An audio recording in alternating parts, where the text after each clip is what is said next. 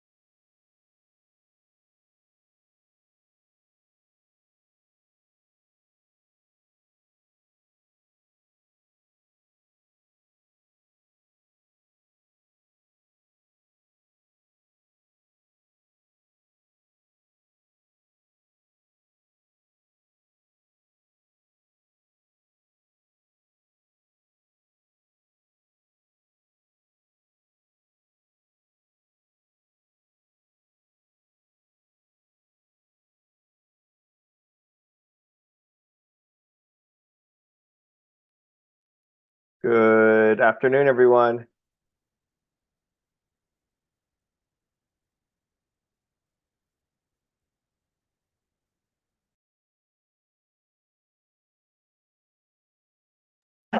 Like Eric. The water. Good afternoon, Sanjay. Can you hear us all right? The water rate. Yes, I can. Should I plan on presenting the presentation or will you be doing that? So I'll have it up for you and then you can just. No, let me know the, if this one on, I think. it's Okay, water- perfect. Thank you. You're welcome. Oh, and you. This is all. Should be right here for closed session. I don't think. No, it's a closed section. This is your next one. So nice. Hi, Mitch. Look at this. Hey, Steve. Mike. This is- Hey, Steve. Instead of waiting because I'm listening. How much rain we get yesterday? Yesterday. Yeah. You asleep? And then this is what you. Oh, no. You slept for a week? Well, you're always doing, you're always doing rain totals, and I thought, okay, how much?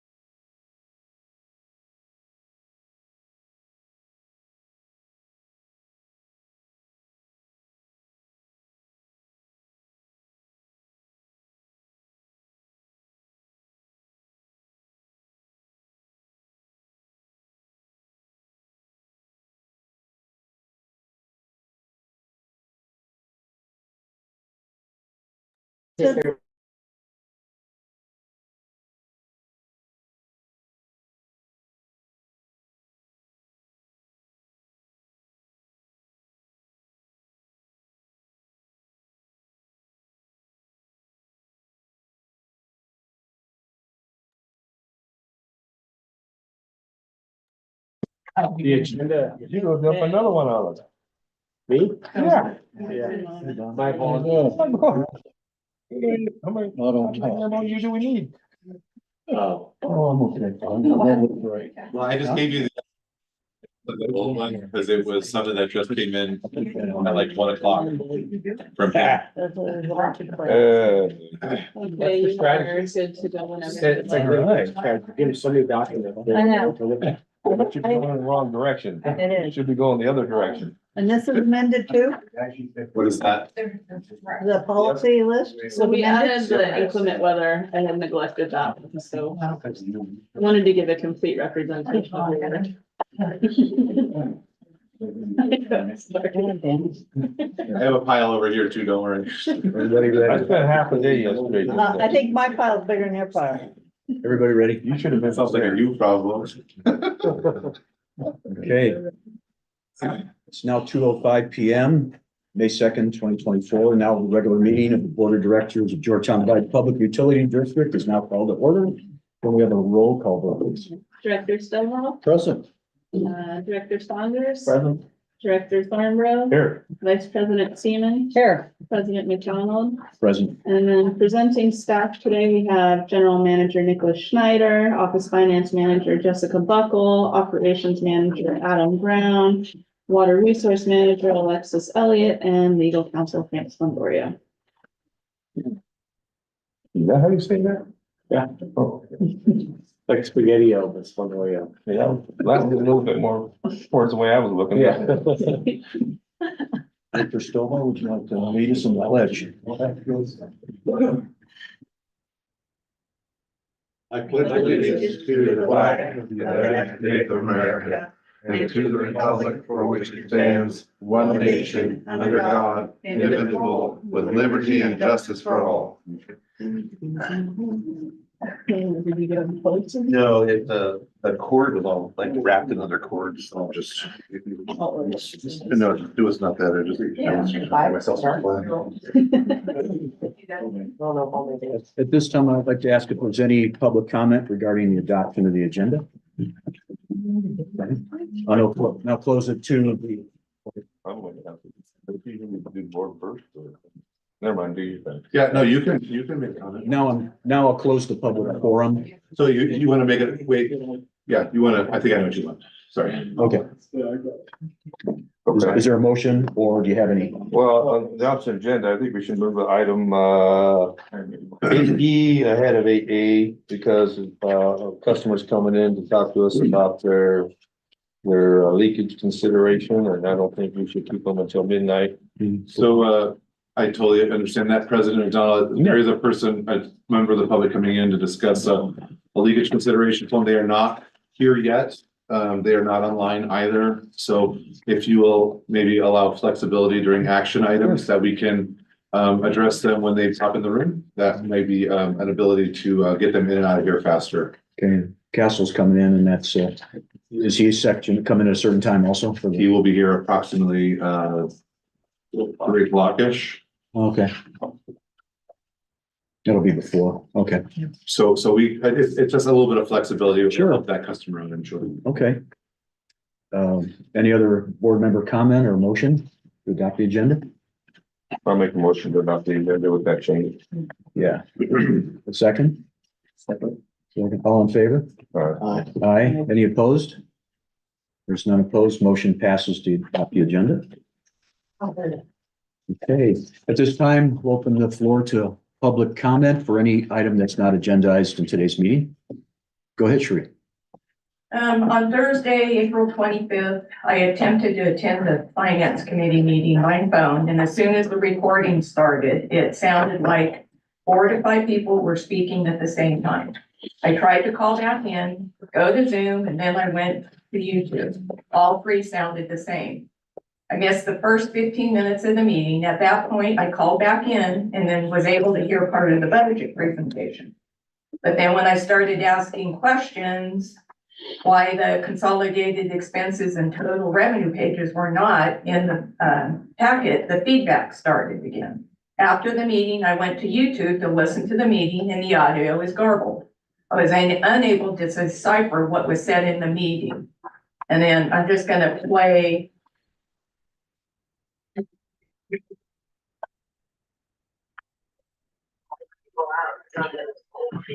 Good afternoon, welcome to. There's background, there's, Meeting of Finance Committee of Georgetown by. okay, so there's like tons of feedback. Let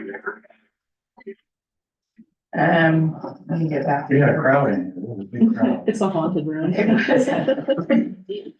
So anyway, I thought it was possibly just my Verizon connection. Where is my damn thing at? Anyway, I think that I've been told that I cannot get the audio files, the MP3 audio files anymore. And to me, I'm relying on YouTube to keep your records right there is a problem. I've had numerous problems over the last couple of years. So I think the district should be posting the MP3 on the website, have the secondary for YouTube, but you're relying on just YouTube for all your audio and video documentation. And nothing that the district, because they have basically control of that. So I think you should do something about that. Thank you, Sheree. Nick, would you like to? Comment on, Oh, one thing is I'll just ask now, when we have Zoom, if we can make sure that all of the people that are in the audience are muted, because if someone's on and they have their speaker, that causes that feedback. And then the records retention is on the agenda, we'll be addressing that. So, and just to address the comment from the public, we are aware of the issue. We do have a fix that will be taking place to make the audio cleanup. We have some software that we're gonna pull some of that background information out, so it won't remain garbled on YouTube. It was just a technical glitch of having multiple people unmuted on Zoom at the same time. Thank you, Nick. Let's see any hands raised. Mr. Dow? Okay. And I'll close the public forum comment. And if you don't have anything else, Nicholas, we'll move to the consent calendar. Can I get a motion or, I'd like to pull C and D. full C and D? Okay. C dissolving, okay. I know Cherie wanted to pull that one also. Okay, and D, adoption of the policy 2160 interval controls, Internal. excuse me, internal controls. Then the meeting. Yeah. And then the closed session. Let's see. We'll pull A since you want to bring up the change in the minutes, so we'll pull A as well. Okay. Okay. Can I get a motion to, let's see what's in the Okay, motion to pass item B. Yeah, just B. Can I get a motion?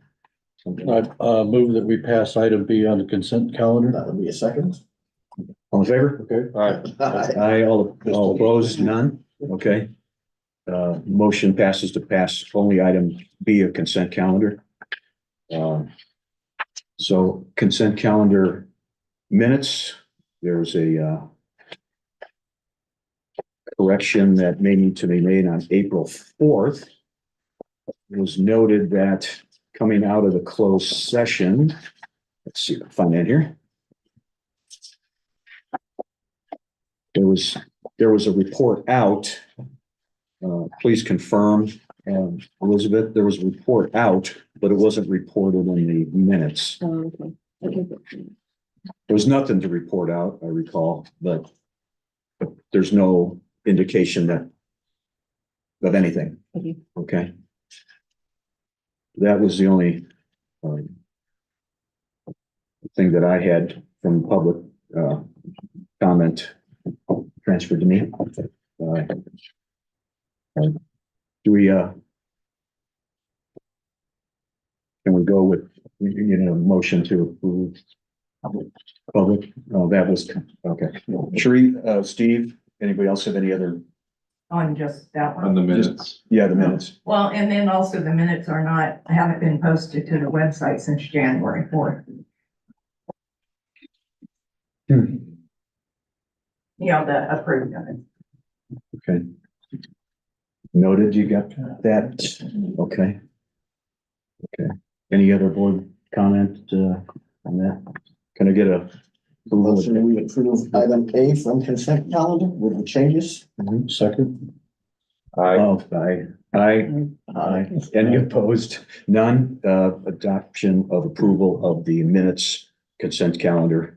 Can Is you get a approved. little better clarity on when you're doing something in this meeting instead of it haphazardly happening? Thank you. Okay, item C, consideration of dissolving the ad hoc committee. Director Thornborough. Well, I had a question on it. I think I've since gotten an answer to it, but I wanted to ask the question in public is, why it's being dissolved. As an ad hoc committee, they are only a temporary committee. They cannot be held in perpetuity. So we are dissolving and likely reinstating at a later date. Okay. Okay, public comment? Looking for any more board comment. Okay, public? While I was sitting out in the lobby, I noticed that there was the policy manual. There's quite a few policies that are still not done. Are those going to be completed by July? Because I don't see an total employee manual or anything. So, I answered pretty much what we're gonna answer, I think. Well, there's some that aren't done. No more public comment? I can just comment that as a committee member. So we've put out the ones that we've reviewed and done, and there was a whole list of policies that still need to be updated and reviewed and added to, and that'll be addressed when the committee comes back. With that clarification, can I get a motion to? pass Motion that? to accept C. Second. All in favor? Aye. Aye. Any opposed? None opposed. Motion passes. Consent calendar item C Consider dissolving the AdCom committee. It's been dissolved. D, consider adoption of policy 2160, internal controls. Yeah, I was looking through this, I have a question about, what about transfers from the general account to CFE at audit time? Because it used to be that the board had to approve the transfers when we have the audit, and we said, okay, we have X amount to put in CIP. And so a transfer would have to be made from the the operating account into the CIP fund, and so I wanted to know, So that's an that's an accounting exercise. which looks like that's what this is about. Yeah, so that is done as I believe a journal entry, correct me if I'm wrong, Justin. And it's done by her and approved by me. Yeah, but I thought the board had to approve that. It's done, If I can address that. Go right ahead. We added the policy that he's talking about was added at the last meeting. I think it's in either the reserve policy and it means that the board has to approve that transfer. And we also put in the percentage of the number of months that had to be reserved. So that's in there. The internal control policy covers the internal controls that were recommended by the audit companies. Anytime we had an audit under the recommendation for internal controls, we added it to this policy, so. So what you're saying is there's a difference, that what I'm talking about is in the other policy and it doesn't necessarily need to be in here. Correct. if I can clean up what I Already covered. said, Yes. can I clean up what I said? Sure. I wish you would.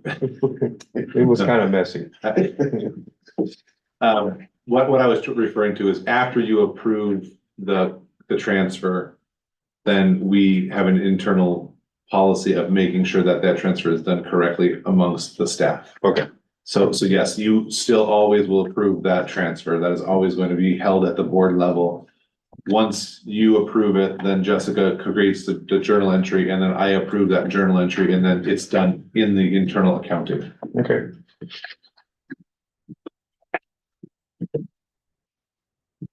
Public comments, Sheree? This is a new policy. Never had a policy like this. Or, It's updated, I believe. Yes, this was well, it doesn't have amended on it. We'll probably get the amended date on it, but it was amended.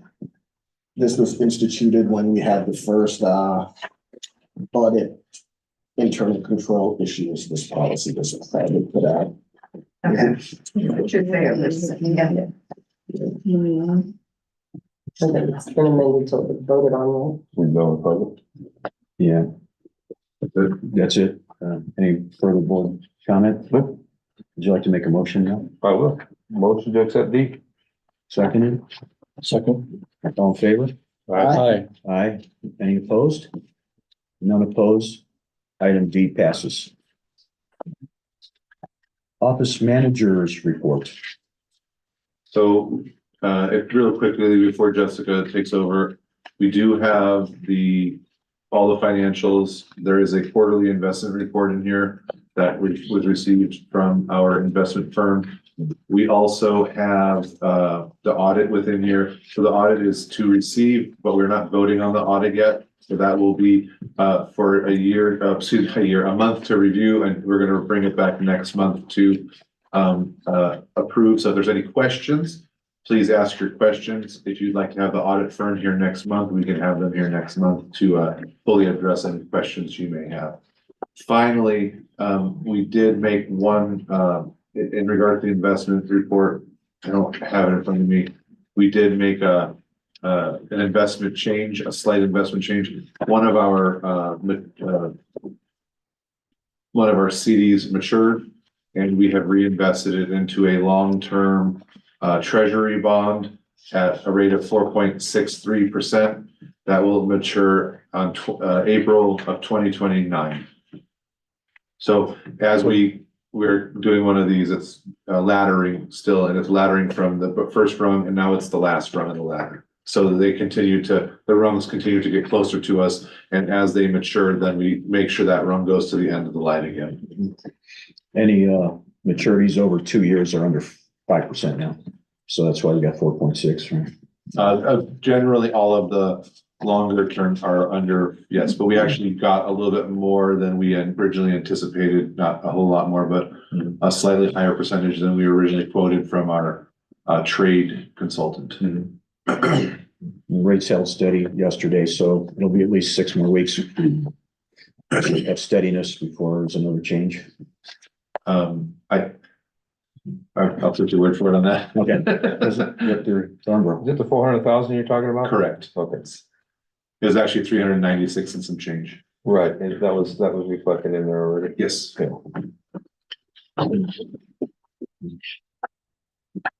Any board members like to comment? Okay, I'll open up to the public. Sheree? Where did the interest go for this? I thought that was gonna be explained in every, update that we got. So the interest goes back into our account and it's reinvested. Back into what account? We have a safekeeping account where these are all located with the US Bank. Okay. And all the interest currently is being reinvested. With Well, US Bank. kind of. US Bank is our safekeeping account That's what holder. I'm saying, yeah. Director Thornborough? I thought it said in there that was being reinvested in treasury bonds. Correct. I think I did the US Bank. We have two It's accounts. hold on, it's a safekeeping system. So that it's how the FDIC asks public utilities to operate. More or less, we put the original money into US Bank and then it takes out of US Bank and it goes into the various treasury investments that we have. So any money that comes back into US Bank and then it's reapplied out of US Bank. So all US Bank does is it's kind of a on paper holding area for our money, but all the money is still invested out in treasuries. Oh, is that so we can have immediate access to it if we need it? Well, you can't have immediate access to that stuff, but the one that just matured, Yeah. it matures, it gets deposited into the US Bank account. Right. And then we reinvest it into something else. So it's more like a in and out. It's like kind of, yeah. It's called if you're not in the public sector, it's called a settlement account. We call it a safekeeping account, so that very well may be the right terminology, but the way it was described to me by our account manager, finance, investment manager, you have to have this because it's where the insurance is located. So it's all of them are FDIC insured, but this is where like the overall umbrella insurance goes. So if one of those bonds or anything loses money, then we don't lose money. It goes into this safekeeping account that we have. And that's a staging area. And they go to the auction. There's a several day wait period. So when one matures, they go to the auction. And when the auction commences, they pull the money from the safekeeping account and it goes into the treasury. That's how that works. That sounds close to what we were told. I would agree with that. Yeah. So it's not money laundering. Just, Okay. I hope not. Not when it shows up on full cash. Yeah, okay. I just have a quick question on that. Why not just leave that interest on it and just keep rolling it over? Because you can't have anything invested for more than 400,000, and once it's Okay. invested for more than 400,000, it falls outside of the FDIC insurance. And if we do that, we have a risk of if we continue it at more than 400,000, we risk losing anything over and above the But 400,000. you had it in US Treasury and then you put it into a less safer bank, T-bill, what it appears. No, it's the same thing. No, they're called different things. Treasury. It's still a treasury bond. The CDs will be bank, treasuries will be, We pulled it out of a CD and put it into a treasury bond. That's a safer investment. okay, thank you. Informational items, board reports. Okay. yeah, the budget. Oh, Jessica had a whole lot to say. The budget is gonna have its Well, I own, mean, Financial. financial, yeah, totally on the financials, absolutely. Sorry, not the budget, though. The budget has its own correct, item, but the budget report, et cetera, et cetera. whatever you'd like to ask us. Are you done, Moving Go ahead. I was curious on, the raw water, you have part-time Yeah, so that's, And temporary staff. that's gonna be later. That whole presentation has its own No, item. no, this is Oh, on the I'm sorry, I account. apologize. I so apologize. I thought I apologize. This is twice. Down on page one. Third time, you knocked me out. On the first one of the, account. One of mine. Yeah, on the 5,200, it calls, it says salaries, then below it's part-time and staff, temporary staff salaries. Yeah, we have currently 2 vacant positions, so we have a temp staff worker that's been here a month. 2 months? Oh, okay. 2 months? Oh, I did. Unfortunately, we didn't budget as much as we needed. We didn't realize we were gonna have, we lost 2 people from the distribution. We promoted 1 to distribution and now we're trying to retire a maintenance worker twice. So we hired 1 and now we're hiring another. Okay.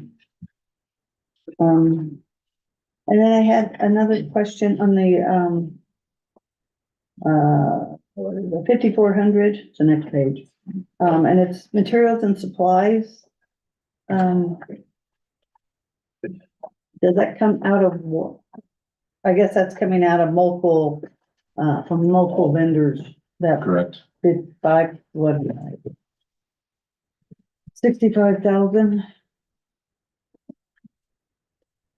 Yeah, 64 or 54 and 5,600 are always gonna be the top spenders. So we will have a breakdown of that in the budget presentation of what vendors we include in materials and supplies. That might answer a little bit of your Okay. question. Oh, I did have one on the check report. We're still spending money on Ferguson. Is that we're buying things from them? Yes, Okay, so we're still buying meters, we're still buying other meter installation couplings. So there's a variety of different things that we purchase from them. and then we have a rental from her. Truck. Is that that dump truck? Yeah. That went down my road? We will be getting rid of that. We did find a 10 mil dump that should be getting delivered within the next week or 2. And so that rental will be going away when we get that new truck delivered. Okay, thank you. Director Thornton?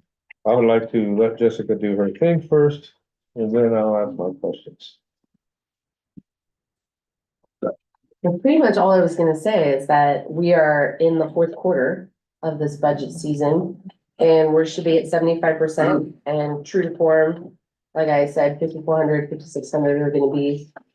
The accounts that are always gonna be at or over a little bit, because that's where most of our pre-funding budgets lie, not necessarily 5,400, but 56. And it's been consistent. I feel like we're getting closer to this target as we're getting closer to the end of the year. And then we'll have a couple months after June to shore up everything, make sure that everything's back in the fiscal year it belongs in. And that's pretty much it. Go ahead, Director. Okay, I think some of this might go into the budget, but it's on here. For example, on page 1 of 9, the low income rate assistance. Yes. It shows a budget of 35,000, it shows we haven't spent a dime. So it's underneath 35 or 600, the actual accounting for it. And I believe we roll it into this area at the end of the year. Well, wouldn't that throw these numbers off? No, because you're looking at the non-departmental water funds. So we have full, because it's property tax related. Mhm. It has a budget account, but then it has a sub account.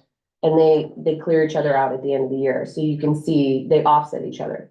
Okay. Under grant proceeds, it has $1,000 in the physical activity. That's because that's the only grant we received that was towards the water fund and not towards the CIP. What was it for? It was an aqua grant. It was a health and wellness. So we bought an Oh, water filtration drinking fountain for this Sweetwater treatment plant. oh, okay. This is gonna be a question I was gonna ask on the budget as far as, you have it here like, never mind, let's remember that one. Retiree benefits, why is there no budget for that? That's on page 3 of 9. Will you say there's no budget for it? Well, there's period activity of $26,000, but there's no budget listed for it. That's the budget. The period activity is 40,269.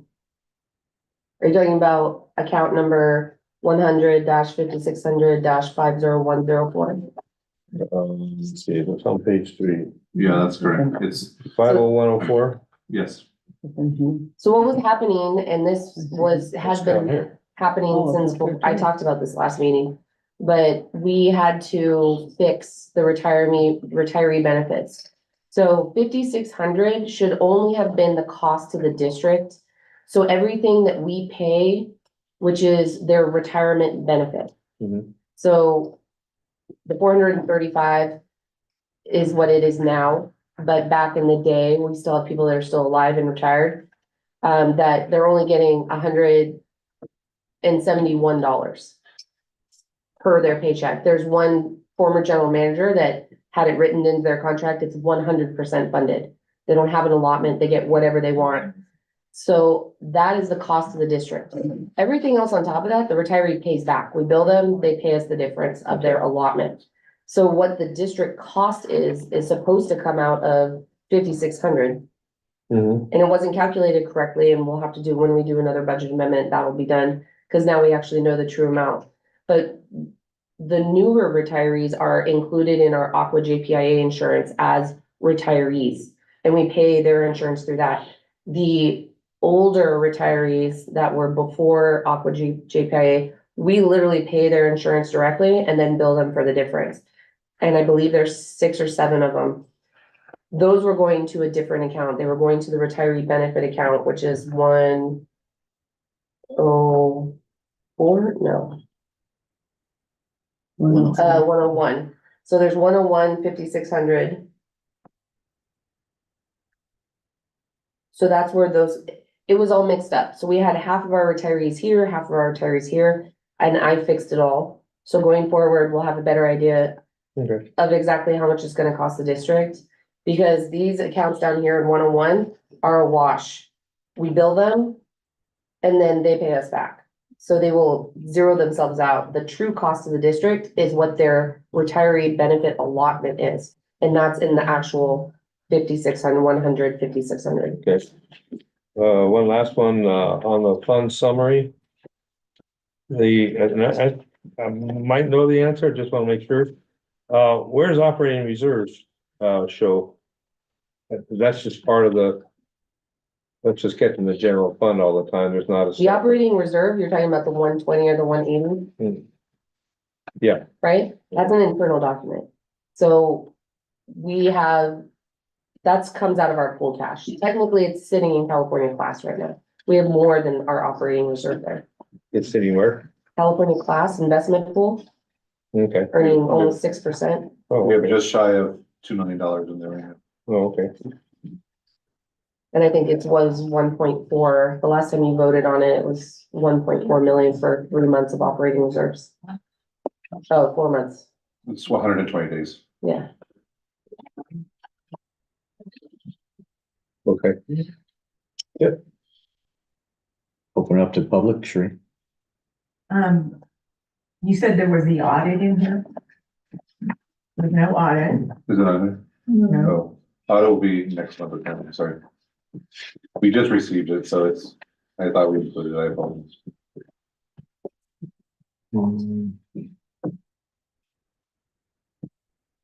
Public forum's now closed. Move on to informational items.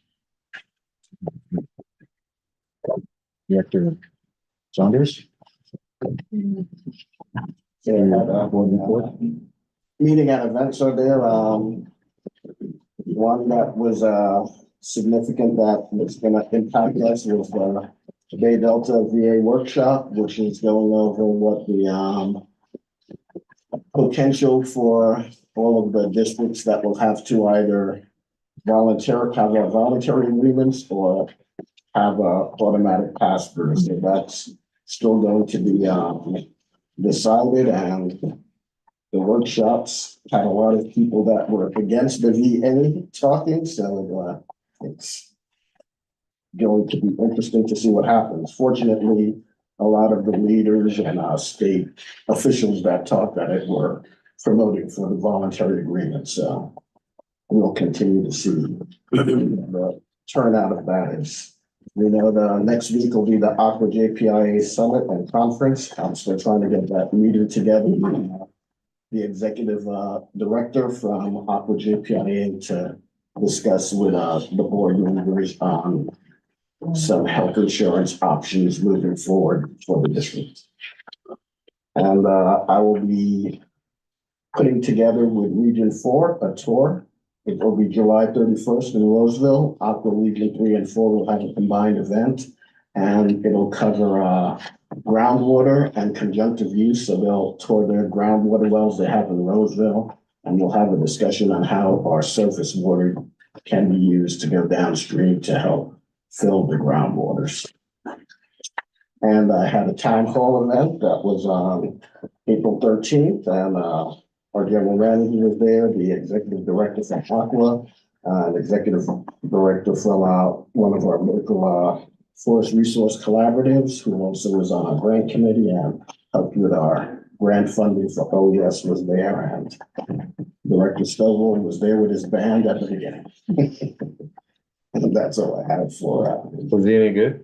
It's Oh, great. pretty good. It was great. I thought so. So next They time- even sang the song No Rain while it was raining outside. He sang? Yeah. Yeah. And you're doing the accordion next time, right? I used to play accordion. So the other informational items that I attended, so the Army Corps of Air Engineers, I went to their meeting. They have some guidelines which are updated, so you can look at that because that determines how reservoirs are going to be released in a lot of places, and that may impact us. Garamendi added biomass for fuel to the farm bill, so if that goes through, there may be options for biomass going forward. And we saw the two EPA levels that went through. So PFAS monitoring is 4 parts per trillion, and chromium-6 contaminant level is 10 parts per billion. And just for to put it into layman's term, 4 parts per trillion is like 1 drop of water in 4 Olympic swimming pools. So that's what they have to try and detect. So they just said the labs are now able to do it. So we will have to see what the cost of that new lab's gonna be. And that's all for my report. Thank you.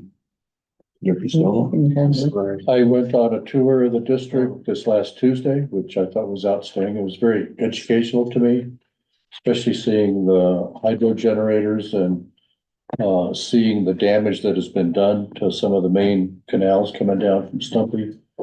The work, incredible work that our crew has done fixing those, even with, if I recall, it was 2 feet of snow on the ground and having a bulldozer pulling in equipment. I'm real impressed with what gets done in this district.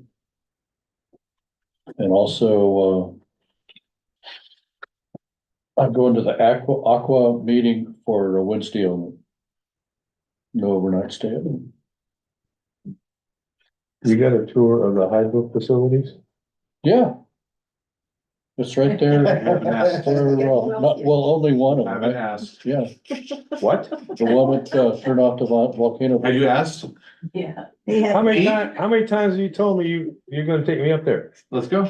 Right now. That's what you said the last time. I've been trying for years to see that. We'll take you. We're gonna set it up for all you guys. You gotta figure. Oh, yeah, exactly. When he got to go on the last tour. Now Oh, it's yeah, Mike has to bring the accordion and sing next time. Yes. We'll set something up. That's what got you in? And I didn't think I'd be getting my shoes muddy, but I did. Take your mud shoes. You ready? We're gonna do this right now. Oh, no. I've heard that before. Whenever our monthly meeting is, we'll go. I'm serious. We get you up there. And probably 100. How many times have you said that? Let's move on. Okay, I've heard You're it on. too. Director Thornbill, what do you think? I'm up for what? Board report. Well, I don't have anything to report. Vice President Seaman? We didn't have a committee meeting, so no, nothing. We have an Aqua JPIA conference coming up next week. That's all I have to report. There's a request by the policy committee to discuss board rules of conduct and reconsideration rescinding of previous motions led by Frank. We discussed. Are we pulling it or no? Yeah, I thought this was gonna be something we were Okay. I thought you told me to leave it on there. oh, that's right. Yeah. This is really just meant to be a discussion, if the board wants to give any direction, I guess, to the policy committee or to staff to basically consider, is there a policy we want to establish as it relates to reconsidering or reconsidering decisions that the board makes, within a certain period of time after the board has made those decisions. There are a couple tensions here you want to be cognizant of. One, it is not appropriate for any board to bind the hands of a future board. So we don't want something here that is a moratorium against essentially taking lawful action. The board would otherwise be able to take lawful action, which would include rescinding ordinances, superseding resolutions. Those are all things that you need to be able to have the legislative body at the time be able to reconsider previously made decisions of the board. That said, in any deliberate body, the other twin concern and intention is ensuring there is finality of the decision-making body, and that body makes decisions and they don't get revisited.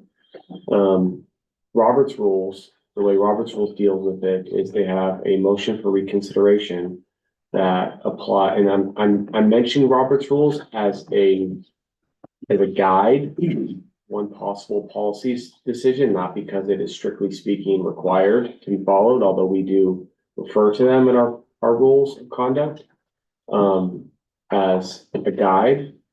But Robert's rules has motions for reconsideration that requires them to occur at the same meeting where there was a vote. So in other words, if on item 8A of any particular meeting, a vote is 3-2 to do X, well, before the end of the meeting, there's a motion for reconsideration that can be made, but it can only be made A, in that meeting, and B, by a member who was in the prevailing party. So in other words, it only accounts for those that may have a change of heart. And the reason for that is really simple. If it's not somebody that was in the prevailing party, you would allow those that were in the losing party, so to speak, to filibuster everything, and it would hinder finality. So it really requires.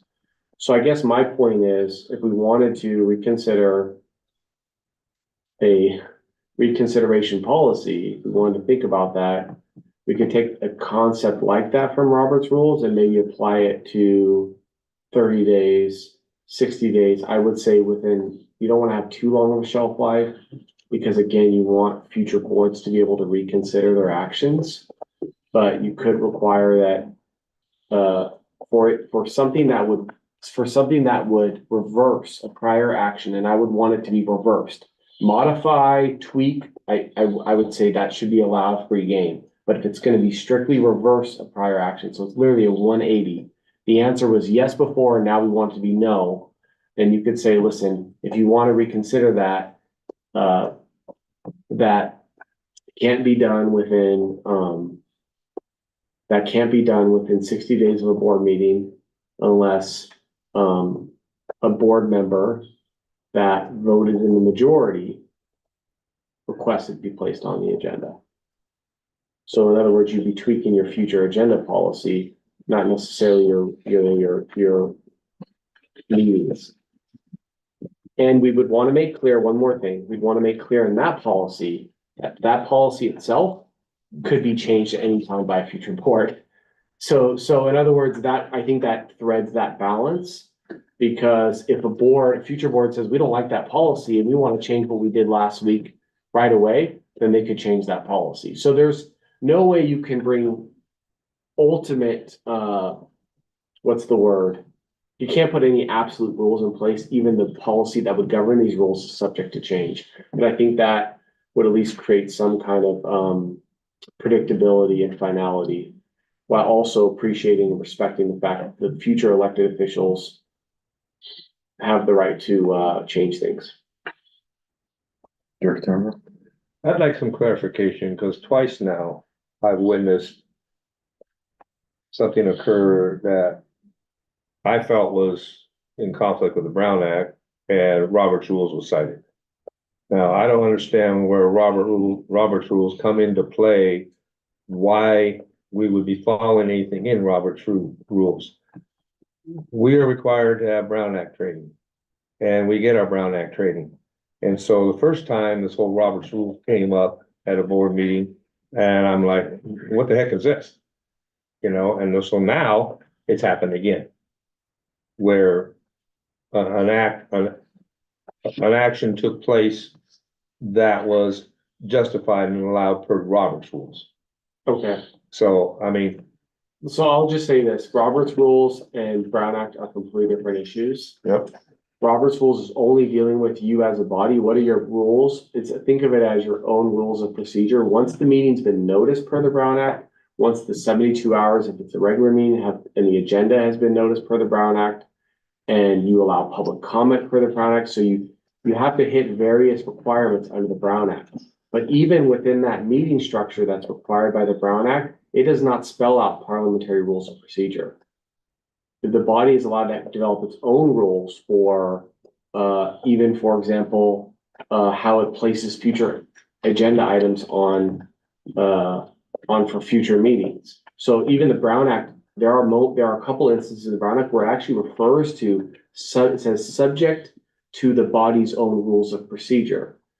And the only reason I'm saying that is even the Brown Act understands that separate and apart from your requirement to follow noticing, public comment, agendizing, public hearing requirements for the Brown Act, the bodies may have their own bylaws or internal rules of procedure for how they handle meetings. The order of the agenda, every public agency has different, how certain rules of parliamentary procedure, some adopt Rosenberg's rules, some adopt Robert's rules, some adopt their own rules, some adopt no rules. They all have different protocols. So when I don't know, maybe I have thinking of other examples I can think of, but as it relates to the last meeting, all I will say is that meeting was agendized. We took public comment. Those things were followed per the Brown Act. But how we get items on the agenda and who has the right and the authority in the district to do that, that's set by policy. That's set by policy. The Brown Act says when you do get on the agenda, this is how you have to notice it. This is when it has to be noticed. so if we don't have a policy, then why would these things be allowed? Why would Robert's rules be allowed if our policy doesn't say that we are going to comply with Robert's rules?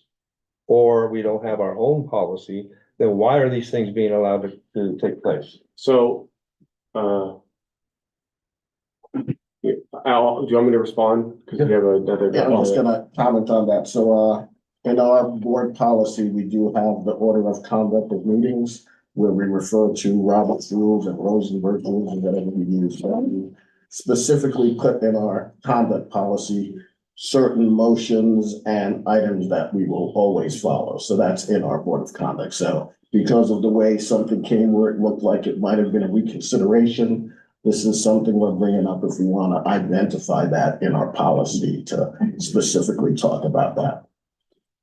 Yeah.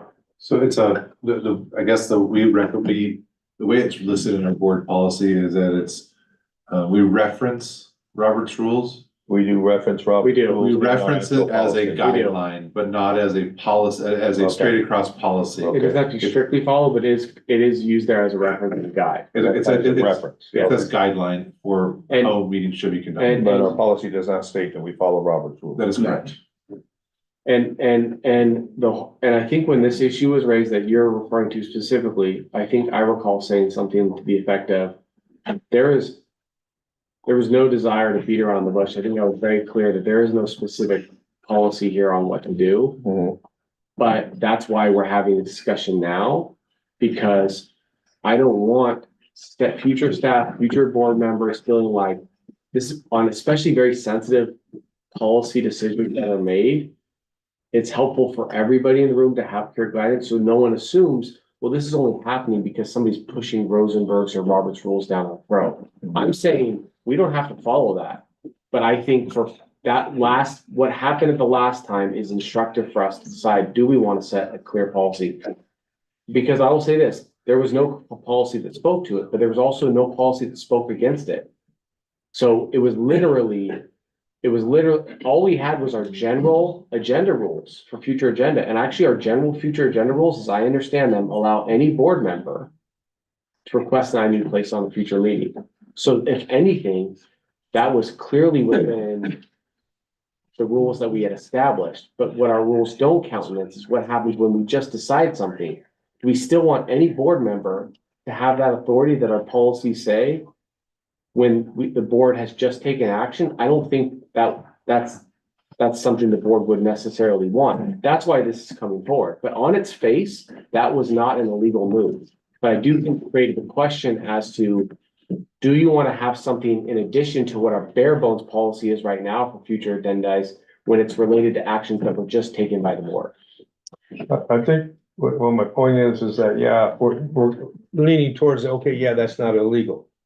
Okay, but is it legal? You know, to me, we're leaning in the wrong direction. And the first time this happened, which was a few years ago, you know, it's like it was, in my opinion, it was a blatant violation of the Brown Act, but Robert's rules was cited in order to justify. Was I here then? No. Because I'm not remembering another. No. You were not, no. And so it's like, you know, we're all like, Robert's rules, Yeah. what does that got to do with anything? Yeah. No, I think your questions are good. I will say this, when I say it's not illegal, I'm not saying there's a loophole. That's not legal speak for, you know, this is a loophole. What I'm actually trying to emphasize is, based on our current rules, it's absolutely a legal move. In fact, and again, Robert's rules is not controlling, but it is instructive. Robert's rules motion for reconsideration actually only applies to motions at the same meeting. It allows future boards broadly to reconsider action at any time. So I guess I would just say, we reference Robert's rules as a guide. Robert's rules has no prohibition against this, and our own policies that do speak to this allow any board member to place items on a future agenda item, and there is no caveat or nuance or carve out if the action was just taken. So when I say it's not illegal, I'm not saying it's a loophole. I'm saying it's squarely legal. But now that this issue's been raised, do we want to add that exception, except in the case of ... That's what I'm saying. Well, we need to do something, and you hit the nail on the head. That's what it felt like to me with loopholes. Yeah. That's what it felt like to me both times. Yeah. Directors, Vice President Seaman? Didn't we have the policy that was supposed to come forward that had everything in it for everybody to look at?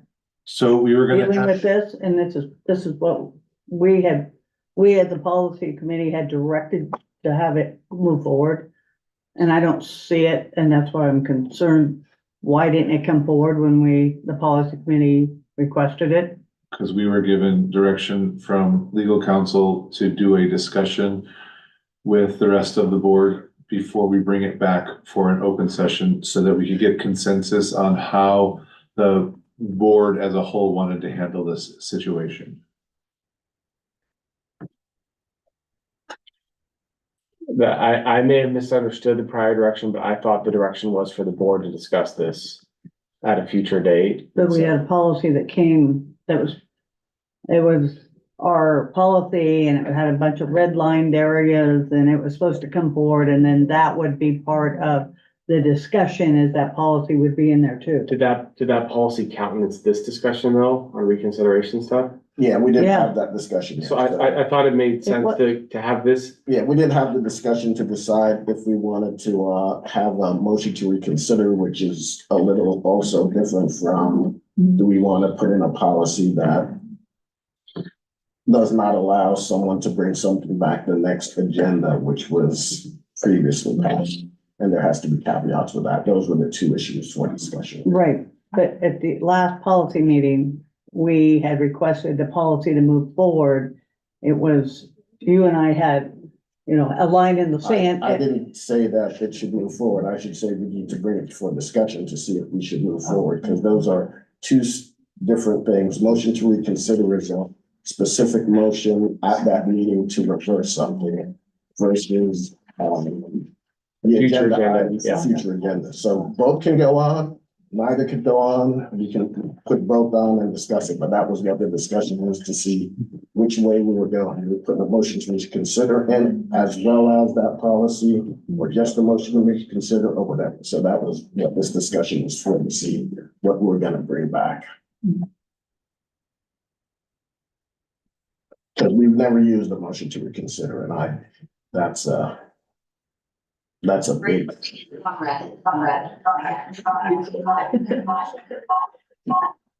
What are you thinking?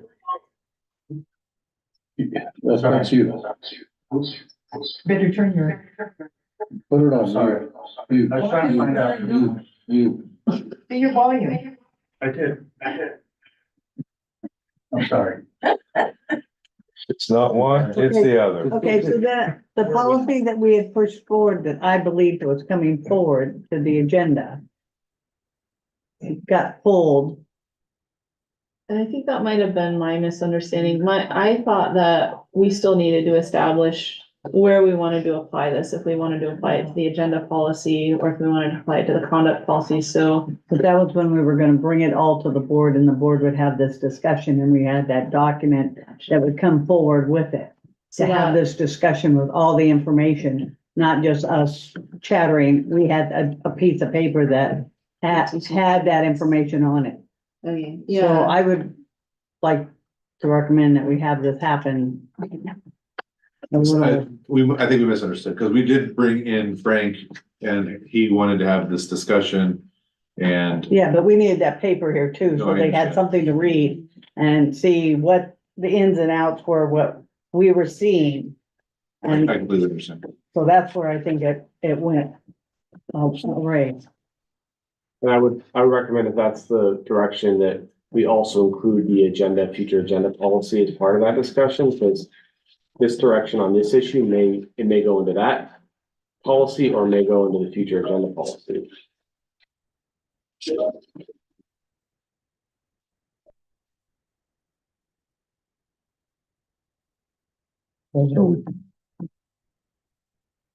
So moving forward then, so can we agendize that? It'll come back the next time there's a policy discussion, we just been dissolved, so. Well, you're Yeah, not but dissolved it- until July. Yeah. You're technically not dissolved until July. so I have that direction for our next meeting. But we don't have the future policy one yet, so. Yeah, but we were going to have, for the board discussion, that information, so we would have the informational discussion in front of everybody. So we can, So it can come back at any time. It doesn't have to have That the is correct. policy committee holding it up. that is correct. We That's can, what I'm trying to we get can at. discuss it. Just as is. we can discuss it on the 13th. Yeah, If you'd like, as a one more time for the policy committee. We have to put in the future policy, because that was. And we can bring it back in June for a discussion and Yeah. potential, we can agendize it as a potential action if you wanna make it a working action item. Or if you want to have Frank or myself work up some sort of language pieces beforehand for recommendation. I can work with you at the next policy meeting. I think our policy meeting is the 13th. Or if you don't wanna do it that way, we just do it in an open session. well, that's originally what we had discussed. It was gonna be in an open session That's to discuss. And that's why I was a little surprised we didn't have any of the information here, sure. just Frank. And, it would be nice to have all, in front of the other board members to see what we were going through, trying to flip it back and forth and get the information out there correctly. We will agendize that for next month.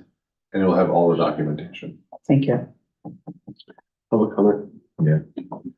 Sure. We're talking about meeting agendas and what? I don't understand. Parliamentary procedure. Okay, so as it stands now, who actually approves an agenda? Because there's, a lot of times there's errors, corrections. Is it before they're posted? It's like, does Frank actually look in an agenda before you guys actually post it? Is that a policy now?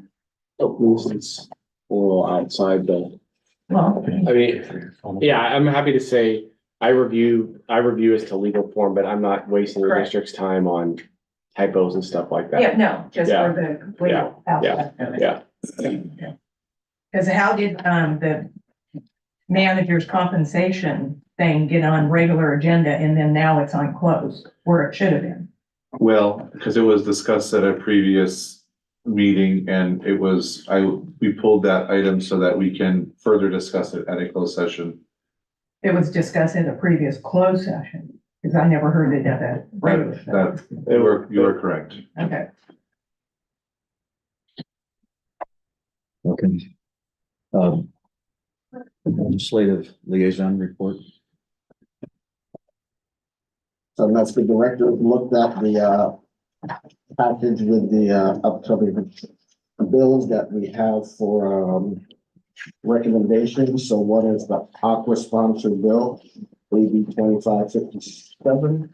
That's on the Prop 218 lawsuits, and that will help the litigants to have they have to have participated and raised objections during the 218 process for it to go forward at the public administration process. And that kind of helps the district so you don't continuously have to deal with Prop 218 litigations.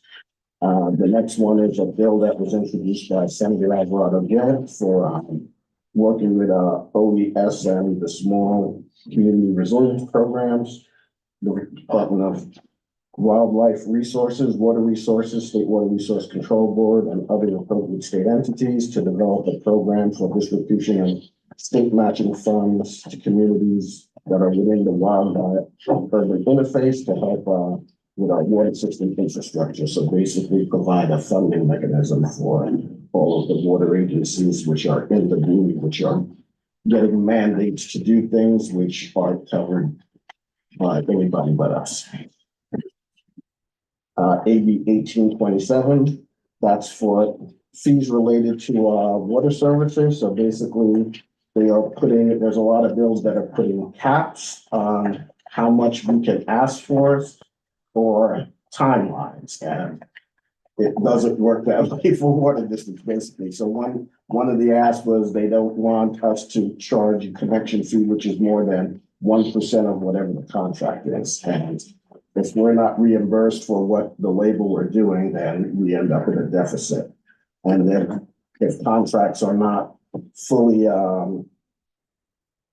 finalized, they want to be able to get a full agreement on how much the fees and things are gonna be before something is finalized. So that's doing a lot of work without having a definite finalized project or plan. So these are some of the bills that are the languages in there, that the ones that are positive for us, we're supporting. The ones that are negative and that impact the district, we are opposing until the end.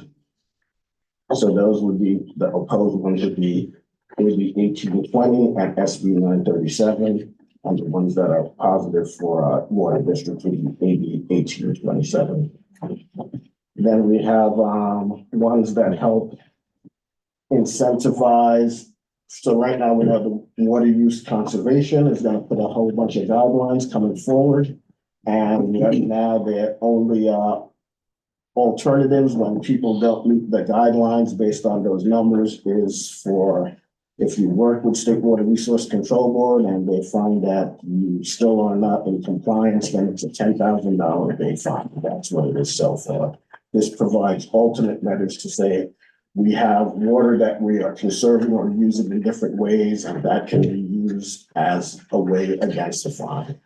So that's one of the things we're doing. And so this the bill by Neil, I believe that's Newman, provides alternate ways to meet your compliance without having to go the fine route.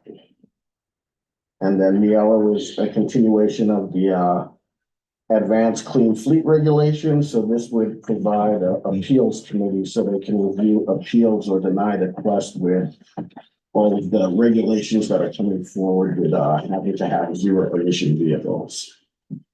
And the last one is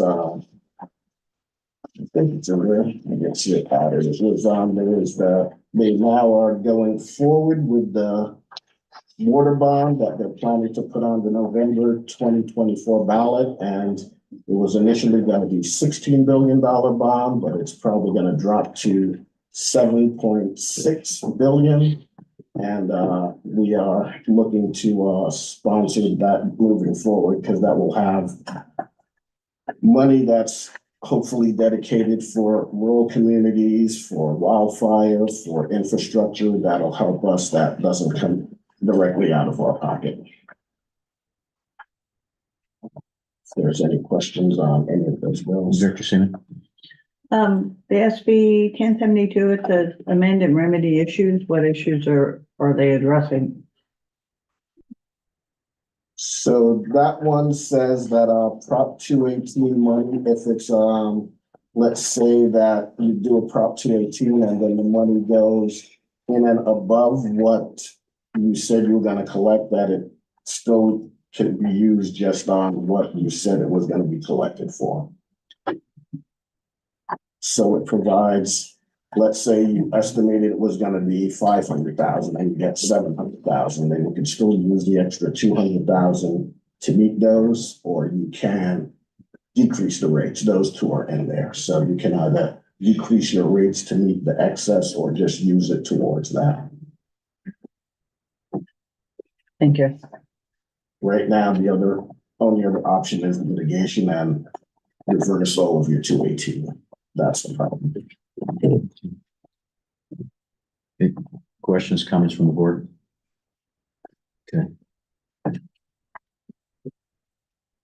Adam, operations Okay, manager. we need a PBO motion for that if we're gonna support and approve everything that the action items. Say,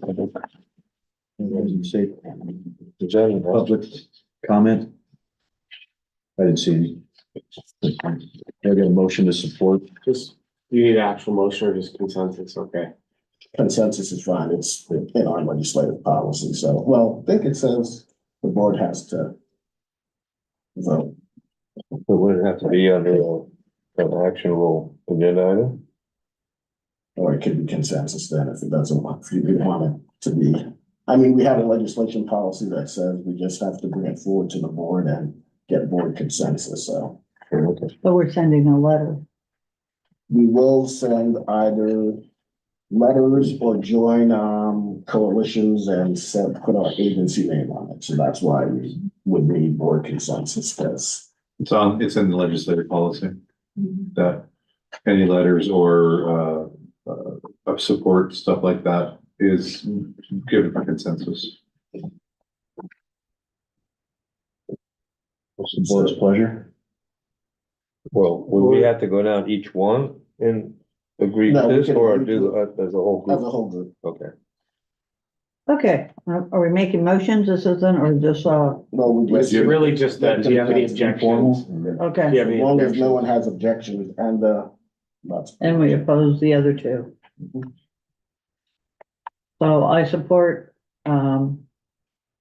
SB 110, 1072. Everything below that, we already. approved Okay, that. those are the approved ones. So yeah, the AB 557, 1088, AB 1827, SB 1218, SB 1393, and we will be in opposition of AB 1820 and SB 937. And then we'll add the. Are you okay with all those positions? I'm okay with all those. The way they're written. So much. No objection. I'm in agreement. It's consensus. Thank you. Mr. President, I just would like to note that we do have the customer in question in the room. I think if we go to do Adam's report, Alexa's report, and then before the GM report, we can take her leakage consideration. Go ahead, Adam. Yeah, so operations report for April. Pretty straightforward this last period, normal production numbers, nothing really increasing there. I think the biggest takeaways from this report would be We're starting irrigation season with running our water, priming our canals for season. We started the Kelsey Canal. We're working on the main canal now to be ready for, May 15th.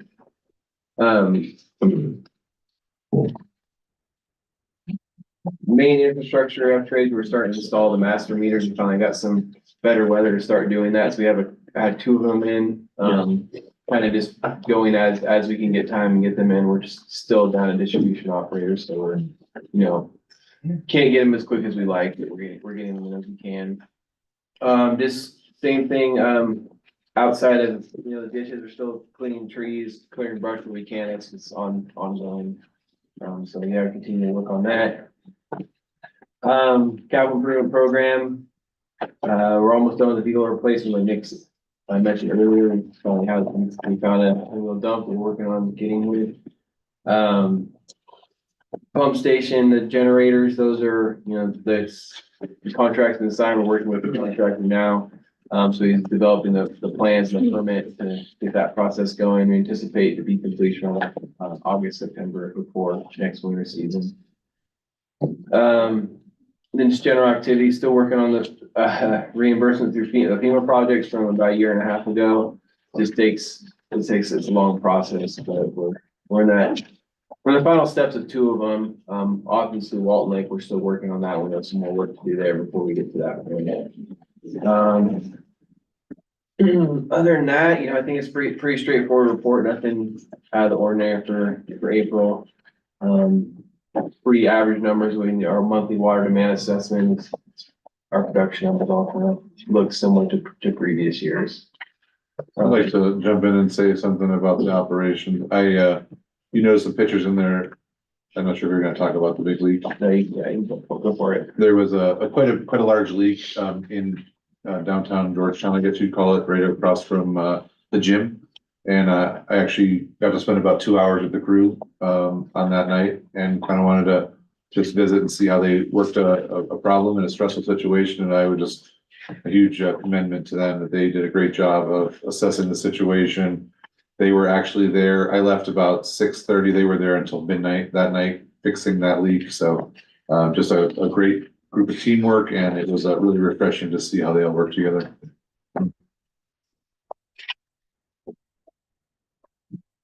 Anything else, Adam? Anything else? Yeah. You're doing public comment. Yeah, I was looking at, Sri, do you have your hand? Open up for public then. It was a leak. I thought it was a break, that this company broke it. Still a leak. Okay, so are they paying for all the hours? We're still working on that, but I mean, they're responsible. I think if you broke something, you.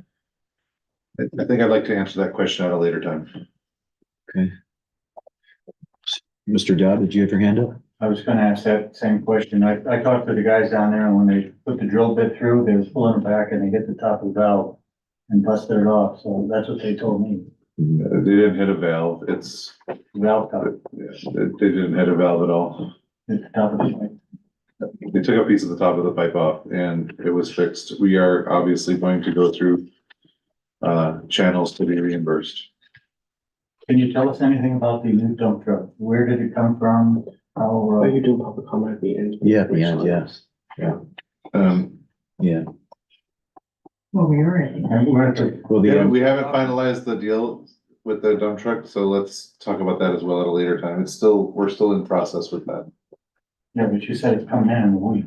Well, if we've signed the paperwork, but we don't know if it's official yet, so we are still in the process.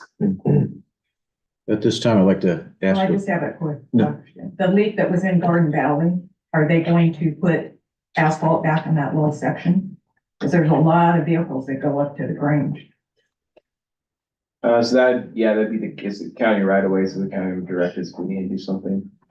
Because it needs a little bit of concrete in it. Mr. Dowd, Is this a picture of our new excavator? It's. That's not the new one, no. That's Somebody else's. that's ours. It's just not the new one.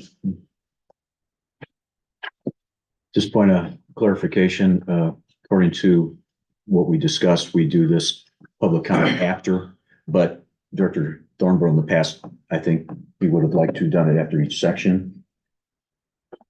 You know, and so I'm open to anybody if I should open it up to the public after each section. If anybody, I could change that right now. Well, this was the end because then. No, the end of, then Alexis goes. Yeah, then Alexis and then the general manager. I think if we report. just move on to the water resource Yeah. report. Okay. Go ahead, Alexis. Pretty simple this month for me as well. We had 63 annual inspections, 5 escrows. One of those resulted in a pump tank. No spills this month. That was reported yesterday for previous month. I had the first quarter of the zone due yesterday as well. That got turned in. We were under our flow and the flow data is just shy of a month because of the new, like changing the dates for the board meeting. So we're still trying to catch up on month to month. It should be squared away next month, but we had almost 4 inches of rainfall down at Sweetwater, 3.93. Didn't see much change in the weather outlook for monthly, but when I pulled the short one, it gave us basically the first 2 weeks of May is lower temperatures than normal and heavier rainfall than normal or average. And then I've got my 5-year updated down on the bottom for rainfall.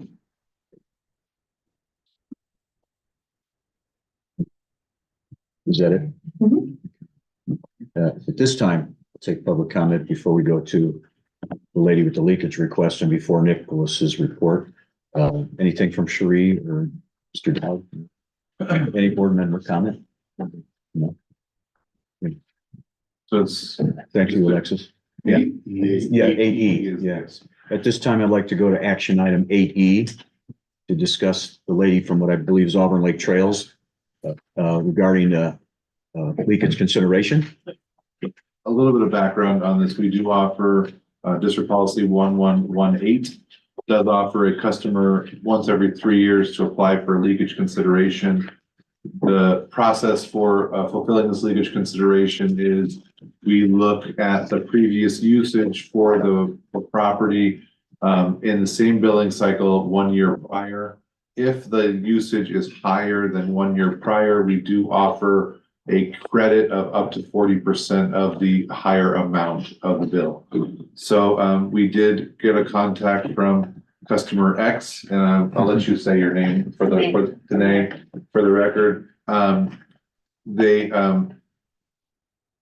They would have received a credit under our leakage consideration as it stands in the amount of $339.46. What's your last name? Heffley. Ms. Heffley contacted the district and asked that since she is a new customer to the district, if we looked at a daily usage, and we did determine that based on her daily usage, the amount of the leakage consideration would have been $340.70 of a credit, difference of about $1.26 or so, 26, excuse me. Customer, Ms. Heffley, did request to address the board in this matter. So at this time, I'll turn it over to her and to address the board. Hey everyone, thank you for having me. I won't take too much of your time. All of that is true. I had a water main break back in February that lasted from the 2nd of February through the 17th.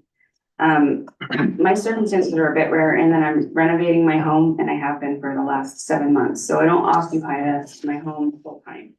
But yes, I think the only discrepancy, and I would just like to have it considered, is a year-to-date average. Since there is not a full year of usage to base it off of.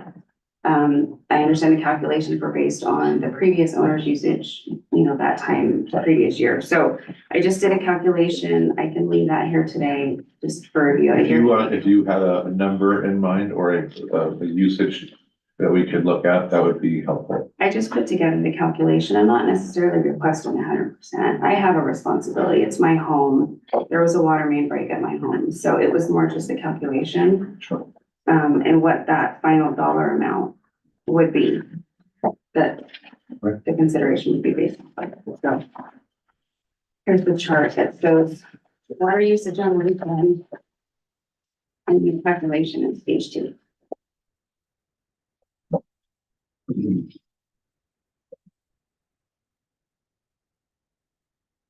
So your calculations weren't the adjustments made to the 339.46 to make it 340.70. It's another calculation based on year to average. I don't know where that calculation came from. I know that was discussed, I believe, when we spoke to Jeff. It does, but- it's based on, it's a little bit of a difficult situation. Typically, we base it on the previous year at the same property. In this case, there was a different owner. So what I think what she's saying is she doesn't want to be based on the previous owner's usage, and what, I'll just read out this calculation and then I can turn this around and hand it through. So she's, there's a couple of copies there, so you can start to pass that through. She's claiming, she would like to claim a 20,686. Oh, you have enough. Awesome. CF cubic feet credit in the amount of 0.02 cents for an amount of $556.45. That was just a calculation that I came up with during the time of some property.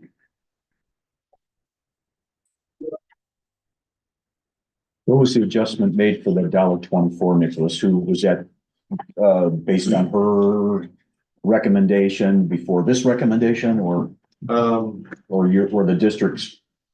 How did that work? We did it based on a month over month look at how much she had used.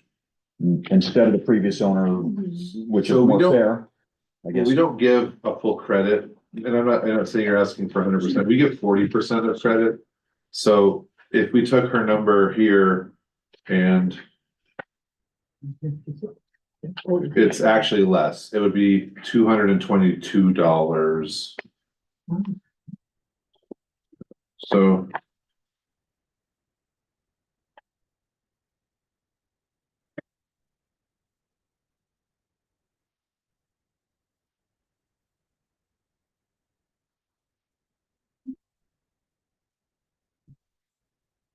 she say, oh, I see what you're doing. She took the usage, average usage during the leak versus average usage when she's not had a leak.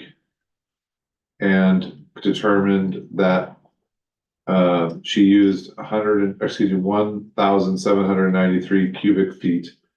Total during this statement is 22,479 for the credit amount of 2686. Am I understanding that correctly? Not total credit amount, but yes, that's how I basically did a year-to-date average. I took out the portion of time that the leak was taking place and the cubic feet during that time. Figured out what the daily rate would be for the daily amount. Before and after the leak. Did you receive? Yes, Yeah, so based you, on that average, and then I added that back in for the 16 days, because I need to be charged something in that time. For the 16 days that the leak was taking place. so you're getting a pre-leak average and post-leak average and. Everything year to date, since I didn't have anything prior to Jason. So our And so leak, the number, so I'm sorry, Go ahead. no, go ahead. so the number that I came up with during the time of the leak was the 556. What percentage comes off of that? It's I don't have this. 40. So go ahead, Nicholas. You were. Our leakage consideration policy does allow board discretion in these matters. Generally, it is a general manager approval process based on the parameters that are set within the policy. Since this would be outside of that policy, it would take a board action to request any more than the $340.70 at this time. So I just wanted to make sure that I brought that up. If the board wants to ask any questions or determine any other amounts, that would come from the 5 of you.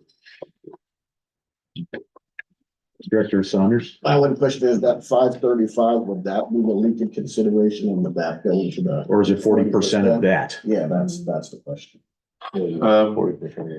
Yeah, so. No, it's the total bill and then you get 40% of the total bill. So I'd have to pull up what the total bill is. You have it here. I think we have it here, don't We we? have it here. Oh, you may have it in your packet. Like, let me see. Oh, I do have it. Director Vice President Seaman. So you're basing the 5 on an average prior to the leak, right? Well, this is a year-to-date average, so this is based on all of May usage. Right, but you haven't moved into the property as a full-time resident there, so that number would be a little. Okay, Which is why I wanted to come today. yeah, okay, So that's why I wanted to make sure I got. That's what I was hearing. our calculation was based on her previous bill at $686.83. And the leakage policy, would apply to that bill, and that's how we've done this in the past. So basically, you take the old bill, subtract the new bill. Excuse me, you take the new bill, subtract the old bill from the previous year, and then you determine what the leakage is from there. And the 40% we applied to the leakage, not the total bill. It is applied to the total, Difference. the total water usage, yes. Yeah. Okay. Director Stovall. Did you, Ms. Heffley, provide the district with a written request for this adjustment? I did, yes, and pictures and provided, give you that, have it. How was Invoice this, from the plumber, what's that? how was this brought to your attention? I noticed that there was water in the front yard. I hadn't gone up to the house for a couple weeks, and as soon as I noticed, I had a plumber come out and take care of it on an emergency call How often do you visit the property? every weekend. I'm up there every weekend working on the house. There's the full packet. The So package. how many days did this leak go on? Are these each bar a day that, or? From February 2nd through February 17th. Half a month, 15 days. So there was 15 days of leak 16 years. and you didn't see it the first time you were up there? I hadn't been there in that time, so I had gone up on the 17th and I noticed it on the 17th, and that's when I had the plumber come out. Just to clarify, it is based on the total bill. So the 40% is off the total bill. Okay. And so you have evidence of the repairs are in here? and Yes. so- The invoice from the plumber. It's actually in the packet. It's in the board packet. Mr. Stovall?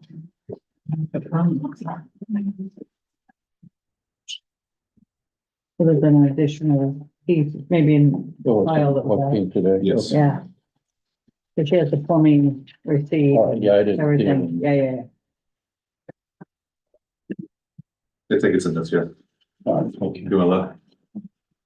I'm good. Yeah. thank So what we're looking at is the difference in the way the district calculates this based on the $340 is based on one way of calculating it, and her number is based on the average excluding that 16-day period. I believe that is what she's requesting, yes. What's the dollar difference? Well, are you requesting 556? Is that what you're asking for? To be considered, so the percentage off of the 556, not the full 556. So Again, I it's- have The difficult thing in calculating that is how we calculate that into a leakage consideration. Like I stated, we offered 340, she's requesting 556.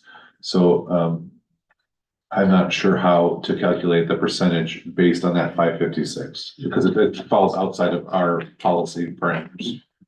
Go ahead, Director. Well, she just said she's not expecting the full 556. She's expecting a percentage of that. Now, you said that 40% comes off the entire bill. Correct. Which is gonna give her more. The 40% of the 556 is $222. Correct. But we're gonna take it off the entire bill for the 300 and some dollars. Would that be satisfactory to you? I just wanted my numbers to be based on my numbers. I didn't come in here, with a percentage in mind of what to take off of that. I just wanted the numbers. You wanted the basis My for usage. determining the Right. numbers to be. But the 40% is gonna come off of your bill that you used, not a year ago's calculations. It's gonna be off Previous your actual bill during that period of time. And I wasn't sure if the 40-60 percentage was different, since I'm not, living in my home full time. So that's. Yes, why I wanted to have- that doesn't matter. So I think that if, it sounds like it's already basically been handled, because he's taking 40% off of your actual bill. Then that comes out to, was it 3 something? It's 340.70, I believe is what the total is. off that we're taking. 339. And the previous usage, 347. the previous usage at the home was 259 cubic feet for the same billing period. In this billing period, Ms. Heffley used 21,370. So the previous owner was not using much water either, I don't believe, in our calculations. Well, I think it's the comment. So I understand what she's trying to do, and basically your calculations would still prove what our calculations would do. So where yours would become important is if, let's say, the previous owner had a higher usage and it showed you didn't have a leak. So basically the calculations that we're using is to determine, do you have a leak or not? And then if it does show this is outside of your normal usage, then the policy is 40% of the total bill you paid. So I think even with your calculations, it would still come up with this number. Yes. I wasn't sure about the percentage. That is what I wanted to have reviewed, just based on the no occupied Yeah, household type. yeah. So we'll make sure that we're not, So the 40/60 stands. yeah. Gotcha. And it'll be off of your total bill, not what may have been the difference that the total bill will give you more of a refund back than your calculation of what you used. So I can offer slightly more information. Her original, the two bills prior to this were $126.53. That's an average of those two billing periods. So this one, her total adjusted bill after the leakage consideration will be $416.04. So that's whatever that's worth. Director Stone. And so this maintains, there's no change to the policy. You, And this way we are following the policy as it's stated. Is that correct? if you, as a board, make a different motion to offer her more, that is totally within the policy. Okay. But what you are offering her as is per the policy. Per the policy, right? And the 416 represents. Her total adjusted bill. So after the leakage consideration that we apply, her new bill would be $416.04. I'd like to know if is that satisfactory? Yes, I just wanted to have the percentage ready. So if if the 40/60 stands, then that's. At least 416, No, 416. 40%, 60. I That's what I apologize. wanted to have reviewed, just based on the fact that I don't live in my home full time. Sure. So under normal circumstances, the 40% and 60% is what it's based off of. Yeah, that's correct. I'm there 8 days out of the 30 in a month, so that is what I wanted to have reviewed. It's the same whether you live there or not. So the staff recommendation is to continue with the $340.70 reduction in her bill. It would actually make it slightly less than 416 because that was with her daily usage. We took a calculation that was a slightly more dollar, some change more. And so we'd like to offer that as a leakage consideration. I don't believe that what you're going to do would require any board action, just staff direction at that point, because that's what we've already approved. You don't want a motion? You're welcome to make one, but it wouldn't change anything than what is already part of the policy. I would make a recommendation or a motion that we give her the 340/70. Is that per current policy? You Yeah. absolutely can do it that way. Yes. I mean, is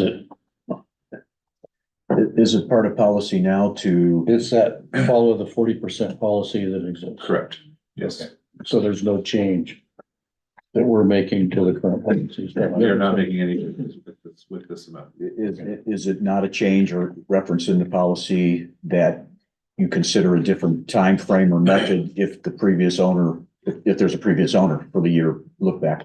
We do not have that into the policy in that way. Do we need to do that? It would make it very, very difficult. Well, we are totally open to consideration, but this is the first time in the 18 months that I've been here that we've experienced this. But you said you based the calculations off of her previous bill where there wasn't a leak, right? That is So it was based correct. off of her bill, so. That is correct. So That's why she got an extra $1.24, $1.24. So the policy is a year ago or previous bills if it's a new owner. I mean, It's their discretion. we made a discretionary. Their discretion. So the staff, okay, I'm open a little, I'm okay with what the staff discretion is. So I'm in agreement. Me too. Okay. I think there was a motion, and if you do want to codify it, we can have A second? Would somebody like to make a second? Second. Okay. All in favor? Aye. Aye. Aye. Any opposed? None opposed. Let's move forward with staff's recommendations for $340.70 adjustment. Remaining balance at It'll be like 415 and some change. I'll get it. We'll get it to you. Sure.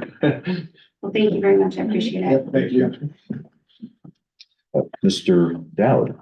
About this, was she warned by the water meter, the smart thing, isn't there a way to be warned? I was warned. So there is a way to be warranted. Are you on WaterSmart? I'm on it now. Yeah. Yes, I did know it. There's always a good opportunity to sell that. Yes. Her wet feet warm.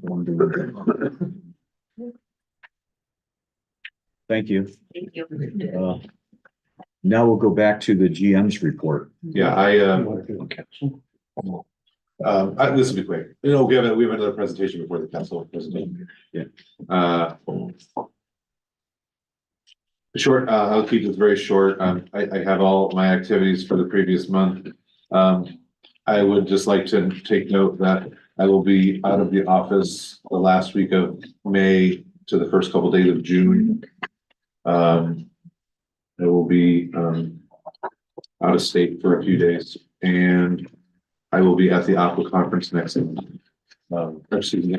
for Monday, Tuesday, and Wednesday. And which part of that is the good news? Is the part that Adam's gonna be in charge or that you're gonna be on vacation? Take it for whichever one you want it to be good. My first real vacation in like 5 years. So. Thank you, Adam. I will be available to the staff by email and phone, so I'm not gonna be like off the grid or anything, but I will be limiting my contact for one. Our board meeting, you'll be back. I will be back before the board meeting in June, yes. Are you done? I'm done. So we were gonna have information from you, on the Growlersburg versus, Oh, yes, I do have those numbers. that I requested. I did. And then I wanted to know also about this. Did I circumvent you? I'm sorry. No, I'm just gonna. No, he's gonna help with that part. And then the other one was, we had talked about having outreach starting out of, because of the Bennett report, that, there would be CDS outreach to cut I to that pump station. You weren't here. So you're right. You gotta get out of jail free place. Yes, we do plan to reach out to customers in the CDS fields. We have not done any communication to them as of yet, but we do plan to still have that communication go out to all of them. Okay, Is that what you're asking? yes, Okay, cause I brought it up. yes, you did. That was one of the things, and the other thing was the Rowlersburg costs and how much they're working. I had all the stats for it, I just gotta find them, excuse me. Do you remember they are off the top of your head? Yeah, you're using about 59 days this year, and we're about to about $14,000. So it's about $225 per day to have them, and that gives us a crew of between 10 and 12 people to do work for the district. And they've been focusing on, so you kind of have restrictions being right next to residents. So they've been focusing on like more remote or bigger, like Greenwood Lake, some of our underground pipelines, some those kind of areas. And we've been having work in some of the upper canal areas as well. And what budget does that come out of? Various budgets, we have them in 51, 52, and 53 and 50. 54. We have a little bit in each of the 4 operational departments. And so they're doing work that normally our guys do? Over and above what our guys do, yes. They're doing heavy vegetation clearing typically and burning and stuff like that. Stuff that takes like a whole day in one spot. Well, I guess my question is under what budget category is this being funded? It seems to me like we're paying these guys to do work that normally our guys would be doing. And I'm not clear as to which kind of like, what's the justification and how, for this funding? You got $14,000. It's being charged different departments, but under what category? Professional service. Professional services, and if I were to calculate under our guys, it would cost considerably more. Because they were getting 10 guys for $200 a day. As opposed to paying to do some of the. We're paying our guys anyway.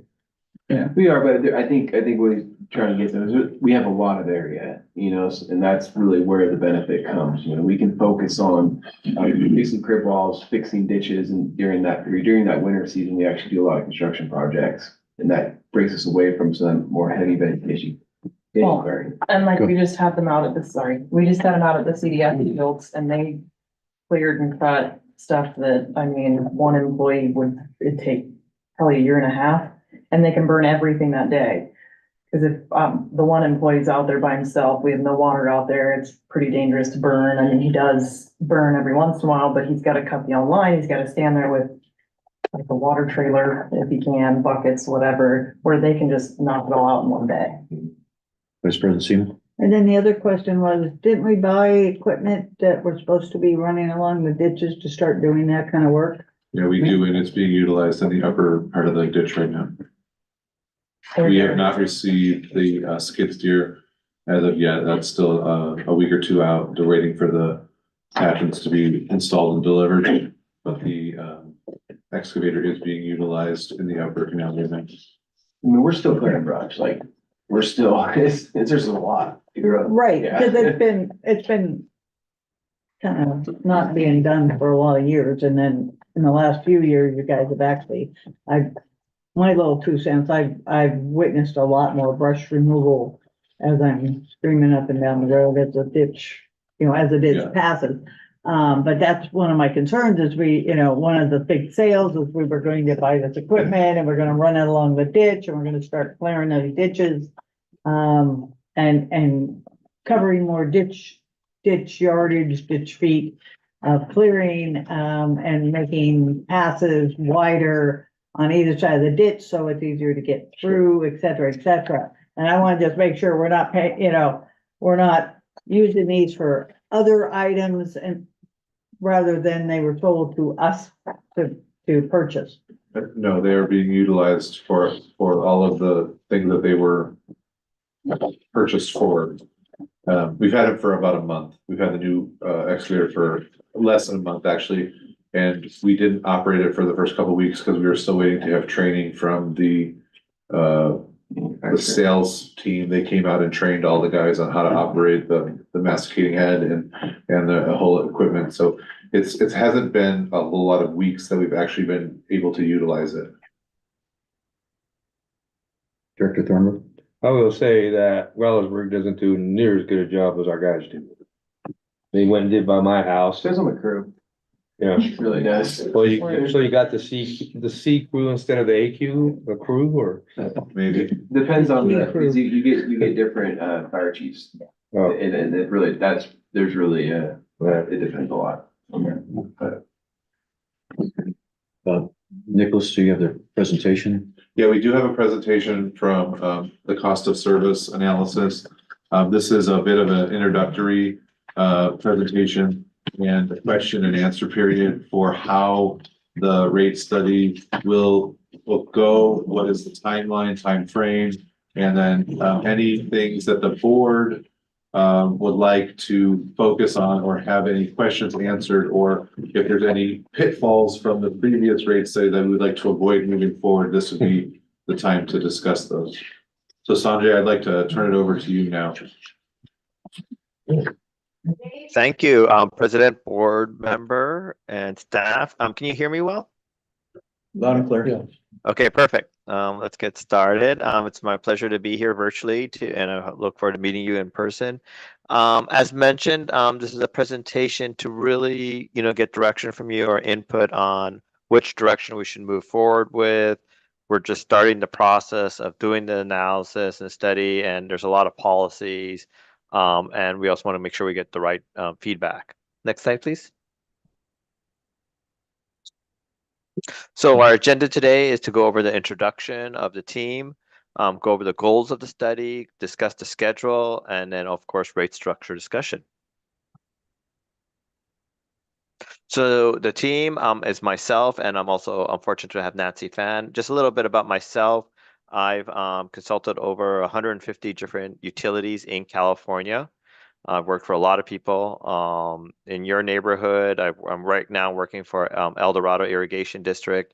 I've also worked for Placer County. I worked for Amador. And then I've also worked for a lot of other agencies throughout California. Shasta Lake, I'm working for right now. I have 2 master's degrees, 25 years of experience. I speak quite a bit at Aqua. I'll be at Aqua next week talking about how you do rate studies. And I also teach classes on how you do rate studies for the California Society of Municipal Finance Officer. I'm also supported by Nancy Fan. I've worked with Nancy for over 6 years. She's an excellent Excel modeler, very due diligent. I'm blessed to have someone like that on my team to help me with this important project. Next slide. So what's the goal of the study? The goal is to develop either a 5 to 10-year financial plan to identify the annual revenue requirements. So basically what we're looking at is we're projecting out operating costs, we're projecting out capital needs, we'll be reviewing your reserve policies, we'll be looking at whether we should issue debt or not. There's pros and cons with debt issuance, which we'll be talking about at our next presentation. But we will project out how much do we need to maintain the water and wastewater system. As we all know, these are critical assets for the livelihood of our community. We want to make sure they're provided. In addition to that, once we find out the financial needs, the next step is the cost of service. The cost of service is allocating that cost proportionally to each parcel owner. And that's a requirement of Prop 218. We'll follow the industry standards associated with that. I've actually helped set that standard, I can say, and we'll make sure we do that. Once we've done with all that, then we will propose a 5-year rate schedule. And that will be a consideration for the board. We'll also present that in community workshops throughout the community, talking about the needs of these increases and why they're so critically important. Once we will also develop a report. That report is your administrative record. Hopefully you don't get sued, but if you do get sued, that report will be your legal defense. That will justify the logic behind the rates and the proportionality. It is tedious, it is detailed, but that's what's needed now with these legal requirements. And then we'll go through the public hearing and hopefully have these rates potentially adopted if the board considers that. Next slide, please. So we do have a bit of an aggressive schedule, so we are going to be moving fast. So today we had the kickoff meeting on April 17th. And then today we're just doing a preliminary hello, nice to meet you meeting. But what we are planning to do is start really doing the heavy duty analytical analysis, making models in Excel. They're custom to your specific needs. There'll be deliverables to this. They're non-proprietary, they're yours models. And we will make those models, we'll work with your staff, then we'll start showing preliminary results August 15th. That's our first milestone with you. We will get direction. Then we will start developing the report. We will most likely before August 15th have a few more webinars with you, just showing you preliminary results. And then September, and then we will develop the report. The board will look at those reports. We will finalize the report and on September 5th. October 17th is when you receive the report, authorize the Prop 218 notice. Then we send out the notice on October 28th. The public hearing is scheduled for December 12th, and the rates are implemented January 1st. Next slide. So your current rates are the following fold. You do have a charge by meter size, which is normal. Do note that you charge 1 inch and below the same rate. That's a $30.88. You do have a charge for treated water. That's per month, per account, or per meter. That's $15.08. You have your usage rate here in CF. of 2.6 cents. And then you have the irrigation minor inches. On the wastewater side, we have the CDS customers and the non-CDS. We have developed lot, undeveloped lots. And these are the bi-monthly charges for that, for the wastewater. So, one of the things that we want to do today is to start thinking about alternative, what we should be evaluating, what are things that we should, can we go back to the, Sorry. yeah, thank you so much. We want to go over the different rate structure alternative, redirection from the board on things that we should be evaluating, considering. There are a couple of things that we are suggesting to change on the water side. On the wastewater side right now, we're not suggesting any changes as of right now, and on a preliminary analysis or review, as we start peeling back the onion, we may discover something, but right now we're not suggesting any changes. But water, I do have 2 changes, and those are in the next slides. So let's talk about those. The first one is regarding the 1-inch meter or smaller. So everyone, as I mentioned, who has a 1-inch meter or smaller, have the same rate. But you do have a lot of 5/8, 3/4. Actually, 92% of your customers are that size, and 7% are only 1 inch. So most of your residential customers have the 5/8, 3/4. So the ones that have the 1 inch tend to be either the larger houses, larger lots, or the newer houses that have fire sprinklers. So what we would recommend, or we're going to evaluate, I should say, I won't recommend it yet, but evaluate is maybe breaking that up where we have 5/8, 3/4 as one charge, and then 1 inch another charge. What that will do is that will help a bit with affordability for the 5/8 and 3/4 inch meters. That rate will go lower. The 1 inch will, of course, will have to go up because it's a zero-sum game here, and then everyone else may go up slightly too, but it'll help with the lower end users. Now, if we go to the next one, next slide. Now we're talking about the treatment plant charge. So if you notice, that's a charge per meter, and it's 1508. But really, that charge, that treatment cost, it's really about capacity. Larger meters have more capacity. They have more ability to use water. So it makes sense to have that charge not by number, by just account almost, but by meter size. So we're going to evaluate that. I think that'll be a little bit more cleaner nexus. That also will help with affordability concerns for the low end users and the smaller meter sizes. The larger meters would be paying more, of course, for that charge. So we want to, just see what the temperature in the room is about those 2 potential changes. What you think about that? Again, we're not asking for approval, recommendation. We're just letting you know which way the wind is blowing. We also want to know if there's any other alternatives that you think we should be evaluating in the study, because this is a great time to do that, because we're about to start. So if you have something you want us to look at, definitely we're open to it, because this is a great time to do that before we really start developing the models. And that's my presentation. So definitely interested in hearing your comments. Director Saunders? Yep, so some of our ratepayers have been contacting me on the study, and one of the questions asked is if we can look again at bringing back the 2,000 cubic feet. We used to have the first 2,000 cubic feet was free or uncharged to the customer, so they want to see that as an alternative option and what that looks like in the rate structure. There's a flat rate. It's a tiered rate. Yeah, so I generally call that a 0 tier, where Yes. you put a sort of a bundle of water already in the meter charge to take into account that. Well, we can evaluate that. It gets a little, just being upfront, it gets a bit challenging with Prop 218, because there are Right. costs associated with each water molecule, at least the electrical costs of pumping that water and treatment costs. But we can look at that and see if we can do that. Director Stovall? What is the current requirement for new houses and the fire sprinkler capacity? So I don't know if the district engineer wants to talk about that, or if you want me to chime in.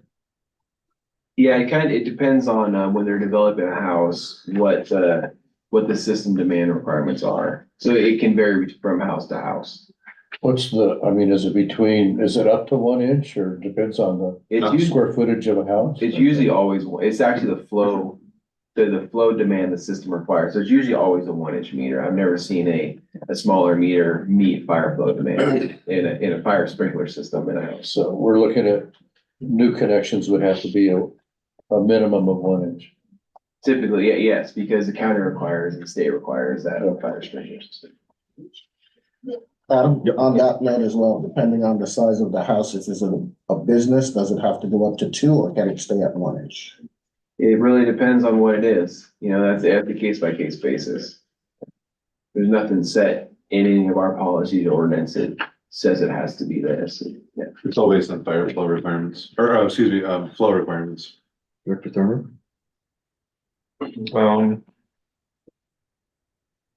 No, I think Mike already answered it. Director Stoll? Can you discuss, your experience in other districts with this tiered system? Yeah, I've helped many agencies develop tiered rate. You're talking about the tiered commodity rate. I've helped many agencies develop tiered commodity rates. I've actually sort of what was this, like 15 years ago, started developing the methodology about how you justify tiered rates, and which is now considered the standard in California. I've helped many agencies that have been sued with their tiered rates and justify it and prevailed in legal courts. Director Thornburg? I think if I remember correctly, we were told we couldn't do tiered rates because we were sole source. We had a sole source of water, so you couldn't do tiered rates. You can have tiered, well, okay, so we haven't gone through the analysis yet, so I need to go through the analysis. I suspect that you can do tiered rates. It wouldn't be that much of an increase between the tiers because of the same source of supply. There are some capital costs that are utilized in the summertime that are not necessarily utilized in the wintertime. So those individuals that use a very little bit of water throughout the whole year don't necessarily need those assets.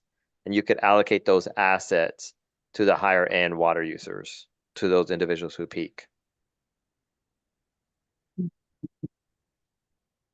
Another one we could use is conservation programs if we have that. Again, I haven't looked at the analysis. It wouldn't be, I suspect it may be like 50 cents difference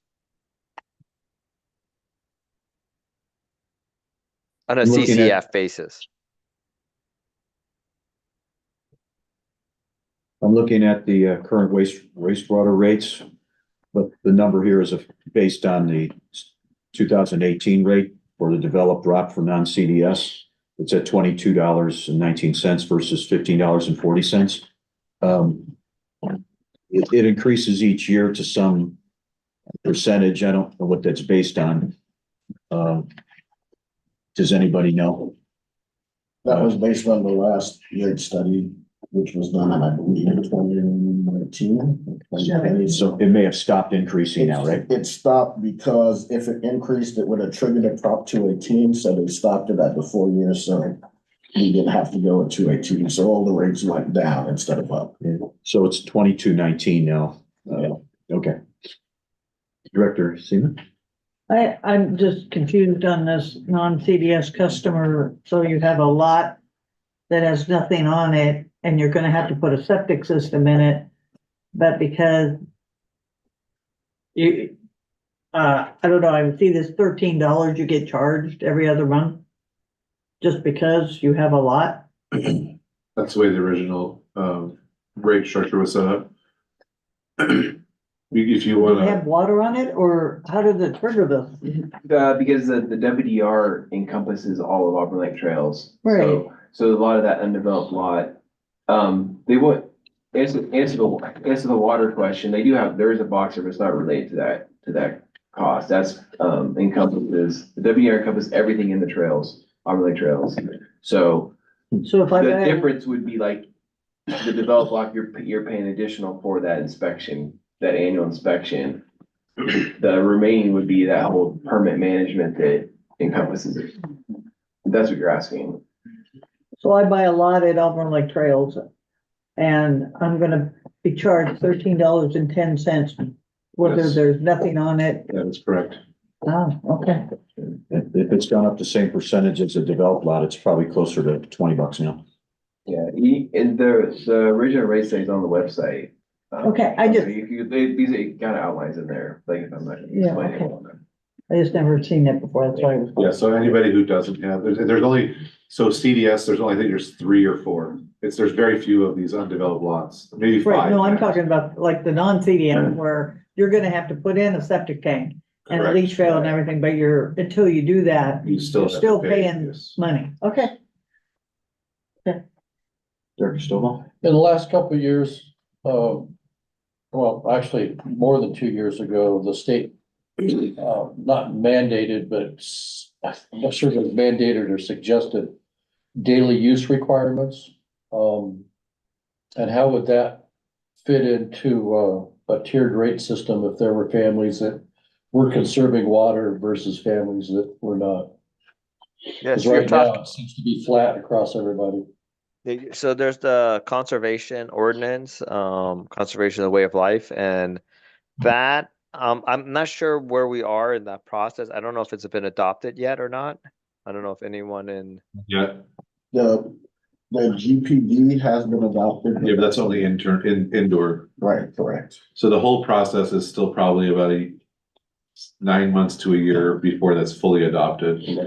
And that does not affect a individual customer. So those GPCDs, excuse me, are not for you, they're for us. District-wide. So they take in an aggregate of the entire system of all the people that are hooked to the system and then divide that GPCD based on the aggregate of everybody, and we have to meet the requirements. So you as a consumer, anybody in the public, any one individual user does not have to meet those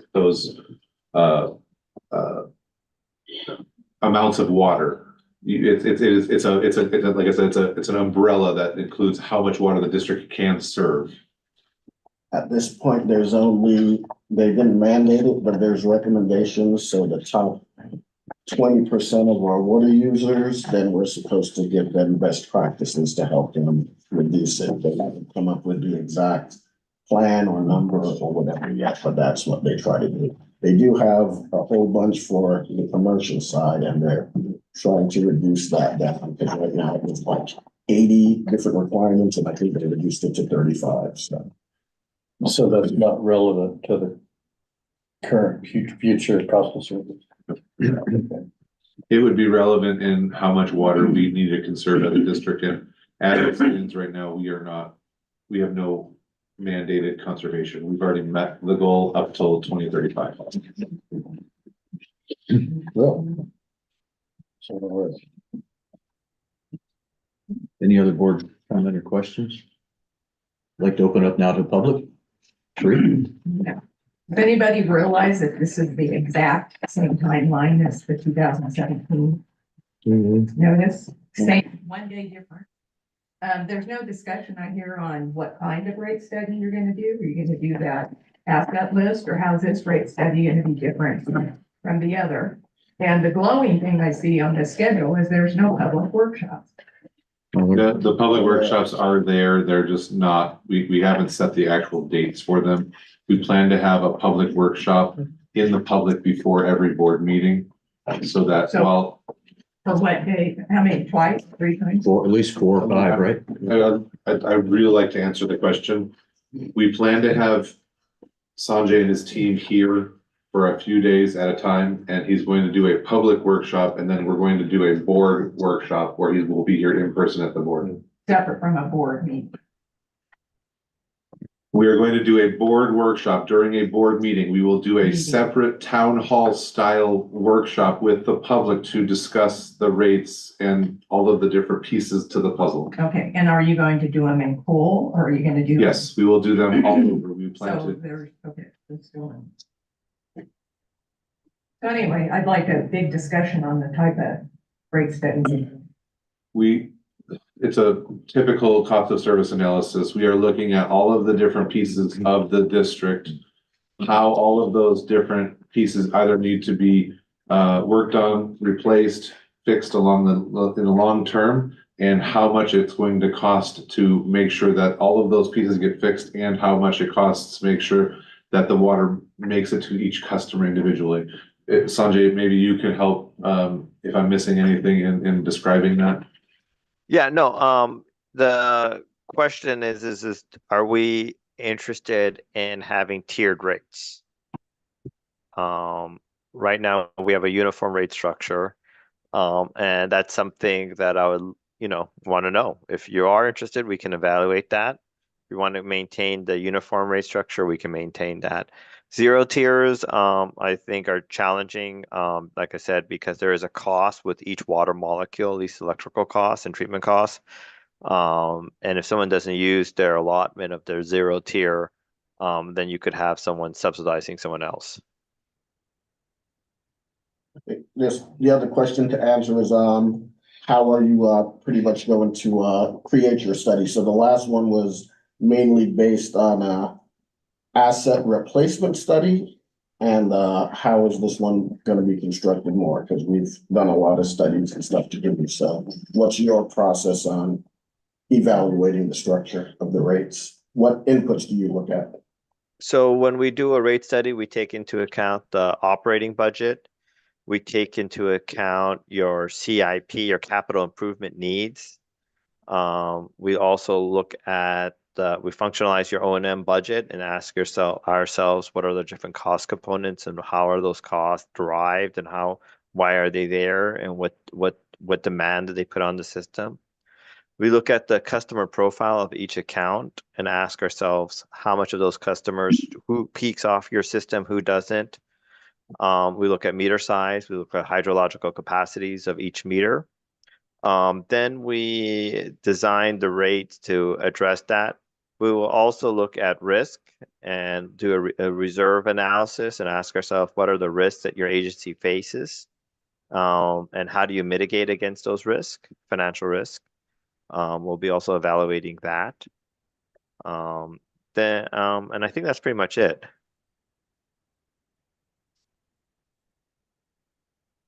Do we need to have a discussion on that 2,000? No. I think what he's Because I saying, mean, that's the reason that we went through, the people that we chose was based on those that were looking at cost of service of the district and all of the things that, the pitfalls that we had. We made sure we spelled it out in the RFP and asked those questions when we hired Sanjay, and we did all of the studies to offset what happened before. So we have all of the data this time around, so. Director Tarver? I'm going back and forth on the tiered rates because that actual usage, from what I see and people I've talked to, the actual usage part of the bill is the very minor part of the bill. So I don't know that by going to tier rates, where if the people that use less pay less just for the water, I don't see that making Yeah, I a wasn't difference. looking at the full tiered rate structure that way, just the zero tier, because that helps some people. Right, and I agree with that. I think we should have, this is the first I've ever heard it referred to as a zero tier, but I understand why. Because like you said, there is a cost, and I would be interested if it's not going to create a lot more work and stuff, I'm consider throwing in 1,000. Instead of, we had 2,000 cubic feet before, maybe even 1,000. I mean, that would help out. you may even have to go less than that. Huh? You may have to go less than that because it does bring in subsidization of other people's water bills. I'll bring up the example of the person who was here, the customer that was here. She didn't use 1,000 cubic feet a month. Right. So you used 1,100. I'm just gonna use you as a guinea pig. So she would be subsidizing some of your free water, is what he's trying to say. Right. And so that's actually against the 218. I see. Okay. All right. Well, then I would say But just, the analysis would show what everybody used and gives us that number, so. That's when I came in here, it was a zero rate. So we can, got a flat rate on the bill. basically. I think what he's saying is he can do some analysis to see how it would work, if it would work, and we can, bring it back at a future meeting. I think, Sanjay, is that what you could do? Correct. Yeah. I mean, I've looked at this before for numerous agencies. And so far I haven't found one where I feel comfortable, recommending it.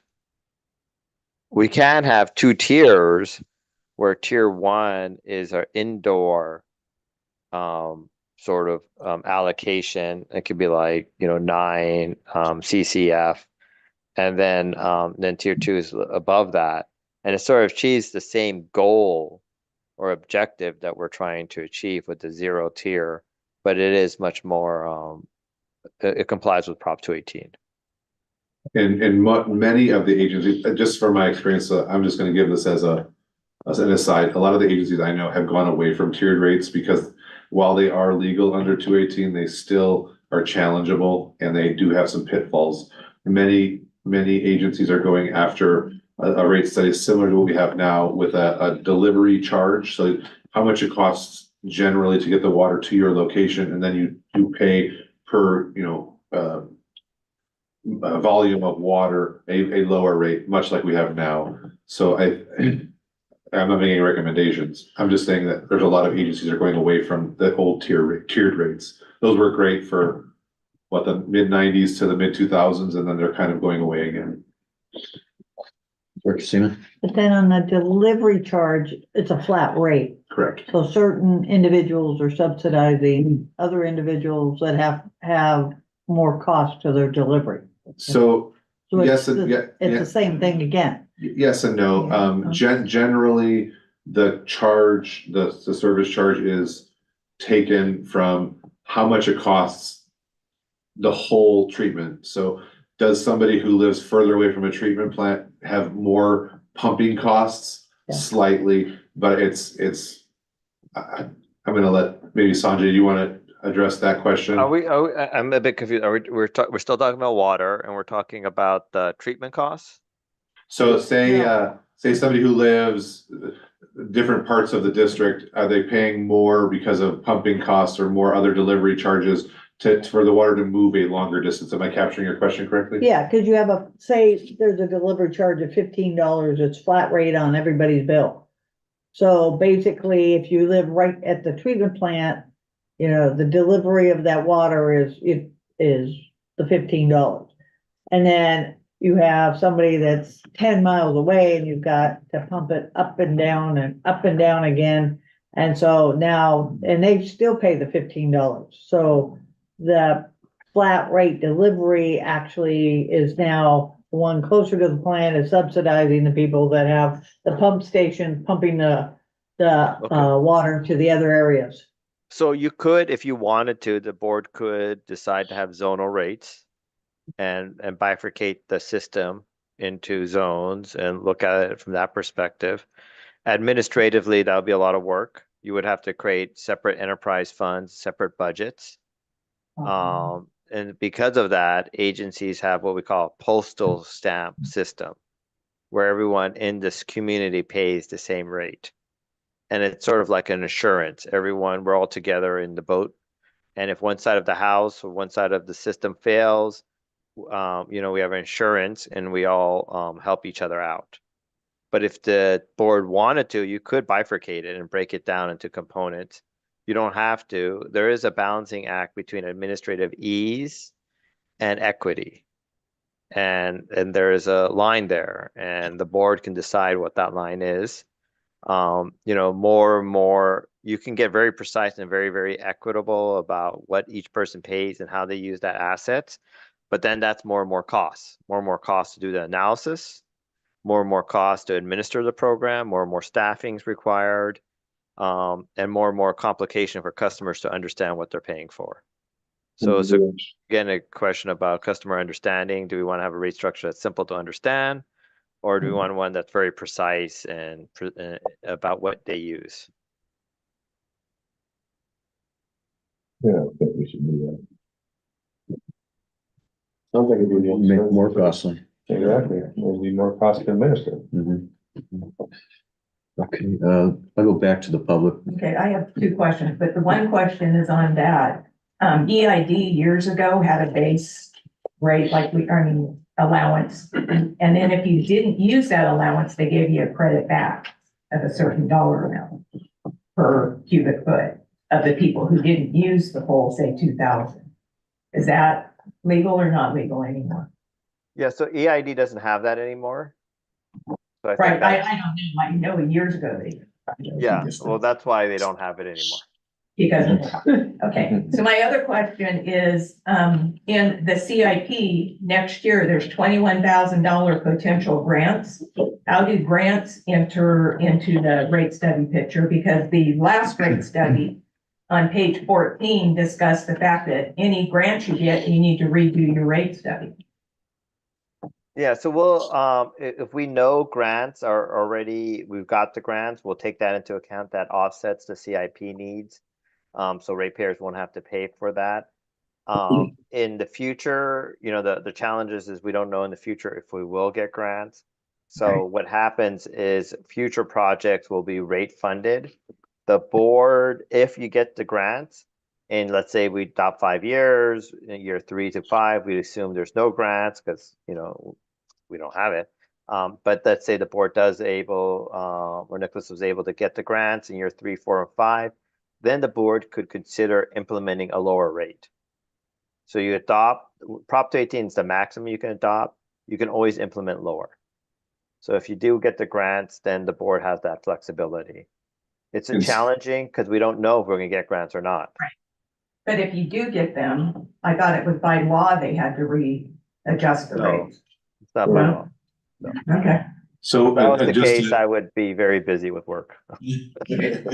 just to, for the record, our CIP does have 2 different tiers of projects. We have priority 1, 2, 3, which is district rate funded projects that are CIP related.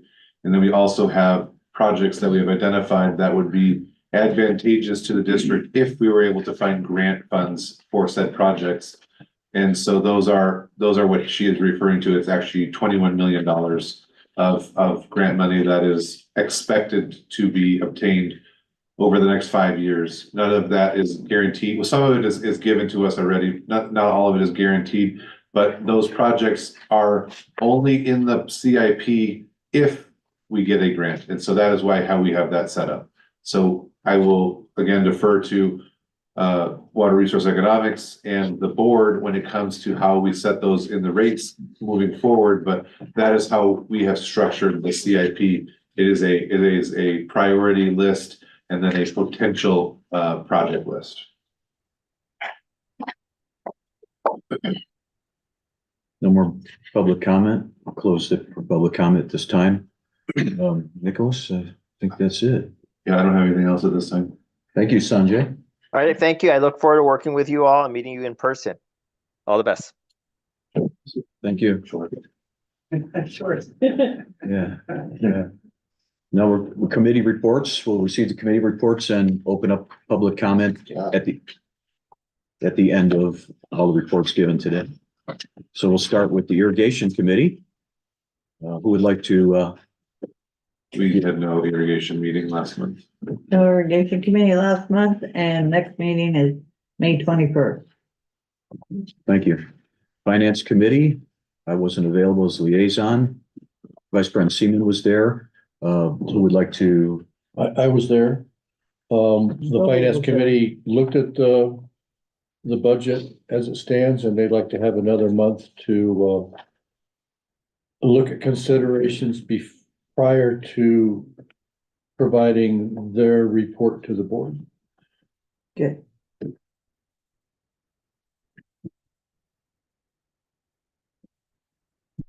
Okay. Next meeting we held May 23rd. And I'll be missing that meeting, or I can call in. I'll be at the Strawberry Music Festival. So does somebody want to take my place, or? I remember keeps looking at me. I can sing with him.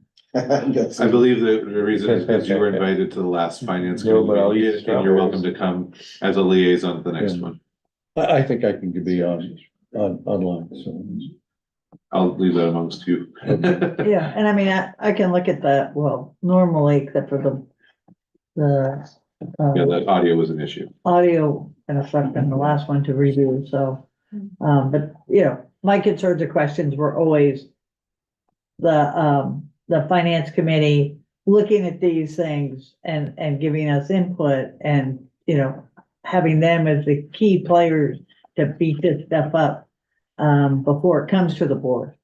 And never that I was saying anything bad about them. It just clearly, I would like to see them be the first voices since they are kind of the public looking at it. And in my opinion, they're doing a thorough job for the board. Yeah. So I can go if you want. you wanna go to the music festival? I can't go to both. I want to go to the music festival. Where's it at? We're, Nevada City. Oh, game on. Never mind, I'm going to music Yeah, festival. bring your accordion. Wait, what date? 23rd. It's the whole weekend, right? Oh, Yeah. It's 23rd, 4th, and 5th, I think. I might be, Actually I might get a starts on booth. Wednesday or Thursday. Oh, that's it. I saw it, I saw it on my. Is it at Fairgrounds? Yeah, fairgrounds, yeah. Ooh. So tell me again, it's the 23rd, 24th, I have to pull out my calendar. but you're gonna be there on the 23rd. Let's talk about the Strawberry Festival offline. We already got it all Not an taken care agenda of. item. Next committee, item C, ad hoc committee for policy manual meeting held as necessary. Any, We discussed what we're gonna be All bringing right. forward again, so that'll be coming forward and last item thing we discussed in the agenda package. Yes. And the sunset date for that is in July, Sunset. huh? Or to dissolve. Dissolution, sorry. Right, so I'm not get into the sun. And then game on, Robert and I are back That's up. a visual. You mind what now? Then Robert and I start. Oh, back yeah, up. yes. D, grant writing committee. So there is a grant. We didn't have that. We did not have a grant meeting in.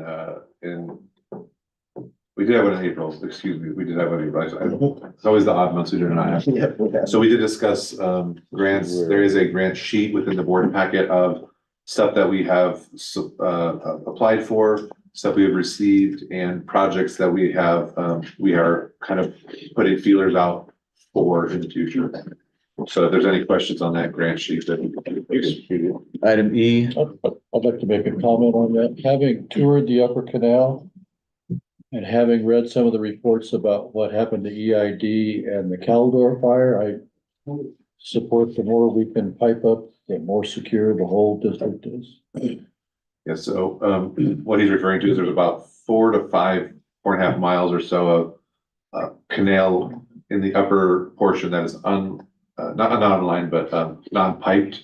And so with the two grant programs, we will be left with approximately a mile worth of pipe of canal that's not piped after these two projects are completed. So we will continue to look for grant funding to finish up that piping project in the upper canal area. thank you. Ad hoc labor negotiations committee. Nothing to report. And then I'll just add, we did add the strategic planning committee, and it was mentioned by board member Seaman. We plan to begin. You're still board member 2, but yeah, vice president Seaman, excuse me. We will be starting up that process with the dissolution of the policy committee, and we will start this strategic planning process with the dissolution of that other committee, so that she is not going to be on 2 committees at once, and she'll be able to focus all of her attention on strategic planning. So we're looking at July. July, yes. That's just still be on irrigation, so. But at least you won't have 2 ad hocs, which are, Yeah, the irrigation limits, they're great. yeah, they're good. So we don't have any meetings scheduled yet, but we look to start sometime around beginning of June, July. Any board member comment? Open up to public. Is this all on all the committees? Yes. If the policy committee needs to take a break, all the other committees need to take a break because they were started all at the same time 2 years ago. Which committee? The ad hoc you're referring to? So the labor committee will take a break once the negotiations are completed. And the grant committee will be taking a break at some point. I just haven't determined when. Oh, the ad hoc, Just yeah, the all the ad ad hocs. hocs Yeah. were at the same time. There were many of the ad hocs were not active. So that's why I haven't proposed any of those for dissolution. Let's move on to the action items. 8A, consider adoption of the GPUD records management. Excuse me, President McDonald, I hate to do this. In the interest of time, we do have another presenter in the room. I guess I'll look to you, Frank. Would it be okay if we moved him? You can move it, you just, Yes. I just wanna wait for, from Borough, just to. That's fine. I think anything, we should wait for all Yeah. directors for any of these action items. But I think if we can move, I think it's item C to position as A1. Just to allow, Sure. what's your last name? Yeah, Mr. Scroggs, the ability to not have to be here for 2 more items. Director Saunders. I'm at the motion to take a 3.5 minute recess. Okay, Oh, so thank you for that. We're gonna take a break. we're gonna take a 3 to 5 minute recess. Everybody in office saying, they're looking for you, Mike, looking for you, Mike. You're changing from my report. Will everybody get up now? To make it more like 5. Did you see our? The masticating, the skid steer masticator with recommendation. Everyone's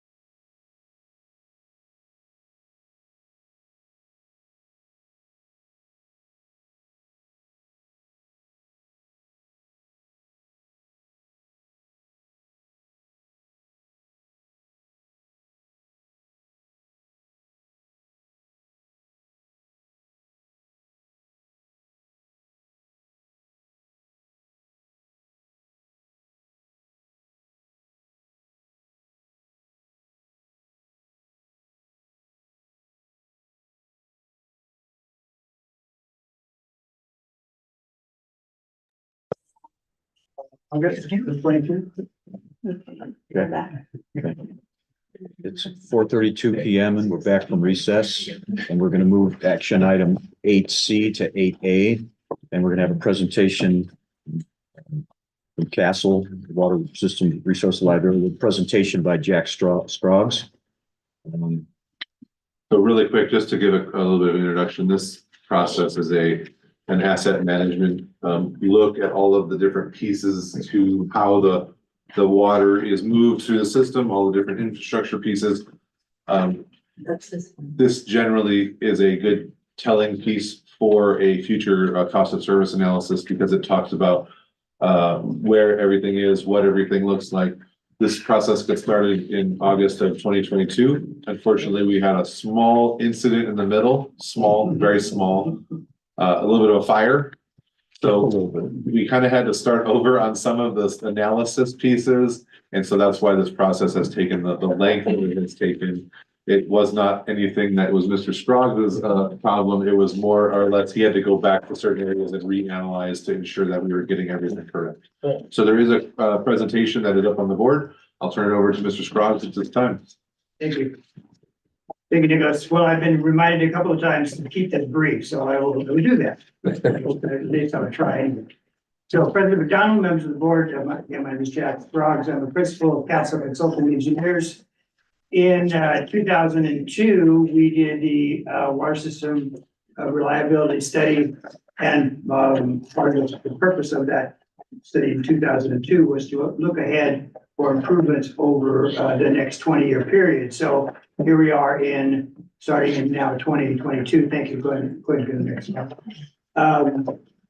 And now we're back again. I don't expect to be back 20 years from now. I think I'll have to leave that to the person. You and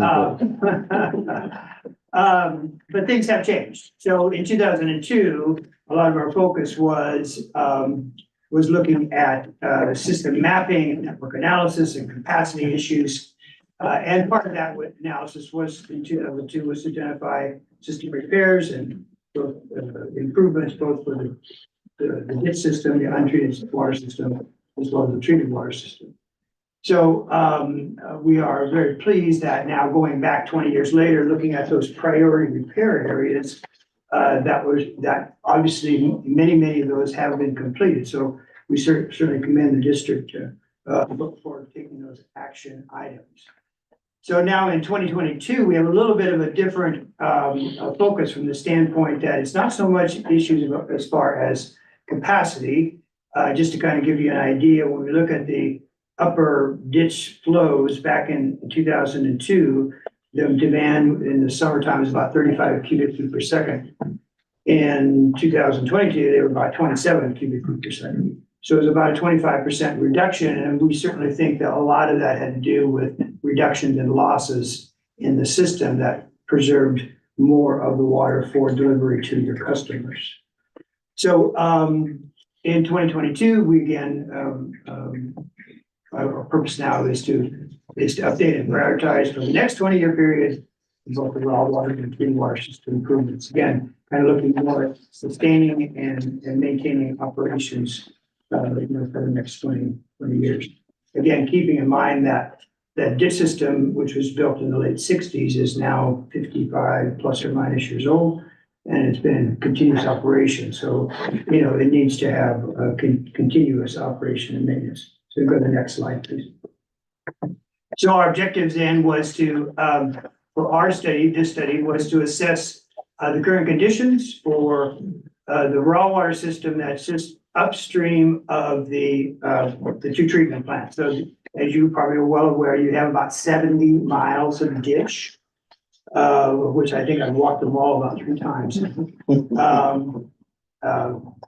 2002, I was awarded the son of a ditch, but anyway, now for this study, maybe just deference to my age, we reduced that to just the area above the water treatment plant. So our focus is about the 35 miles, about half of the ditch system. Again, focusing on those 35 miles above the 2 water treatment plants.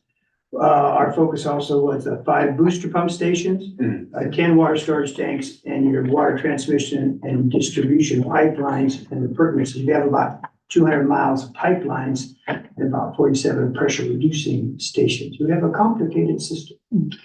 And then, again, part of the focus then is to recommend, as we did in 2002, short-term, intermediate-term, long-term measures of the next 20-year periods, and also to kind of lessons learned. What have we learned from 2002? You know, how can we make those recommendations better, and how have those improvements performed? So next slide. So here's what we looked at then. I'm going to slide forward. So there's a 35 miles that's up gradient, if you will, of the two water treatment plants. This is the raw water system. And the next slide is the treated water system.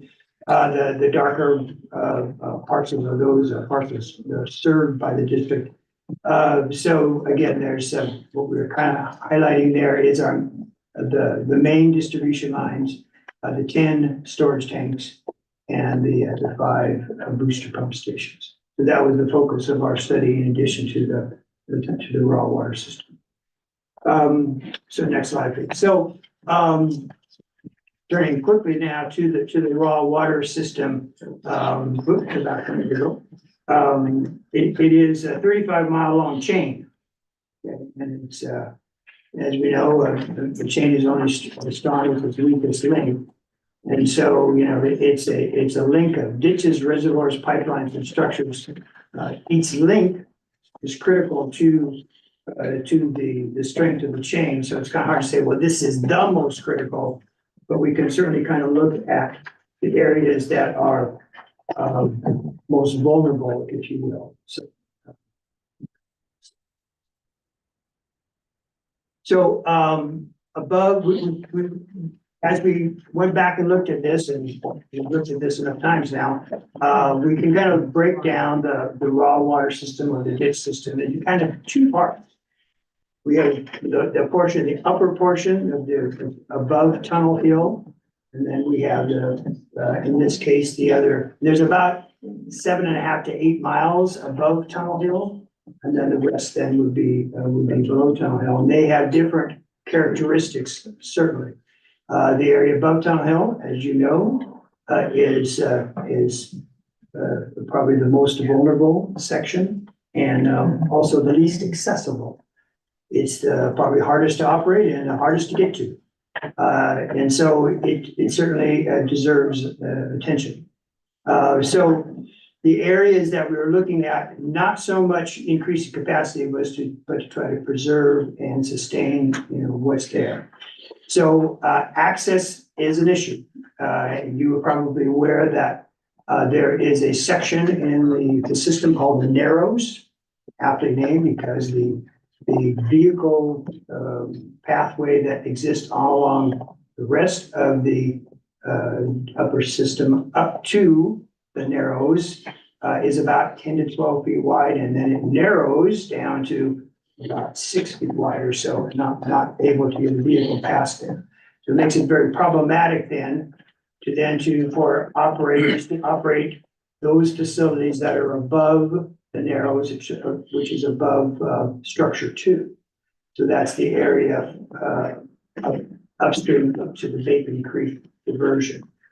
So that's a critical element then, is to widen that section, so that the operators have complete vehicle access for those 8.5 miles or so of ditch in the upper section. And then while there is roadways there, a lot of those roadways, those ditch access roads are narrow, and they've been subject to failure. In 2000, I think the end of 2022, there was a slide that occurred between structure 2 and 3. And then the district was able to repair that during the summer of 2023. But, you know, slides, erosion, siltation, those are all problems that are faced by the upper ditch area. So kind of taking now from what your directors or your manager's report said, our recommendation is to pipe those areas above Tunnel Hill. As Nicholas mentioned, we've got about 8.5 miles of section up there, and it's about half and half. About half pipe, half not, and half of it is kind of sort of lined, but it's been lining that was done, 55 years ago, and a lot of it is not very effective. So it's about 22,300 feet of open ditch up there. And that's the areas that a priority is to pipe those unpiped sections. That's going to improve reliability. It's going to keep those sections less vulnerable to slides. Certainly, we're going to eliminate the erosion problems that now occur in those upper ditch areas.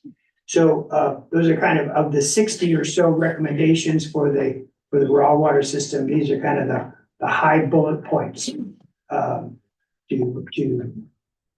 widen the ditch, the vehicle access to the narrows, to maintain and to stabilize the roadway system that is there, and to replace the open ditch sections with piped improvements. One other area that I didn't put on there, which I had an experience when I went back to go to the Pilot Creek diversion, there's no trail access from Bacon Creek to Pilot Creek. I was treated to a switchback trail plus now my brain just went, the string line across the ditch that the operators have to cable line. They have to get, so it was a great adventure, but it's not so easy to get equipment up there and maintain it. And Pilot Creek diversion does require maintenance. So add one more bullet point to this would be to provide at least trail access from the Bacon Creek diversion up to the Pilot Creek diversion, and then maybe in the future to be able to widen that for vehicle access. The next slide. So this is a typical section, and I believe this is what the district has actually installed in a recent repair. Again, lessons learned. We were looking at corrugated metal pipes as the way to pipe the ditch system before, partially because you could get what's called squash pipe sections that would fit better as far as the geometry of the ditch.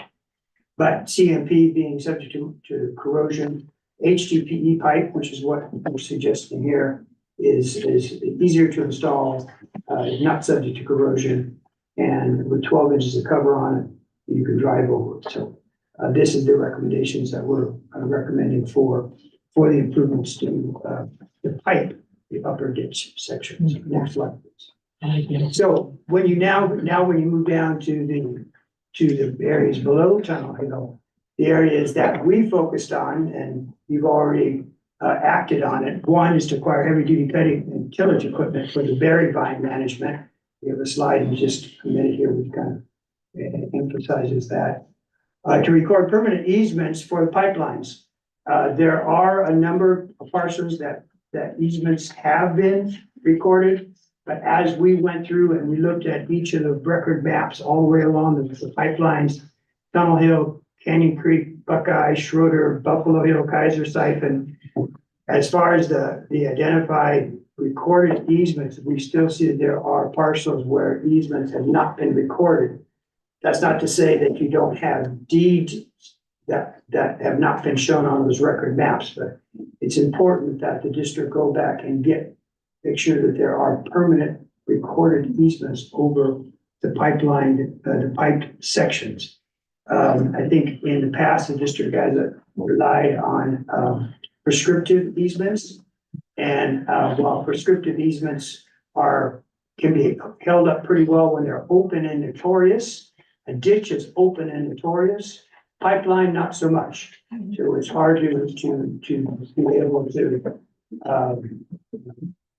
defend an open and notorious prescriptive right for a pipeline. So one of the things, again, we would recommend is to go back to make sure we have recorded easements for all those pipeline sections. And then to maintain clearing over those pipeline corridors. When the district is doing work along the pipeline corridors, it strengthens that easement. mentioned that the raw water system is a series of chain, and the links of the chain are each are important. What the district has as a buffer are the reservoirs that provide for that emergency storage and also provides for the maintenance storage.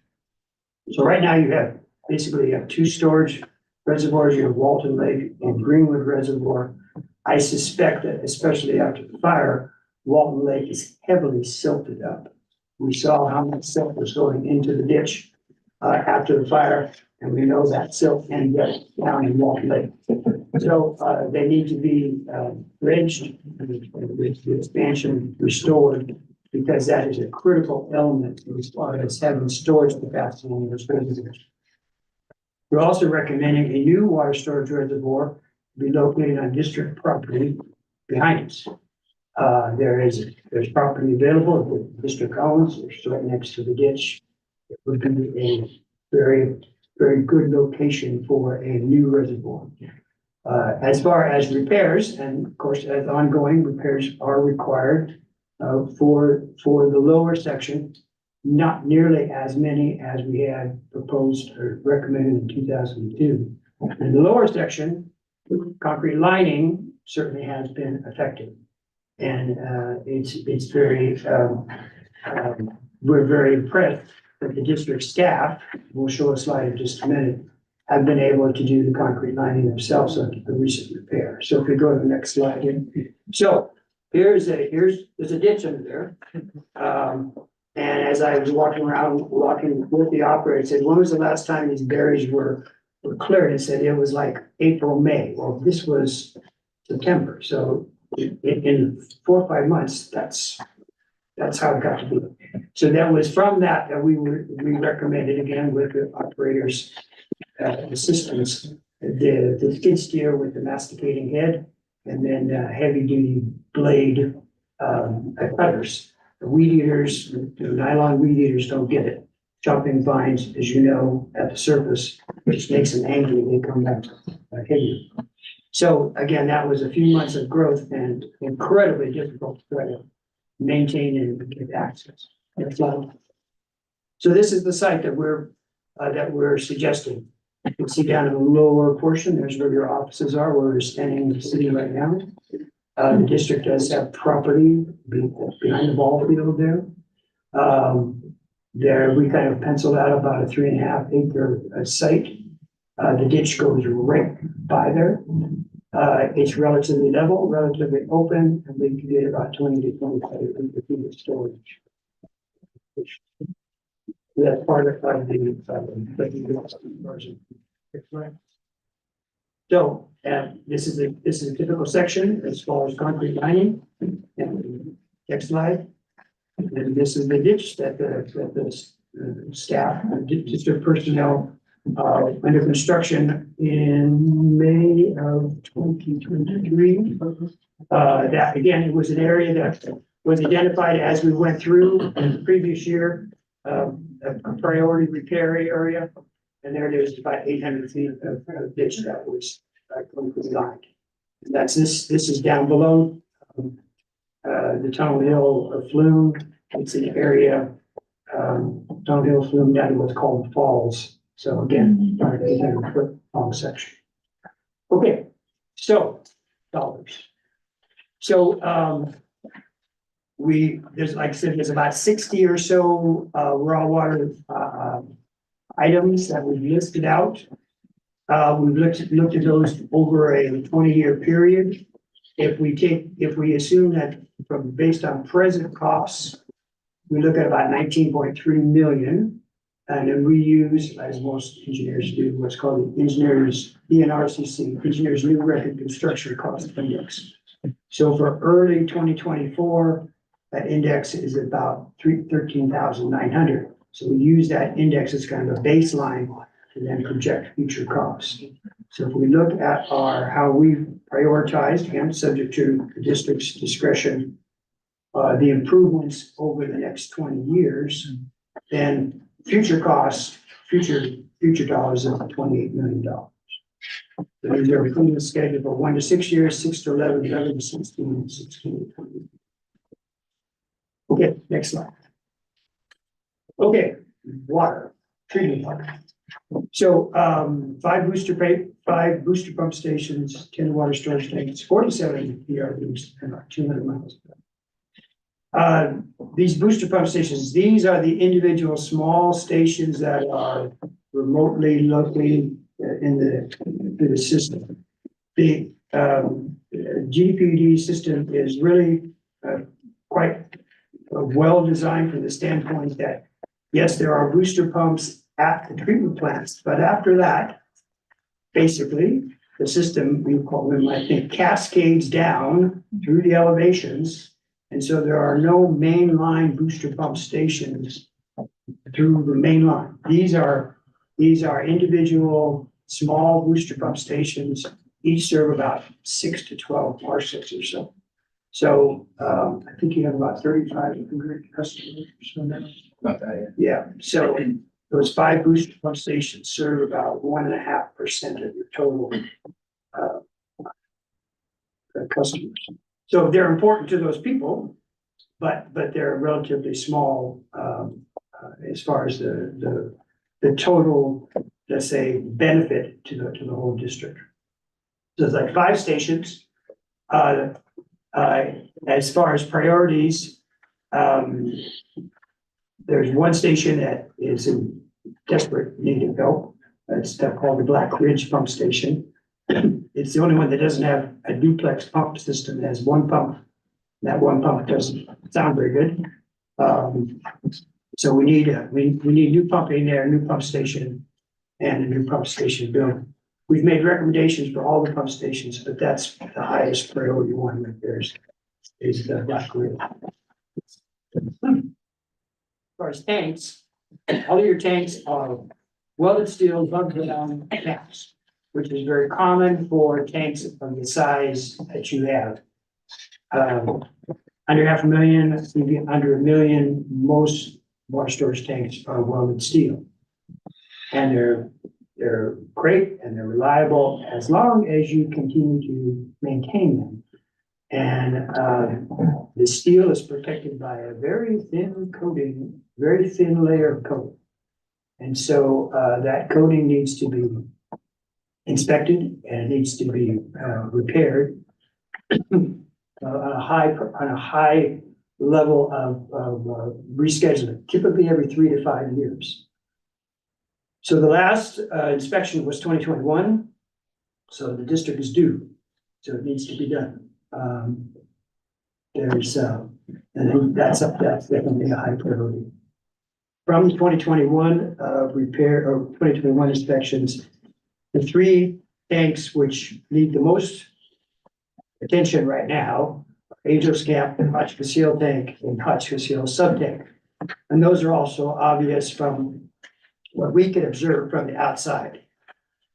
Our scope was not to get inside and drain the tanks and look at the interior of the tanks. Again, that's something that your corrosion specialist needs to do and needs to be done again soon. But there are repairs that were identified from the 2021 work that need to be addressed.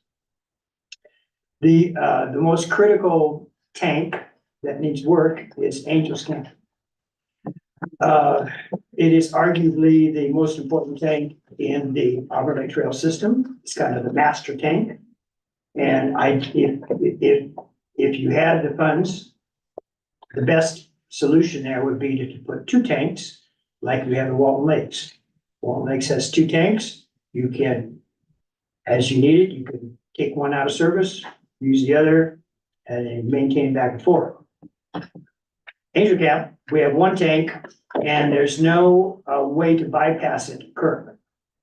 And so to be able to take it out of service, to drain it, to dry it, to coat it, to let it, to go to do your testing, because it's called VOC testing, that's required. That usually takes about 7 to 10 days, and the tank's going to be out of service could be out of service for a month. So Angel's Camp, there's just no way to take it out of service right now. And that's in large part why it needs help, because it hasn't been coated and repaired, because you can't take it out of service. In the interim, The other tanks have a bypass valve, a pressure reducing valve and bypass piping. That would be, the interim recommendation is to install that at Angels Camp, so you can bypass it, so you can take it out of service. Obviously, they can't, the tank is there for a reason, but you would pump directly to the system, and utilize your stores that you have at the water treatment plants in the interim. But Angels Camp, needs to be addressed. Next slide. And that's the deck. Again, that's what it looks like from the outside. But we know in 2021, when they looked on the inside, they could see there was corrosion in the rafters, and which is typically where it occurs, is above the water line. And so that needs to get addressed.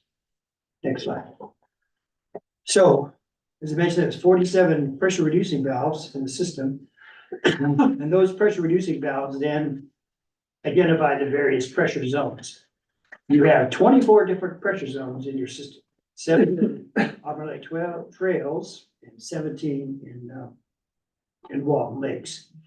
Typically, those zones are defined by these pressure reducing valves.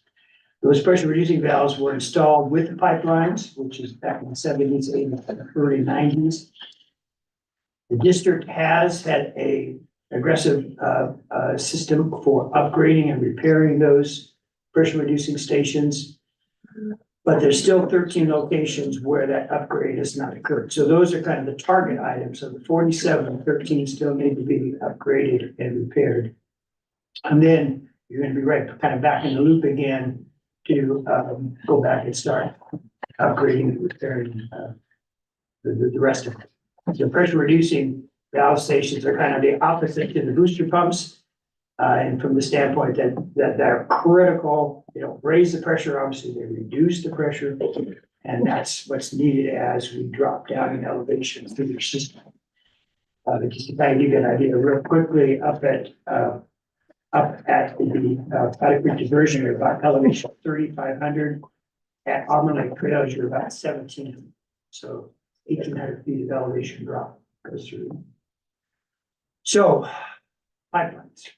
So through the years, and again, it's been at least 9 or 10 different pipeline improvement plans that we've reviewed. So pipelines were constructed either with ductile iron or with asbestos cement, which was pretty common in the 70s, or plastic, PVC.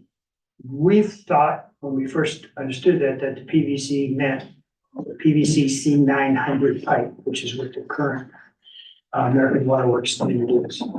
When we were out with the distribution operator, we talked about the thin walled plastic pipe. Like, what's thin walled plastic pipe? Well, there's portions in your system that have been installed with this SDR 21 pipelines. And while they are rated for 150 pounds, they don't respond well to pressure surges. And so when you have a fail in a pressure reducing valve, you get a pressure surge and you get a failure in the piping. I was surprised that you mentioned there had been a failure along, I think it was either Reservoir Road or Slider Mine Road in the pipeline. That makes sense. Failures typically occur at joint or T, whatever, in the pipeline.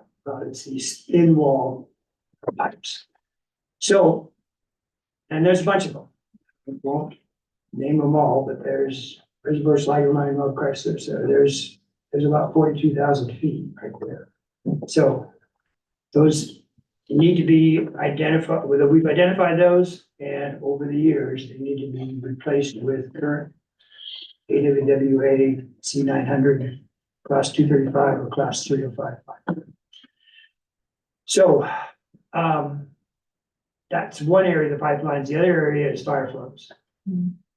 Fortunately, you have 4-inch diameter water mains in your system that in some areas deliver fire flows. A 4-inch water main delivering 1,000 gallons a minute would require like a 25 feet per second velocity. Typically, pipelines shouldn't be running under maximum day demands post fire flow of more than about 10 to 12. 4-inch diameter water mains just go on. They can't handle the flow, they can't, and pressure losses are tremendous. So we've identified where those 4-inch diameter water mains are. We've listed them there. Those are ones that are that actually carry fire flows. You have 4-inch water mains on cul-de-sacs and on little courts that don't have a hydrant on them, that those are okay for domestic service, not for fire flows. So we identified those. Then, and we knew this from the 2002 study, but this is somewhat the topic that we were most kind of concerned about. Currently, fire flow requirements is that your system should deliver 1,000 gallons a minute when maintaining not less than 20 pounds of residual throughout the system.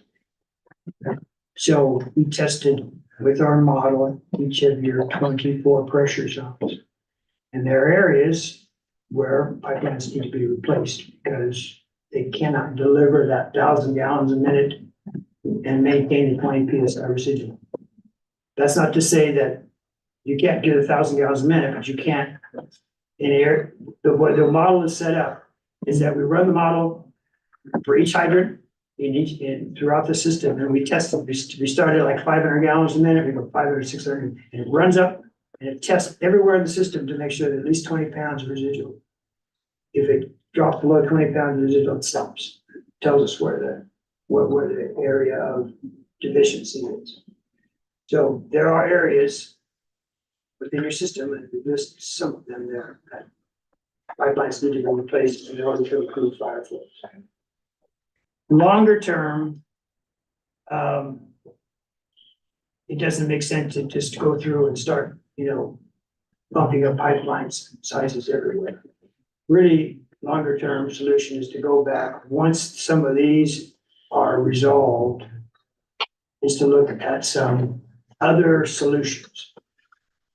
That'd be water treatment plant, booster pump stations, water storage alternatives that will help provide for better fire flows in some of these lower zones, especially as we get down like to Kelsey, as we get out to Ralston Bar area. We're a long ways away from the source of water.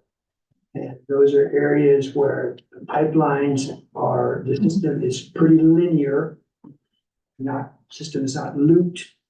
And so the water can only go down one pipeline.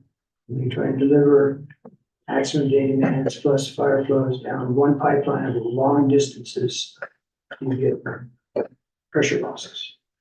So we have a good network analysis, a good hydro model now, calibrated, with confidence in it. But we need to recommend is look at these improvements made or these concluded in the model to see what are a bigger picture solutions. So these are the treated water component. Again, broke this up, starting with current costs about 16 million. Again, with current 2024 costs, and then projecting those costs over short-term, medium, waterfront, longer term, and then looking at total future costs. So I went over by 20 minutes. I apologize. Board member comments or questions? President, Vice President Seaman.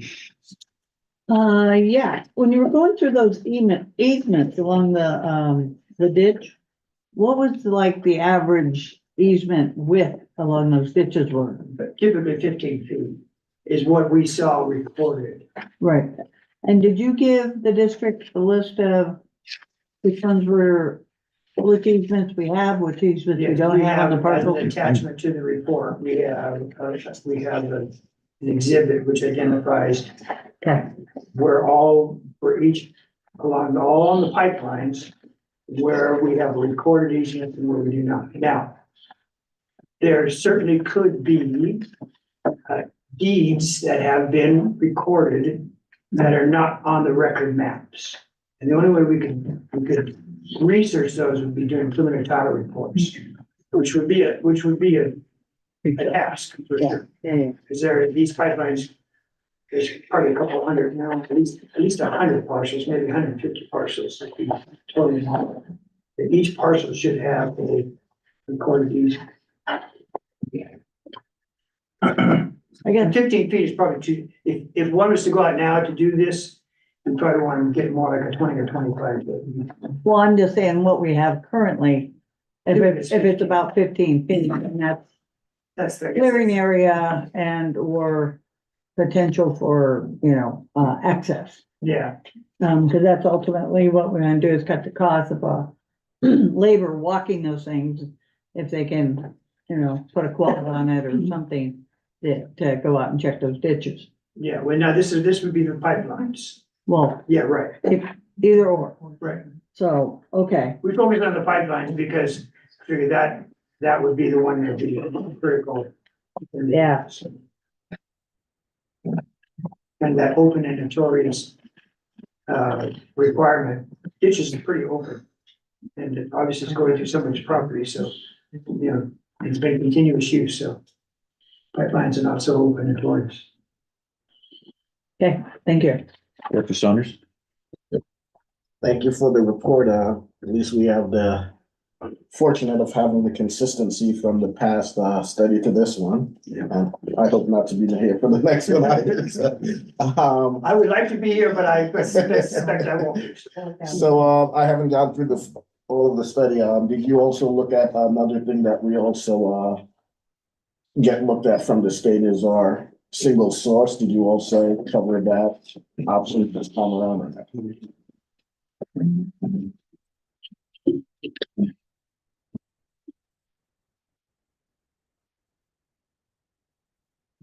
Again, I want to thank you for the thorough study. I looked at the attached appendix and the cost of easements and so on, and it's, I looked at this and it was shocking but thorough. I mean, I was really saw the big picture. Having toured up there and seeing, I didn't see the narrows, but I see the needs that this district has for future generations. I mean, it's a marvelous system, it really is. I'm very impressed with how it's been laid out. It's just, there's a lot of pieces for a small district to be able to have. It's just a lot of things. Any other board member comment or question? Now open it to the public. Sharif? Are we when will we see the full report? Because the other one was like. You will not see the full report, unfortunately. Ever? Unfortunately, there's, you will see portions of it, but there is, logistical pieces within there that we just cannot release to the public, Maybe logistical. where things are located. Okay. Everything. I mean, critical infrastructure. security issues. Okay, for security, will we get some of the reports? A lot of the summary is in the staff report of, the outlines of deficiencies in different areas. Okay, well, we have the 500-page previous council report, so that shows where everything is. It actually is more extensive this time. Okay. I will have, I'll have you, if you wanna go through it and redact it. Yeah. I mean, No, I'm happy to do that, but I need a tomorrow. technical expert to tell me what Yeah. the potentially security issues are, but yeah, that's, yeah. I'm not trying to keep it from the public, No, but I get it. We can there's- absolutely work through that and provide. I mean, I don't think. The gist of it is the public wants to know where stuff is, and that's okay. We just have to make sure we protect certain infrastructure and that's all. We can do that. Yeah. It's not an issue. Okay. I'll close the public forum. Now open it to the board to make a motion, perhaps to file the report and findings. The staff recommendation.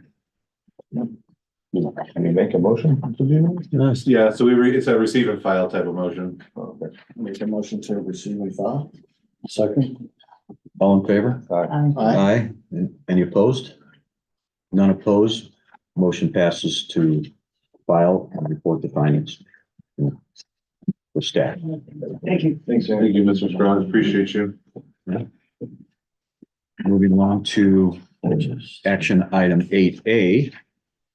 Consider adoption of the GDPUD records management policy and retention schedule. And potential action to adopt the resolution. Nick, would you like to, Yes, Lead that. give a little introduction. This was brought to, this was about the most disjointed policy that we did, and so I will, we did bring this to the policy committee. It was kind of brought through in several iterations. It's a very legalese policy. So we also had, Frank and his team to look at this. We actually had an attorney work on this pretty exclusively for us with the BBK team.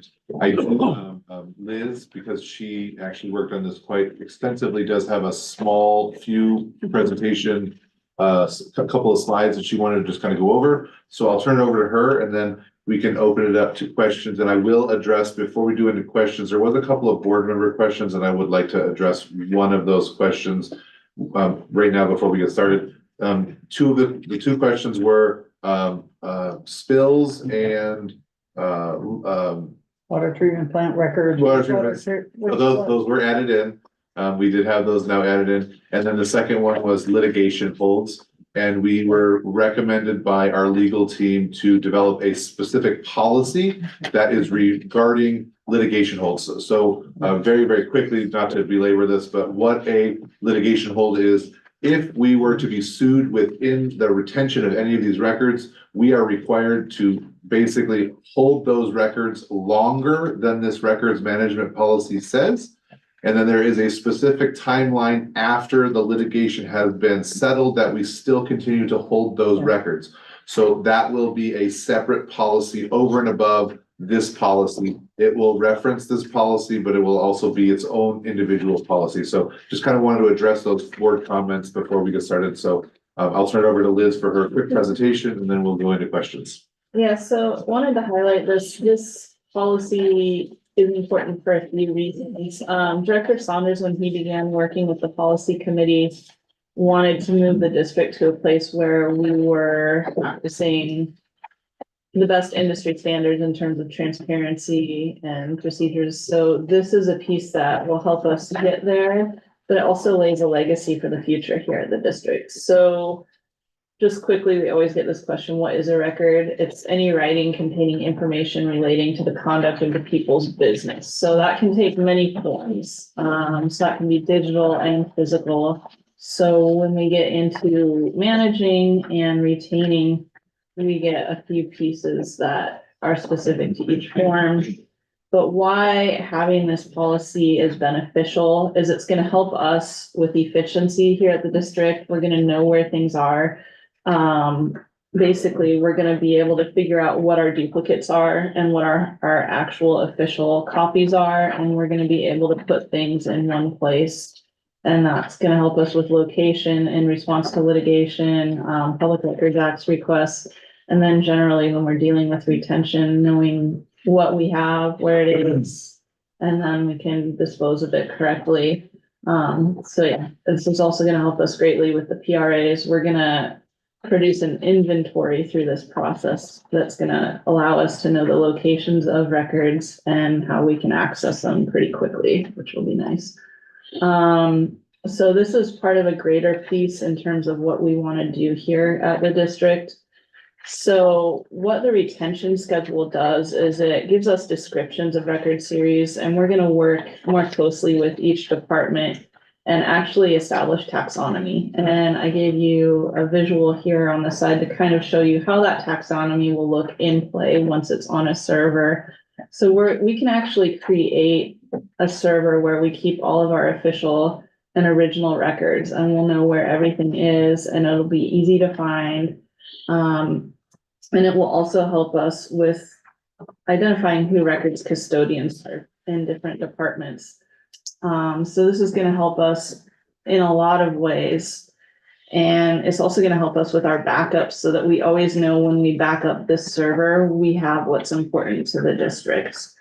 And it will also help us in a last step. We would like to eventually grow into having some sort of device that can act as a portal. So when you come into the lobby, if you have a PRA, it's searchable, it's quick, it's right there.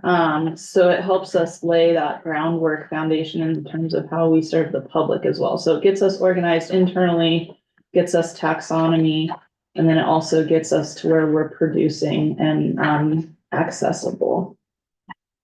And So there is a schedule attached for all the various records. There's a lot of information in there. A lot of it does follow state record management standards. So everything that we reference, basically has to do with how, these records are supposed to be maintained, that we're given direction from. You're gonna be very careful not to keep a record longer than you want to keep it, or you should keep it. So we can adjust, we can take recommendations, but anything that's over and above what is recommended by the state is not recommended, I would say, by legal counsel, because that does open you up for the liability. Vice President. Unless you wanna go first. Yeah, I just wanted to bring up, so we did leave something up for board discussion, and it was on our records retention. It's page 43 of the schedule, the first box. So I know everybody was alarmed at this, and that's because it's what the state requires. And the state requires a minimum of 30 days. That's the shortest you can hold a recording of a meeting. And because of the way our district works, I mean, the minutes provide the actions, but going forward, it doesn't really, you may not find a lot of the discussions and some of the presentations like Cass was going back.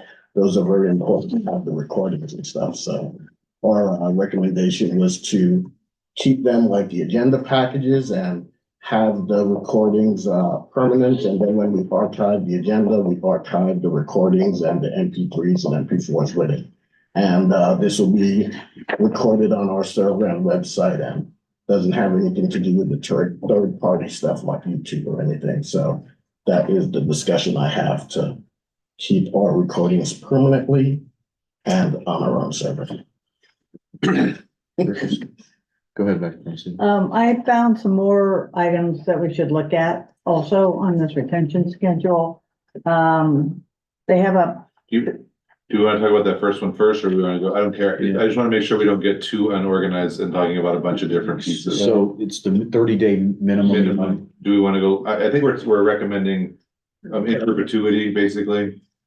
Frank, I just want to make sure you get involved if you have any. Yeah, that's fine. I mean, qualms look, about board that. policy, minimum is 30 days. You can set it other. I just want to make sure whatever motion we make to do this, that's included in the motion. Yes. Whatever changes we make.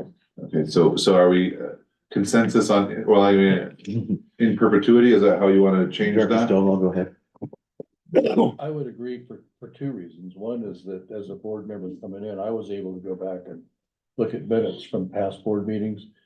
And it gave me a foundation of where we've been as far as being able to go back to motions that were made in previous board members, like banning the finance committee. It would be nice to see the discussion that went into some decisions that were made by prior boards that a future board could go in and change. So I like that ability for future board members to research historical data. And we discussed this recently, and I wanted to be permanent. Yeah, I think that's. Yeah. Do you have a consensus? That's pretty well, 3 is a consensus, Okay. so, I think, right? Yeah. If anyone wants to make comments, I'm not trying to. Sure. Oh, no, I'm not trying to do that, I'm just trying to say, Yeah, Donna, how do you feel about the records, the video management so system? keep it short. I will be in consensus with that also. Personally, I don't want my mug up there for the. In perpetuity. You can go back and look and say, oh, I've gotten so old since then. Okay. Can't alter it, sorry.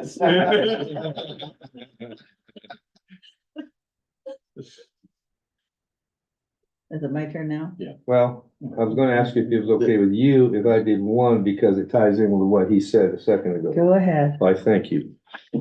Since I Speaking of the can't- agenda packets, it has down here that, that's what I was gonna bring up. It says current plus 2 years. What page? That would be on page, Four? I don't know. Estimate and. 4. I thought they were permanent by law. Well, it says just 2 years, current plus 2 years on agenda and agenda packets. So that was one I was gonna raise. 5? So then you don't want to counter everybody Yeah, else. so I would keep it the same as our recordings. Right. Because we actually do archive them and we do keep it. Yeah, so I would say permanent. Yeah. In fact. So, do you want to go through and get a consensus on that as Okay, we well? got Just so one, we have, two. Okay, we got a consensus. Thank you. Okay. Thank you. Okay, game on. So Are you done? I'm done. On page 30, 30 and one other one here. 30 and 31, they talk about hazardous materials for underground storage tanks and above ground storage tanks. Which I'm assuming, we would probably currently be having an AST, not a UST. we have no underground, I don't believe. I don't think you do, so that's what I'm saying. So there's nothing that relates to any information on those, on an AST on site. We would have neither of those. I don't think we have above ground hazardous materials either. We don't have hazardous material. We don't I'm just store saying to tanks. add it into an AST involved, if you get it, because this is kind of the same deal. We've got a UST listed here, well, in case we have one for some reason. Are you asking us, are you asking to remove it? I'm not. I'm asking it to add AST to the list, not In case we get one. Huh? In case we get one. in case we get one. Oh, I see. I'm sorry. So. Because there's nothing listed for you. So the only, for the life of the tank, I would, how long would you keep it? Because I think the difference between that is if you have an above ground tank and you get rid of it, say you sell it or you dispose of it properly, then how long do you want to keep the Well, records? if you're disposing of it properly, you're gonna be holding those, DTSC forms forever. Because that's a requirement by the state of California, State Department stuff. I So that's, have no problem with the recommendation to add just add an above AST ground with that. storage tank and just keep it as a. What is it called? You okay with that? I don't know how that would. Yeah, all these things, I'm assuming you're writing these down. All these changes will be baked into a motion at the end. Yeah. Perfect. And what was it, permanent? Is that what I heard? Yeah, I think just making sure if you dispose of it correctly, that would be permanent for the life of the tank. Well, for if the it's life of the- disposal correctly, and then you're gonna have to hold those records for permanent Yes. to show that whoever you shipped it to, the shipper and the receiver. Cradle to grave. Cradle to grave. Consensus. That's not permanent though. That's for the life of the tank. No, it's They would have to cradle, hold it permanent. permanently, from Okay. cradle to grave, Because and then we cradle to keep it to grave- make sure that it went cradle to Okay. grave. Yeah, those Okay. Okay. DTSC forms, you don't get Because a. cradle grade is not permanent. That's fine. That's my concern. That's a really good. And that's a really philosophical discussion, but you get my point. We have to make sure it goes to the grave and it stays in the grave. It stays in the grave. How about womb to tomb? Don't ring the bell. Womb to tomb. Okay, so I think do you want to try to get a consensus on that as well? Consensus. We're good. Yep, we're good. Yep. Okay, and then, there was one that I didn't find, there's a property abandonment thing, but do we have anything on, like parcel ownership records? Where there's information that we hold for an indefinite period of time on that property, as long as it remains in the, blah, blah, blah, district, cause there's nothing in this on any retention of those kind of records. Would that be done at the county? Well, no, I'm talking about if there's information that we have in our district. Yes, there's a property owner at the time, but that property, parcel number has that we retain, parcel records of the parcel. Like if there's a problem, if there's a tank, if there's something there, that we keep a record of that. On page 41, there's a few things that have to do with property abandonment, and then there's also property acquisition and Well, the only, yeah, but that's disposition. district owned. Because you're talking about like private property. Yes, The only time when you have private property, like, would be a contractor, the connection, or if we did like research on it to connect to the system. right, but whatever we have, like our equipment that goes onto that property, that there's a record that, you know, and it stays within the district. So I didn't review the, Contracts they keep. but is there electronic, like with, our electronic tracking system in there? I didn't look at it. Also, I think it'll be covered under there, like how we do our work process now. I think electronic, it's, you're talking about like GPS. Photograph, like how we. Yeah, I don't think it's permanent, but we definitely do keep records of work that was done. I don't have to look it up.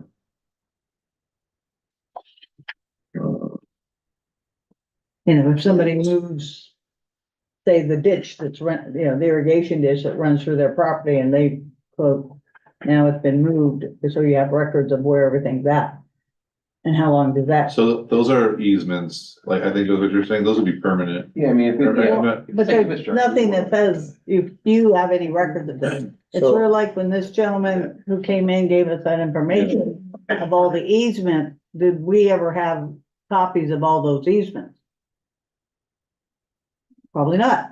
So that's the kind of stuff we should have available that could be looked at, checked on, and be a permanent record for the district. Rather than when we have meetings and, we come up So- with. Under 15, page 15 of our policy, recorded easements are to be kept permanent. Easements and then deeds, anything that involves conveyance of real property or ownership of real property, that will be kept permanent. Okay, that's why I want to Yeah, make sure that yeah, that's listed, it is. so that information stays with it, so it's an electronic that you can Right. get to and, And we have all those easements, it's just how we organize it now, that's the. We have boxes and boxes of that, so just so they can't get rid of them, that's Yeah. permanent Yeah. record Yeah. permanent, yes. versus the boxes that go out and get sort of wet and. No, that's actually No, pretty no, I'm dry. just saying, but yeah. Just And be- we're digitizing a lot of it too. Yeah. Now, yeah, and the easements and deeds, we have to retain the original Originals. format. Yeah, we have originals for everything, but we also are digitizing what we can for records so that we have an easily accessible record. And then the testing records, it lists the 40 CFR, which is hazardous waste wastewater, but it doesn't talk to water records or stormwater records, which wouldn't be under 40 CFR, it'd be under a different 45 and 45. page 45. So that would be under a different, federal code or a California code. It's not a 40, oh, it It's doesn't. not a 40 CFR. That would be 40 CFR is under your hazardous waste, hazardous material kind of stuff. So maybe expand to include like the groundwater spills, the stormwater spills, and, Yeah, but whatever the other codes that would be covered under that. you know. As he takes a deep breath, I hate when you do that. We can definitely add the pertinent code to this. Yeah, I so think it it would be safe. encompasses everything. Yeah, I would have to look up what the actual code is, and I'm actually gonna ask Frank and his team to probably find the What code. specific testing record are you referring to? Well, if you're having a spill, if you're having any water records, I think a lot of that too, those spills are recorded, so we report on those spills, and the state holds on to those forever, they don't let those go. I know, So, but I know what you're saying. just so you trigger and know to go to the state to I mean, that's part pull of that that. information. Besides, I guess what the question, besides spills, which I think was included in here. So I What- have like water treatment records, that would be your testing records for water treatment. Stormwater, if you have any, that would trigger into, the state reporting. But you would also have to have where we reported it to them and hold that for X number of years. So like water quality testing records in Yeah. general? Yes, I mean, we do that monthly, that gets to the state monthly. Yeah, but how long do we but retain? that's what this is Yeah, a record retention, so that's what we're trying to do, is Bill needs blank to encompass some of these other items. Yeah, I believe it's 6 years, you have to keep those records as well. Yeah, so, So we can add, we yeah. can add, it'd be drinking water into this as well. I Yeah, think. and the only Then other- we just find the right code section for it. Yes, because I pulled up the 40 CFR 122 because I forgot what it was. I used to know. But, Yes. and the only other thing is under the under environmental, I don't know if we have like a lump it into, like if we had to do a environmental study on a parcel or environmental study on something that isn't, A storm that is. yeah, and so it's not relating to CEQA, it's relating to environmental, the big E, not to be construed with the little e. And there's nothing in here that has a records retention for that. So it is under CEQA? Wouldn't that fall under CEQA? No, What environmental quality with respect to what? well, if you're going down, say, okay, if you trigger off CEQA, you got NEPA reports that you're pulling now, which aren't CEQA. So at somewhere we need some kind of an environmental studies and make it general. So we do have under Page 25, I think, 25, we have various categories under environmental quality. in page 26. Yeah, but it And it doesn't, includes under, and it's not limited to CEQA, it says yeah, but environmental review as one of the subcomponents, and it says.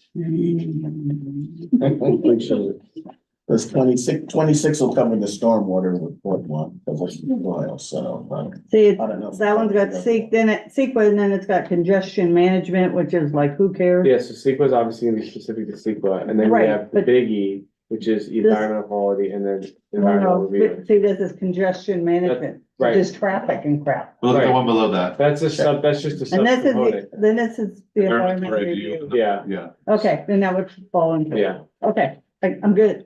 And then 26 will cover the stormwater. If you look at page 26, it has the soil report. And our report, I guess, has to be. Where do you think stormwater then? We had to do a soil report for the leach field for the stormwater spill. Got yeah, but that would be different than overall stormwater. Stormwater would be like, if I went out here and tested water in the You're little, looking for the whatever. actual storm testing, okay? yeah, so just, Yes, I think that would, is that not, would that not fall under, sorry? What we have in here already? You're just looking for the different code section for that. environmental quality, environmental review. Yeah. It could follow under that fund. That could be the big compass. Okay. I beat that up enough. So I think the three, changes, can we just go over the changes that we had? Yeah. Unless there's more, I don't mean to step on anyone's toes, if there's other I board think members. I think that's all. So Public, I wanna make sure I know. let's make sure we got. We gotta get this first. So we're making permanent recordings and agenda packets. Correct. AST, At a above ground storage tank. okay, so we need a That's another one for your pertinent acronyms. code, we need to make sure it's listed as permanent. So for spills and groundwater records, did we Frank, cover Frank's gonna get the those? code Okay. section that would fall under. Water quality testing records, you're gonna add the drinking water in the code. Yep. And did we resolve the big E, little e, or do we still? need Yes, to we add? resolved That's that. what- We resolved that. Perfect. So those three changes, AST, video recordings, and get the code section for the water testing, those are the three. And agenda And package. the Agenda, sorry, I guess it's four, I was including the records and the videos and the agendas at the same We time. said it was permanent. AST stuff is permanent, correct? Yes. Correct. Because you're hauling, those will have hauling records. So if you guys have, say you're doing your own, And that's only for hazardous material of tanks, just to be clear. When will we have hazardous? If you had like a gas tank or something, if we got a gas tank here or something else like that. I don't know, I don't foresee it, but I understand just in case we do get something, I understand what you're doing. yes, we're just putting it in place so it can be used at a later date if we need it. And like I was trying to say, is like if you're doing any service maintenance and you're pulling fluids out of that equipment, that now becomes a hazardous waste. And so that has to be hauled and handled properly, and those records have to be retained. So that you're not dumping it in the back 40, it's gone somewhere else. Sure, totally agree. So those are the four changes, videos, agenda packets, ASTs, and find the right code section for testing. Public comment. Okay, recordings and videos. MP3, so Yeah. make sure that, Yeah, because I've been told I yeah, can't. recording. That was part of the video. Yeah, I did specifically say MP3. MP4s. But I wouldn't keep those because 20 years from now, it might be pill or eye retina, so, Well, but no, I mean, whatever it is, It could yes. be in the computer. Yes, recordings and videos, yes. Okay, but because that's the example at the finance committee meeting, that recording was probably clear and the video wasn't. The video had all the feedback on it, YouTube and Zoom. And we're gonna get you a clear video. I'll send you an email and you have that. Okay, but I just want to make sure in the future I can get MP3 for recording. Because they're gonna be permanent.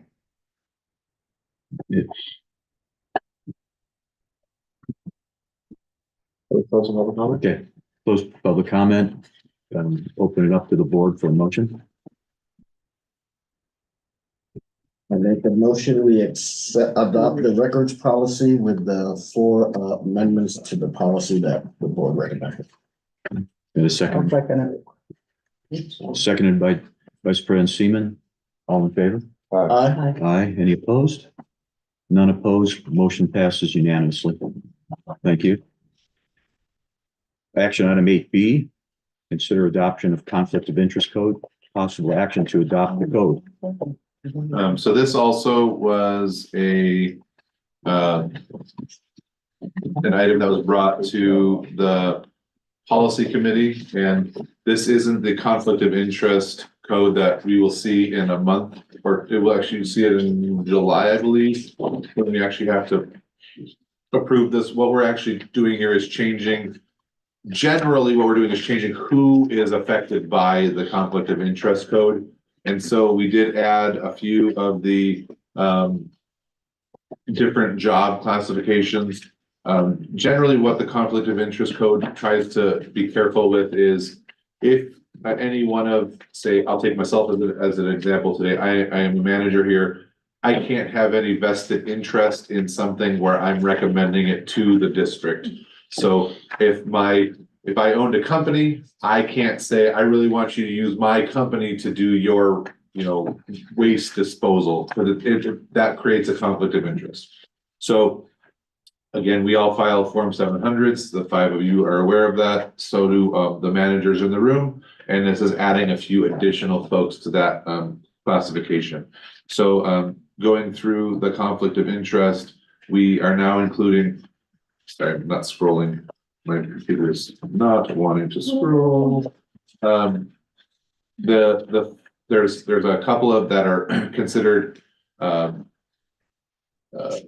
guess,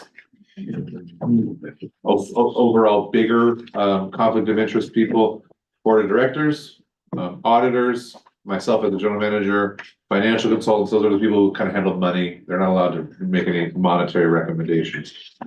The other designated positions that fall under specific sections of this, and they are designated within the code, are the executive assistant, the field superintendent, general counsel, human resources or IT specialist, our office finance manager, our operations manager, water resource manager, and water treatment operator lead.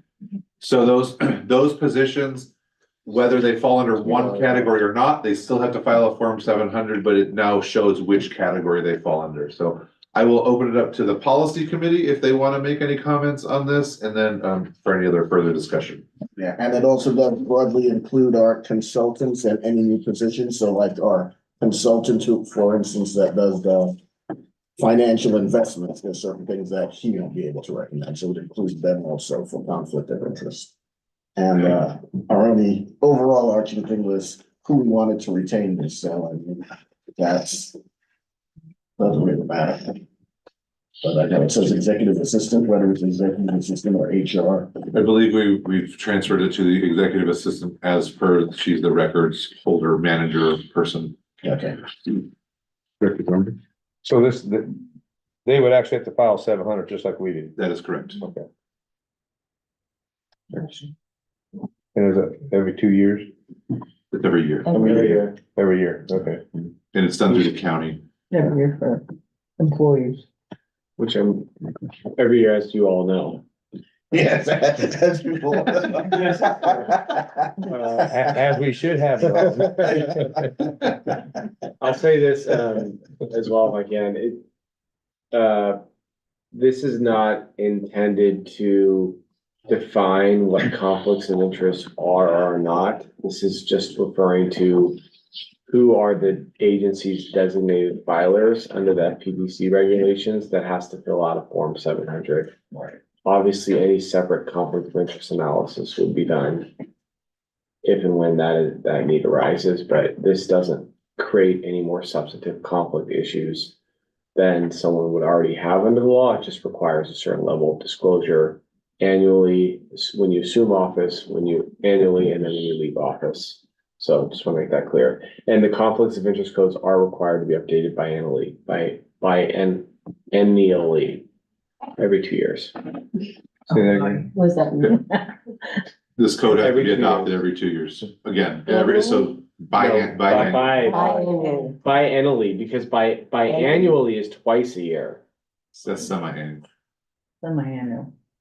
Someone can Google it later, but I'm pretty sure it's biannually. I'm not pronouncing it right. Oh, you're not. It's like perennial, but biennial.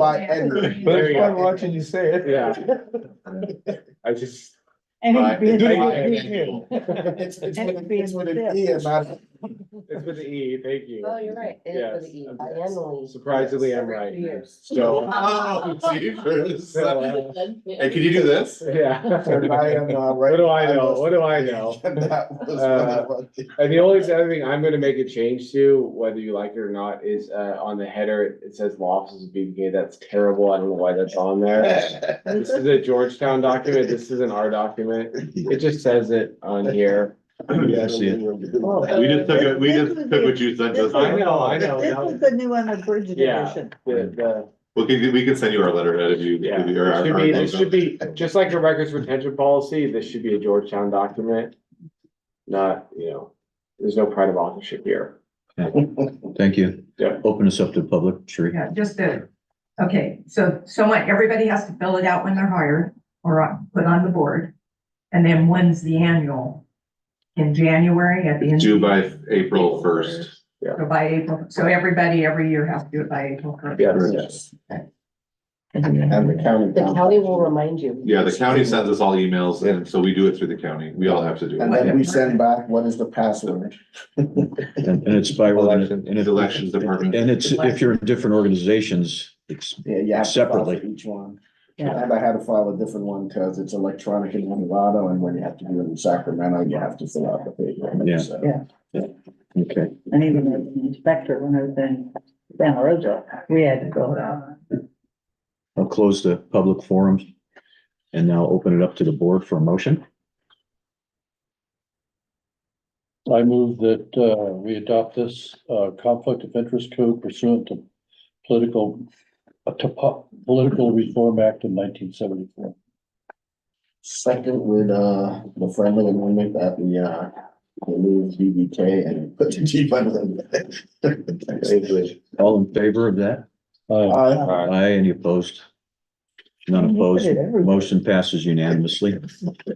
Okay, Sorry, really not close. we're gonna skip over C because we completed that. I know. Now we'll move to D. Review of fiscal year 2025 operating budget and capital movement plan. Yeah, we do have a presentation, and we actually included, I think we can do just a budget. When there's a. Somewhere. the budget. Doing the presentation. Yeah. One line. You're kidding. Yeah.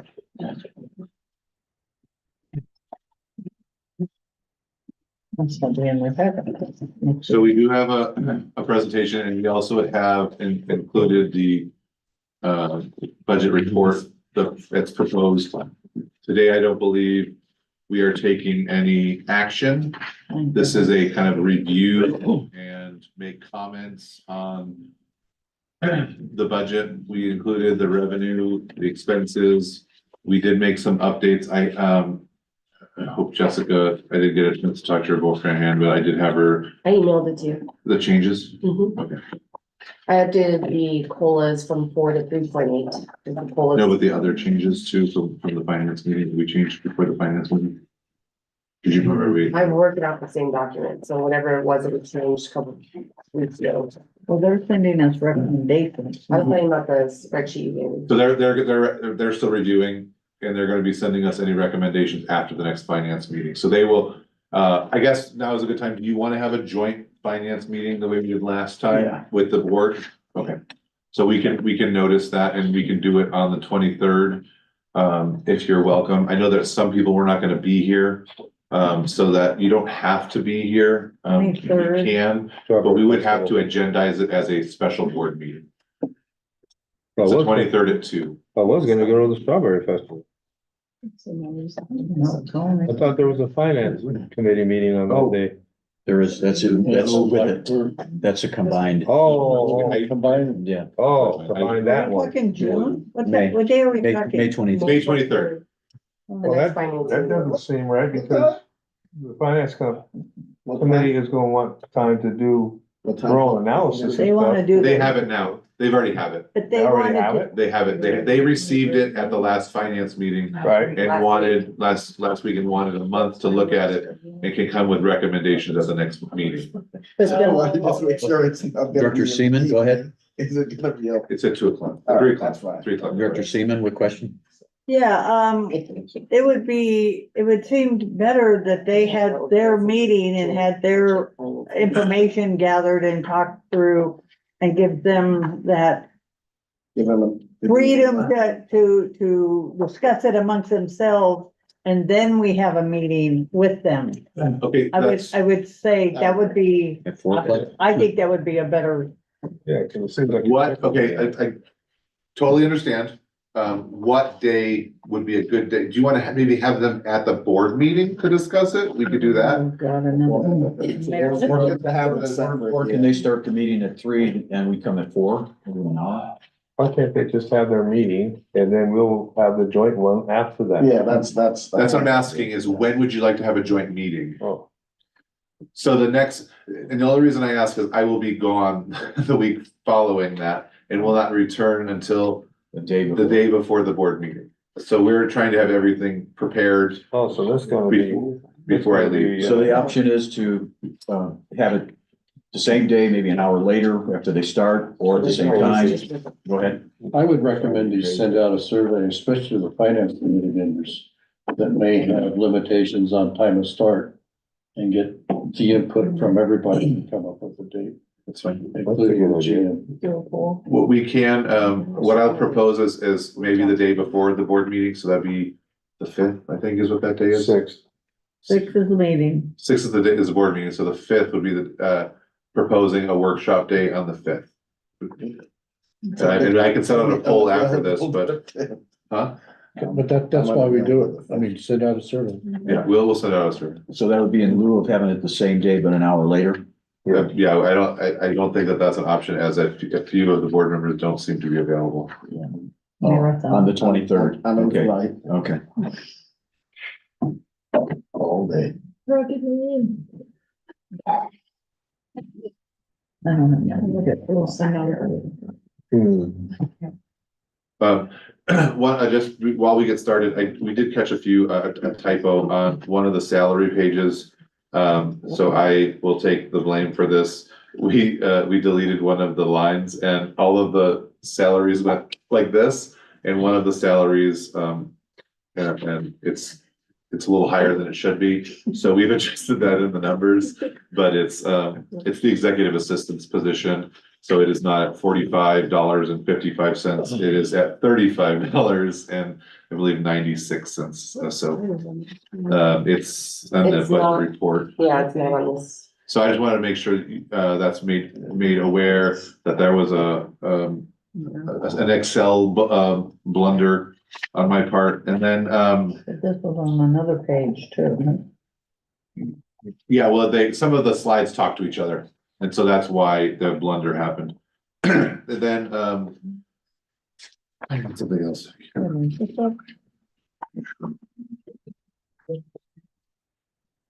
So we can go through the slides real quick And we can also go through the book after real quick. So this first slide is 5100.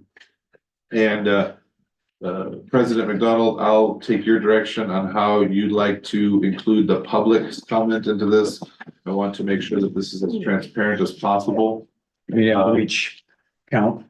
I'm so sorry? After each account, you. Sure, that'd be, I would think we could do that. That's probably the best. Okay, so 5100 is our source of supply. This is generally considered anything that is from the Stumpy Meadows reservoir. It does go through the entire system slightly, but it does kind of end also at some of the treatment plants. So we include some metrics for the entire system, but mostly it is kind of the upper part down to where the treatment plants start.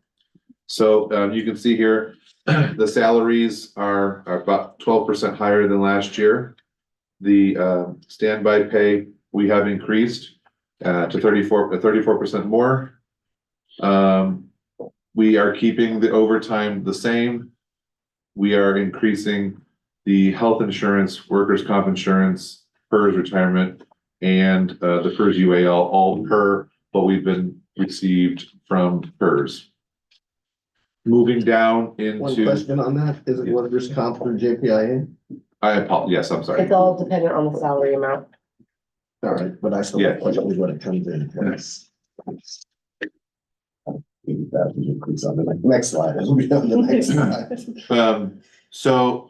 This is the bottom portion broken down, and Ms. Director Seaman, I know you had a question in regards to what materials and supplies, the different accounting things.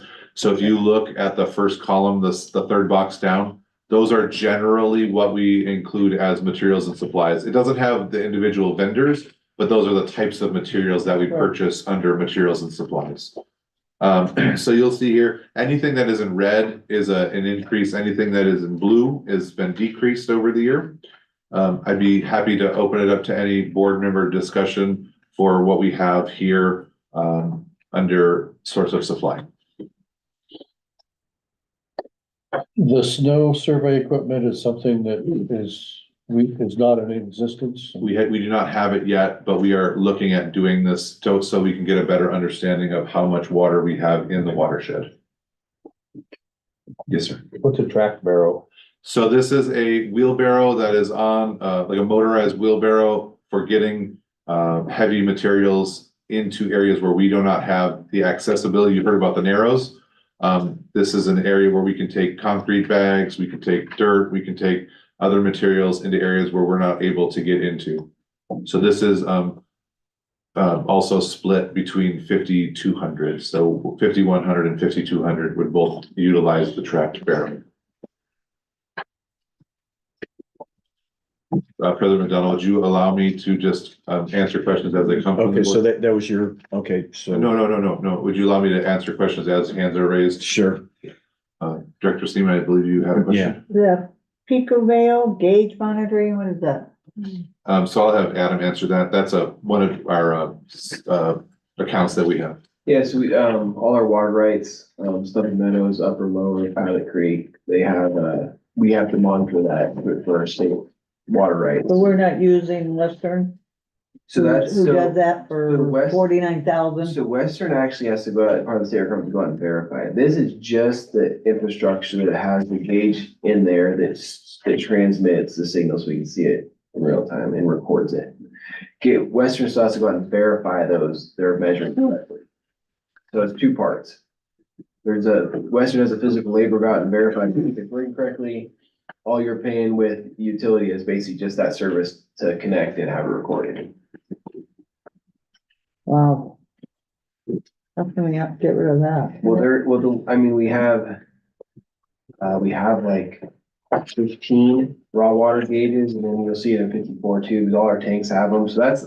No, I understand that. I'm just saying, because originally it was, we're at 59,000 for Western to do all this work, and now I see they also have the gauge repair number also, but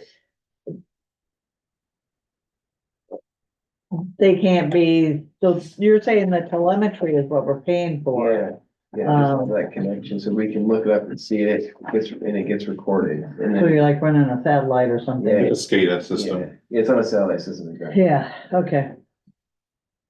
Yeah. Oh, that's- And part of the water rights reporting requirements, if you look on the state, there's a certain amount of our gauges, four of them that have to be updated hourly and made public. That's on our website, it's always there. And Right. that people know. Okay, I was just wondering, because I was like, there's some stages, like, in the federal government, it runs on its own, and it's shooting off a satellite, and Let's do it. you get it by every minute or so. Exactly the same as what this is. Yeah, okay. Thank you. Is there any other board questions? Would you like to open it up for public Yes. comment on 5100? You mean more questions on just this? Just 5100. We're gonna go each account. One line of- It'll be cleaner and probably more efficient. Oh, all right.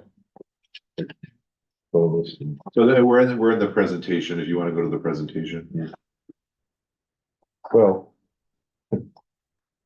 one question I have back in the prior sheet is like everything has all these amended budgets. Yes, How are these budgets getting amended? you have amended them. We have amended them?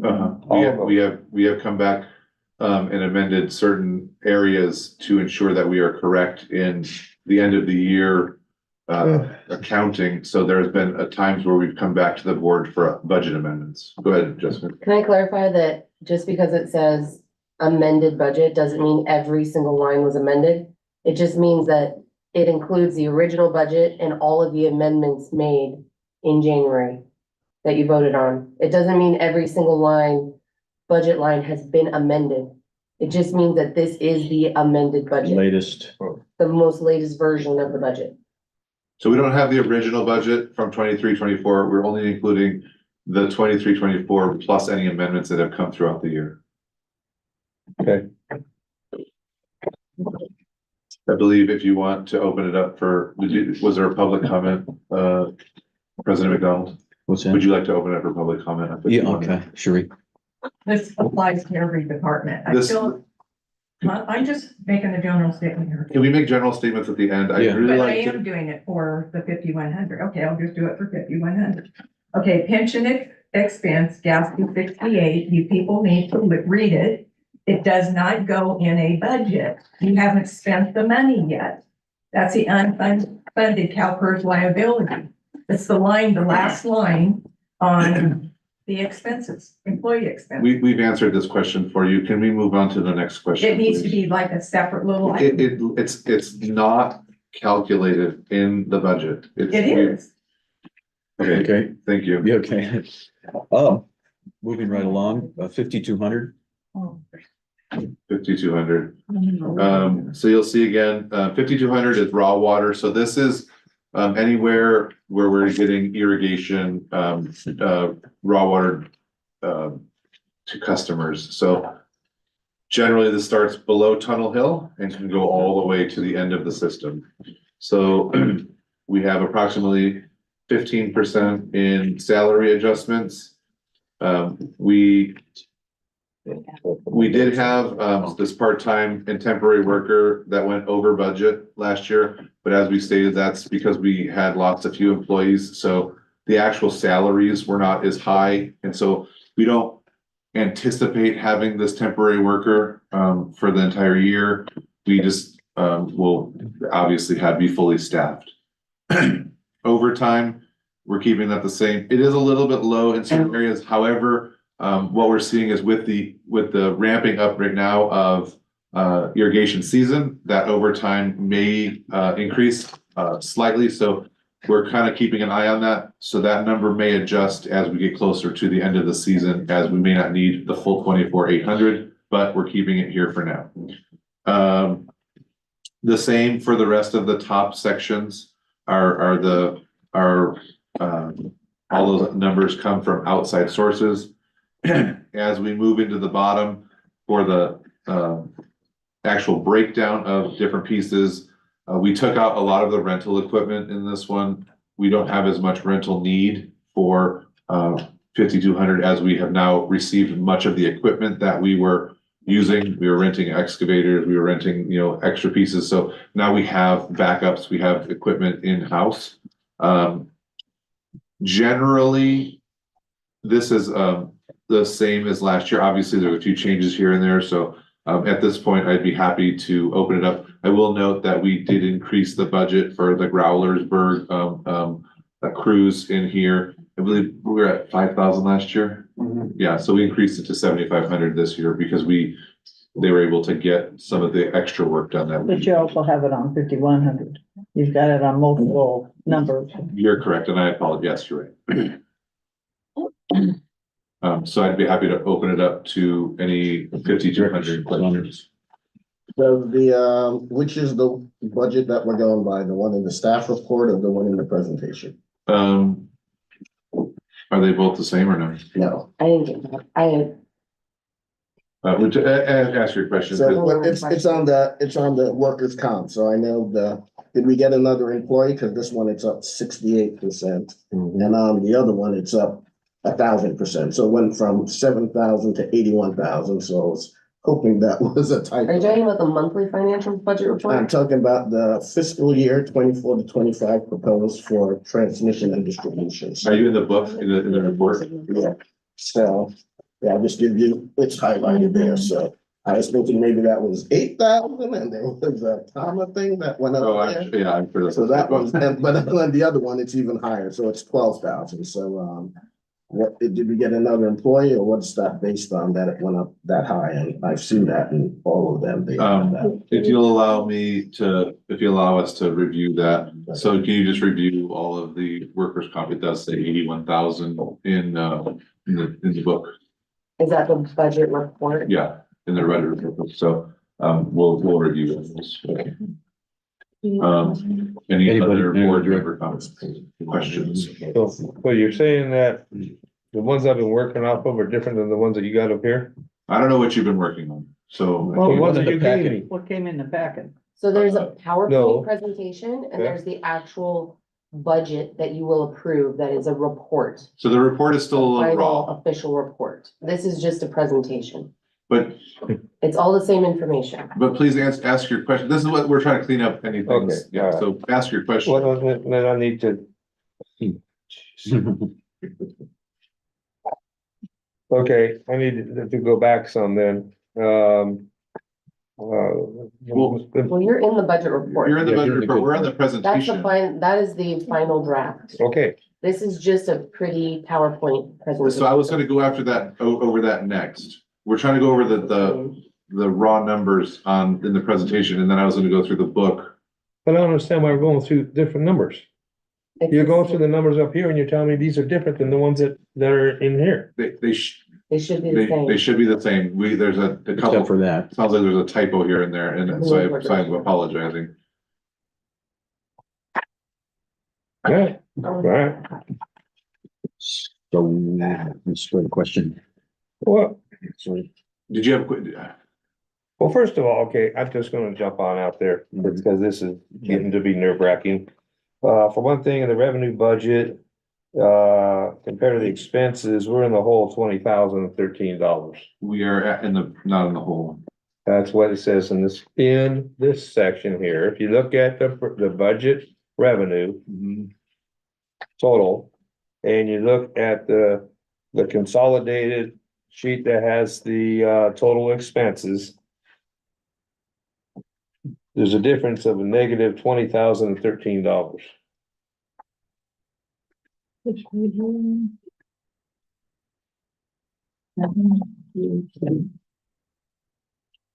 Did you get that same number, Mike? 17 or there's two, yes, they're just talking about the budget here. Yeah, the budget amounts, and No. that revenue does not include the supplemental.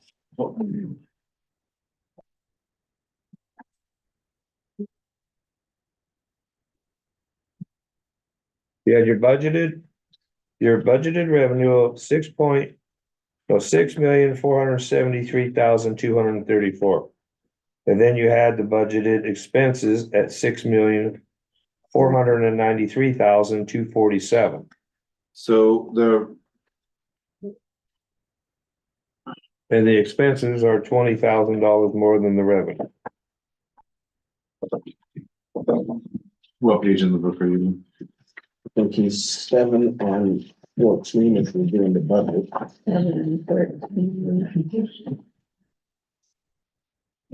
Yeah, 7 has, if you look at the proposed seven. budget of the revenue where it says, I got 6473. that's it. Yeah, right here. Yep. Yep. That's the budgeted revenue. And then if you go to, what page is that, Mike? 14? I think it's 14. There it is, and it says the proposed budgeted expenses I see it. is 6,493, 247.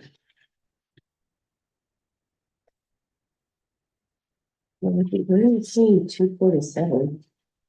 It's in the budget report. Some of these may change because I had the health insurance highlighted. Oh, those are expenses for the individual department.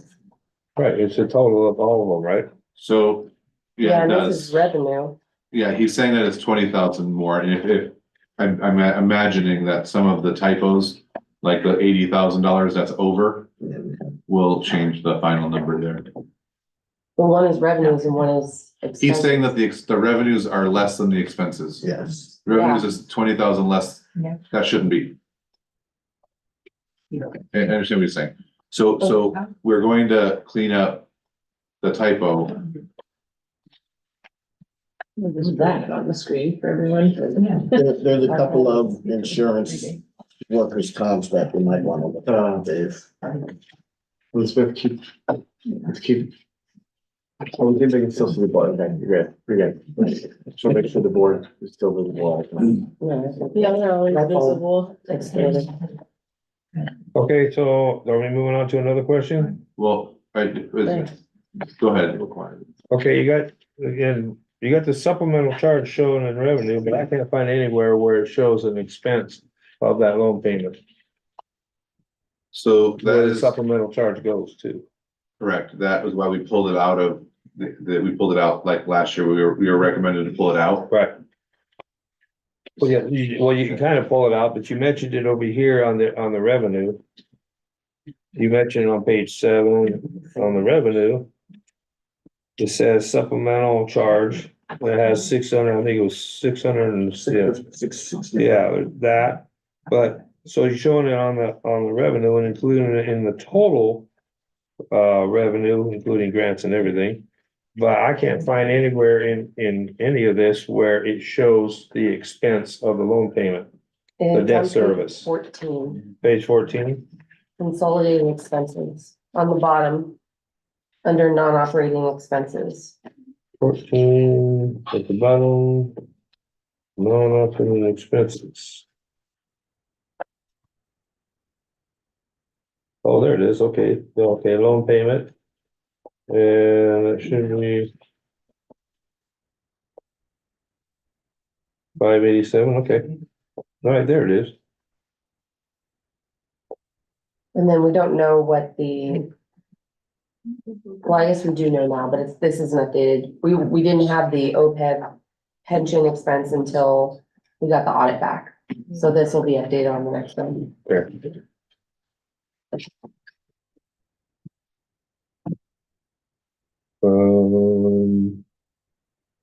Missed that one. Yeah. Okay, let's go to where were we on 5,200? 5,200. Yeah. Okay. You have the floor. I'm done with the floor. Okay. I think I mocked it in. Public comment? Do you have any comments on 5,200 from the public? No, okay. Moving along to 5,300. So 5,300 is our treatment plants and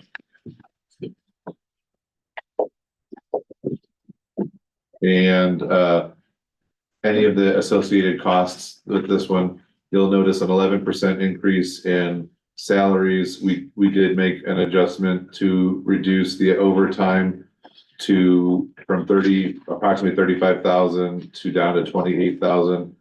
Just weren't seeing as much overtime in this department. So we don't want to have that as an overage or an over budgeted area. Again, the rest of the areas are included from other sources. Moving into the bottom section, I will just take a particular note. The largest increase you'll see here is within the PG&E in utility rates, approximately 20% increase in the utility rates from PG&E. There are a few other increases, and then there is a piece of equipment that we're looking to purchase. It is called a hydrant buddy. This is for valve exercising. We're going to apply for a JPA risk management grant. Exercising hydrants and valves is a huge workers' comp issue because it's twisting and doing all the things. So what this machine does is the guys are able to put it onto a valve and a hydrant, and it kind of does, it turns it.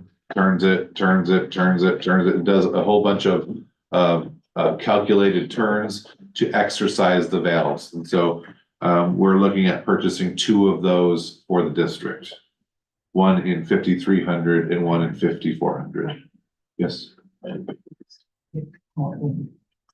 So I'd be happy to open up to any questions for 5,300. Director Seaman?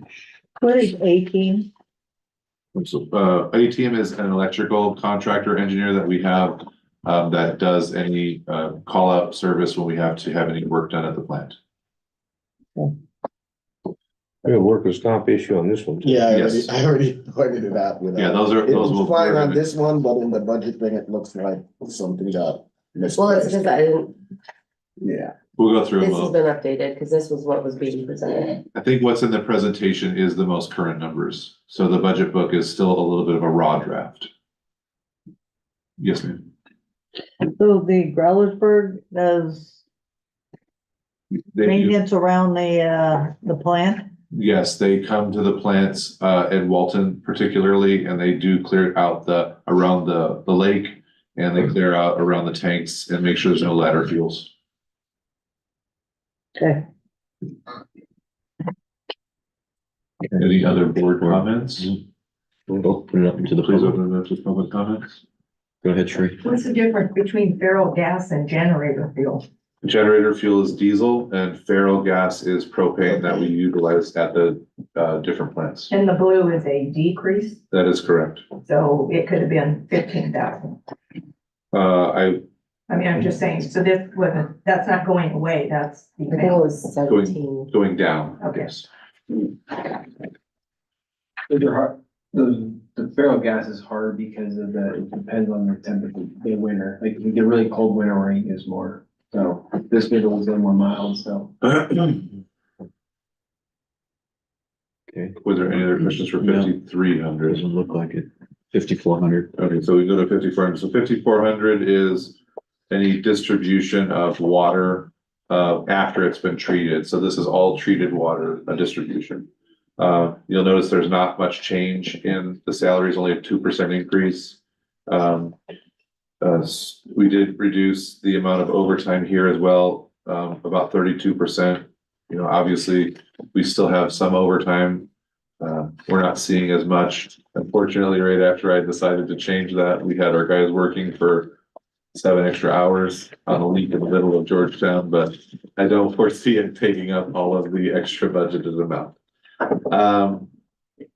Moving down, it looks like we have this workers' comp looks like it's good inside the presentation, so we'll see. Yeah. But moving down into the different expense accounts, we have again a hydrant buddy, so that's another cost that we are looking at, but again, hoping to have that grant funded.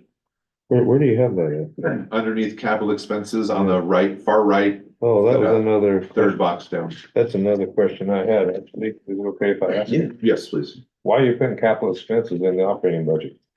Those should be in CIP. So these are small capital expenses that are less than $10,000. Okay, but I think that, I don't think there should be capital expenses in the operating budget. I think it should be in CIP. Maybe we should create a category in the CIP that says, miscellaneous stuff or something like that. Like I've been saying for a long, long time, the operating budget needs to be the operating budget only. And there shouldn't be purchases of new equipment and stuff, in the operating budget. I mean, I guess, what is the pleasure of the board? We can go either way. I don't mind, moving that to, Refresh me on what your argument is for that. I know you told me, I'm forgetting. Yeah. But basically, you're preserving the cost of operation, not to include this, but the rationale behind that. Yeah, well, the operating budget is strictly how much it costs to operate the budget. We also have an operating reserve of X amount of months, okay? And that, the desire of that is if emergency or something like that. And so, and also for budgeting, when you want to look at, like, for example, if you're going to look at the rate study or something, you say, okay, here's our operating costs. So all of that needs to be part of the operating budget only. Buying new equipment, repairing, doing like CIP stuff, even on a smaller scale, because it adds up for a thing here. And, I think that should be in CIP. And it should not be included in the operating budget. I think that's a completely fine change. We would be happy to go through. I actually pulled some stuff out of 6100 capital expenses and put it on the capital improvement plan. So I with the consensus of the board, and I just Keep it clean, go ahead. I had an alternative suggestion, is that these capital expenses that are in each department are more not capital improvement projects, they're materials and supplies that are a little bit more expensive, and their capital expenditures are items that improve the district but have a life of 1 year or longer. So if you wanted, we could put this into materials and supplies, but it's not really part of a project. It's a material and supply, but it's more of something that's gonna last. It's not gravel, pipeline. I think including it as a capital in the capital improvement plan might be better for the district. Yeah, I don't think that is considered material and supply. Yeah. Okay. Yeah, a piece of equipment is not. Just to further clarify on what, Director Thornburg was saying is, what happens is, so let's say we add hydraulic pressure, a drone, vehicles, all of this stuff. At the end of the next cycle, we look, our operations and maintenance is at this level, and it included all of that stuff, and then we give it that 5 to 10% increase, and each time it's getting higher and higher, where there's a whole bunch of things that really aren't going from year to year, and I think that's the thing we're trying to preserve. Let's see what the actual operations and maintenance is to deal with the core stuff, and these things extra, we're still gonna pay for it. It can be in capital expenses, and the smaller ones, we could say, all right, we're funding this out of the water fund as opposed to capital improvement if it's a certain amount of money. Well, exactly, and like I said, when you look at the reserves, okay, you got, I forget, 4 months reserves? I think we're 4 months. 120 days, so you got 4 months. Yeah, so you got 4 months reserves. Okay, and then so you have an operating budget that has all this other stuff in it. That increases how much of reserves you have to have. Yes. That's, I actually see what you're saying. I agree with you. I think it's better to pull it out. Because then we can put, as opposed to having as much reserve, we can put that into the capital reserve and just buy out of the capital reserve. I totally get what you're saying. There you go. Especially in the context of cost of service. Correct, yeah. No, it's a, I didn't catch it that way last year, and I apologize. So Took you a year to catch on to what I'm saying? No, it just took my brain not to be in a fog of my first year, so I appreciate that insight. That is definitely thinking of it a different way. So, we can go through and readjust the capital expenses and do, the capital improvement plan. And we'll make a category that's like miscellaneous equipment or something like that, and we kind of line out what we are planning. Yeah, well, that way, when we go to talk about what we're gonna do for the year for the capital improvement plan, then you can spell it out. We want to buy this, and maybe $15,000. Okay, good. Yeah, no, I like that. I really do. I apologize for not catching that sooner. So that's a good suggestion. Any other board members? No. Public? So that's like taking it out, so we're not paying it in our base rate. Equipment. Not necessarily. Cost of service. Not necessarily, because cost of service goes, okay, if I I think you're good. You're gonna answer this well. cost of service is not just your operating expenses. It also includes, like, for example, like, if you follow the last 218, it also includes money to put towards CIP. Because you have to have money to put towards your infrastructure to keep it running and all that sort of thing. Right. That and your basic operating expenses, like we're just now talking about, that comprises your cost of service. So all of that is comprised in your cost of service. It's like they said, okay, for the last 218, it was our operating expenses and $1 million in CIP for infrastructure. Okay, so that together is our cost, it was our cost of service, which we can't charge any more than. Okay. I think we can move on to 5,600 if you like. Yes. So 5,600 is our largest category. It's administrative costs. You can see the salaries are up about approximately 16%. The retiree benefits, as was stated earlier by Jessica, we had to change the way we were calculating it, so that is the new correct calculation. This is also where our overall, insurance for the district comes out of. So we have, like a general liability insurance, so that comes out of this department. As we move into the bottom section, it's on the next slide. You'll notice that we reduced materials and supplies and our rentals by 14 and 20% respectively. One thing to note is we pulled the accounting out of the professional services and added a specific line item that will be for just the CPAs. Moving down into the actual different expenses, you can see where stuff has gone up and gone down. We didn't spend any rate study money this year yet. We will spend a little bit of it, so we did want to include that into next year's budget as well. So we did budget for it in the 23-24 budget. We will spend a little bit in 23-24, but a majority of that will be 24-25. I'd be happy to take any questions on what's in 5,600. There's a lot here, so I know that there's gonna be a few questions. Yes, ma'am. Safety PPE. So that is any kind of, I know what it is, but who in the office would need that? Or are you tracking that as the managers that need it?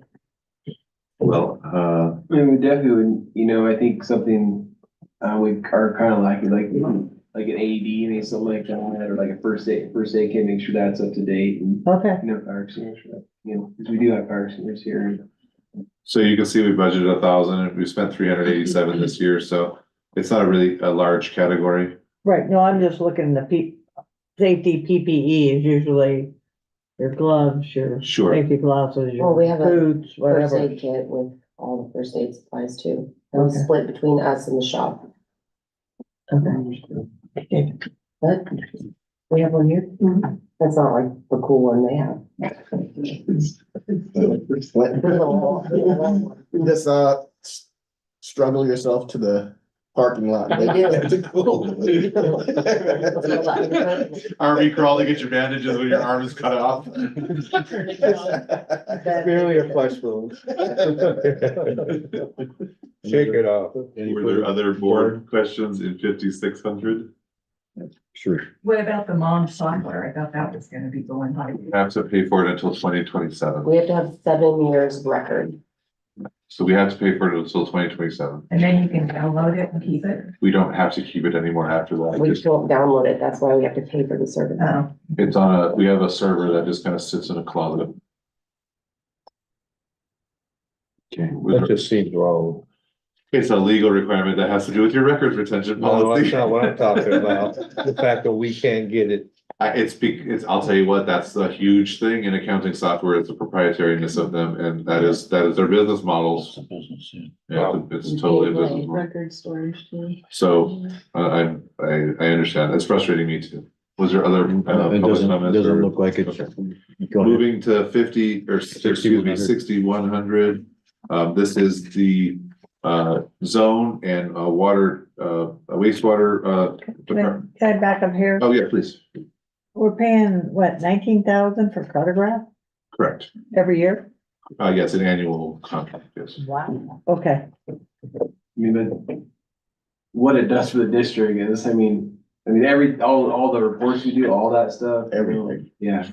Right, but until we get all the equipment in there and isn't that the cartograph that does all the, Oh, it counts every screw, nut, bolt. Yeah. Everything. Yeah, it helps us develop this budget. Yeah. so, but you have to have all the, you have to have input all the. Adam's done, Yeah. Adam's done a Yeah, huge okay. lift of inputting everything, yeah. Yeah, okay. Every service calls inputted in there, all the materials, Yeah. supplies, everything. Your request for the irrigation, at the irrigation meeting, all that's gonna come out of cartograph, so all the different, like how much each line is coming, so all that's coming. And it's all gonna be pulled right out of cartograph, and it's gonna be all the different small inputs and everything, Okay. so it's invaluable to us. Again, it's not like we're not gonna need them pretty soon. It's But we'll name the equipment after them, just so we don't forget who they were. There's still a person that has to do. Not Alexa. Yeah, we don't want AI. Salaries, in this department, we have approximately 27% change. We did reduce overtime, we just don't use a lot of overtime. Brian is the only person who overtimes, and we just don't use a lot of it. We don't have a standby in this area either, just of note. Going through, to the bottom, materials and supplies stayed relatively the same. We reduced the durables. This actually, I'm gonna say this, Director Thornborough, maybe what you just told us for 51 and 5200, I just didn't get it for the right departments, but I did pull out a water tank trailer and some other pumps that we were purchasing. I did pull those out of here, out of capital expenses. So I just didn't do it for every department, but I did do it for this one. Okay, that was the one with the backhoe attachment. No, that's a different piece. You'll see it when we go to CIP. I added some stuff and I'll explain it. But the backhoe attachment is in CIP already. Is what? It's part of the CIP, proposed CIP already. We moved it into that CIP. Okay. But there's other things that we moved out of this operating budget that. Okay. Yes, ma'am. Okay, you have under government regulatory fee, you have other new? Is Yeah, that like we may need it in case? yeah. And then what's station 16 spill? Is that a projection? Because we're gonna have that, If we have a spill, that's the one in Auburn Lake Trail. that is correct. And what's the MISC? Miscellaneous fees, if we ever have any miscellaneous stuff come up. Probably could be eliminated and put under other new. Okay. Was there any other board questions or comments on 6100? And none from the public. Yeah, see, we finally got rid of the 70,000 that used to keep going all the time in that, due to the study. It was like, that was a one-time study. Yeah, we do have the rate study in there though, so just. Yes, I saw that still in one. there. And then we do use Brawlersburg at the CDS fields just for the board's edification. So that is something we could use down there at the CDS fields to clear and do work on.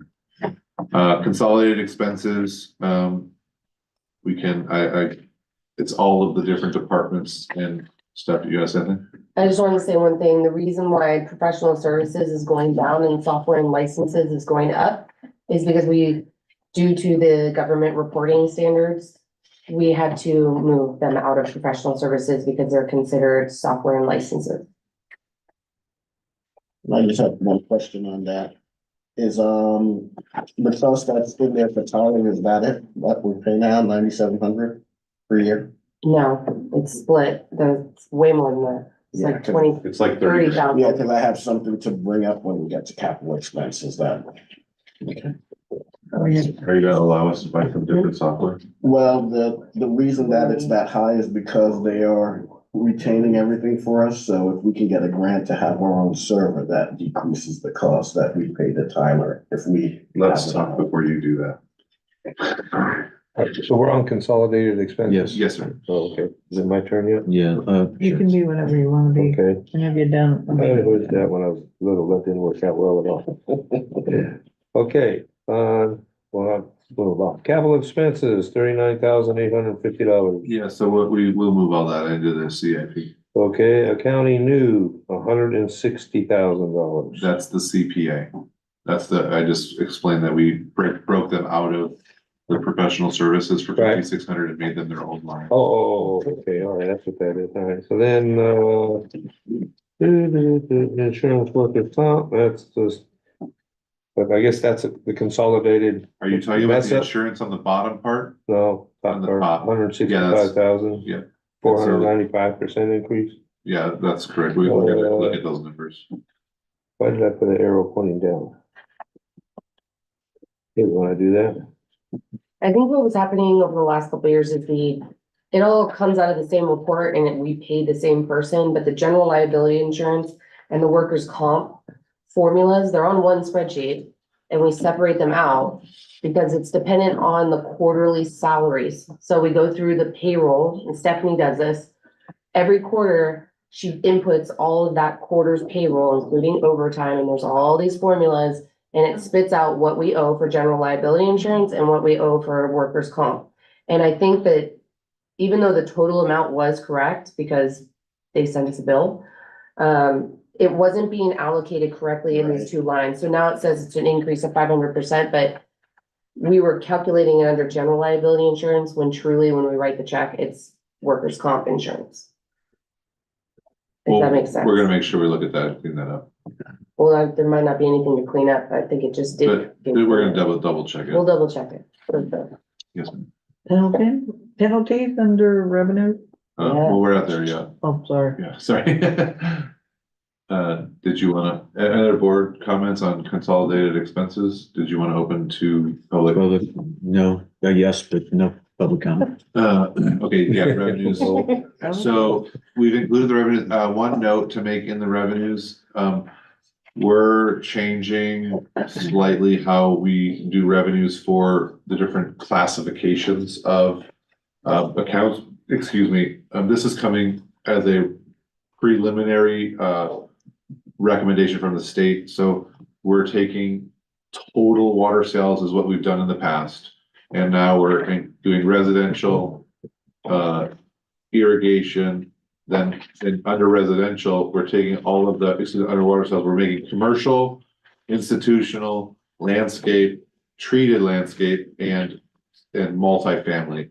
So those are all categories that the state has kind of designated us to use.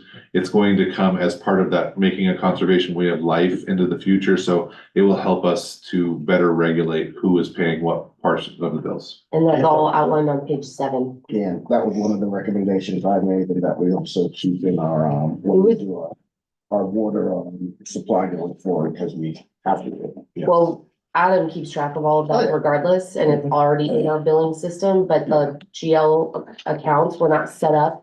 Right. And that's just something that we just ended up setting up now. So you'll notice that the actual revenue doesn't change. Yes. It's just Split apart. split apart. But there was a question on penalties. Yeah, I was just curious why we had $54,000 in penalty. Because we changed it from $12 to 10%.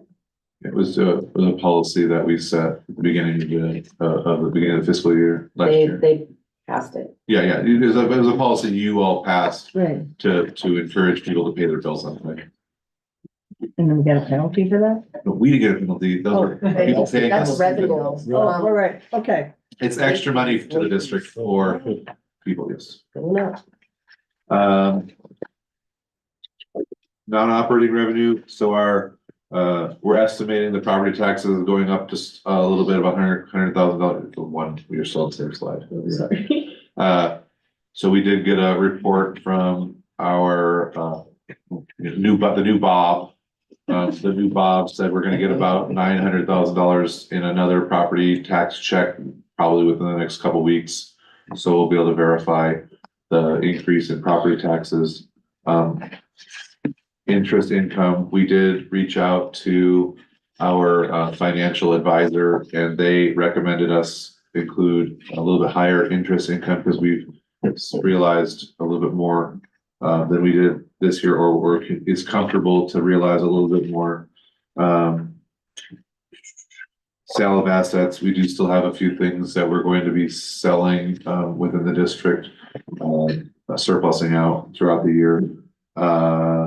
And then the SMUD payment did go from 110,000, and the last year's check was 133,000.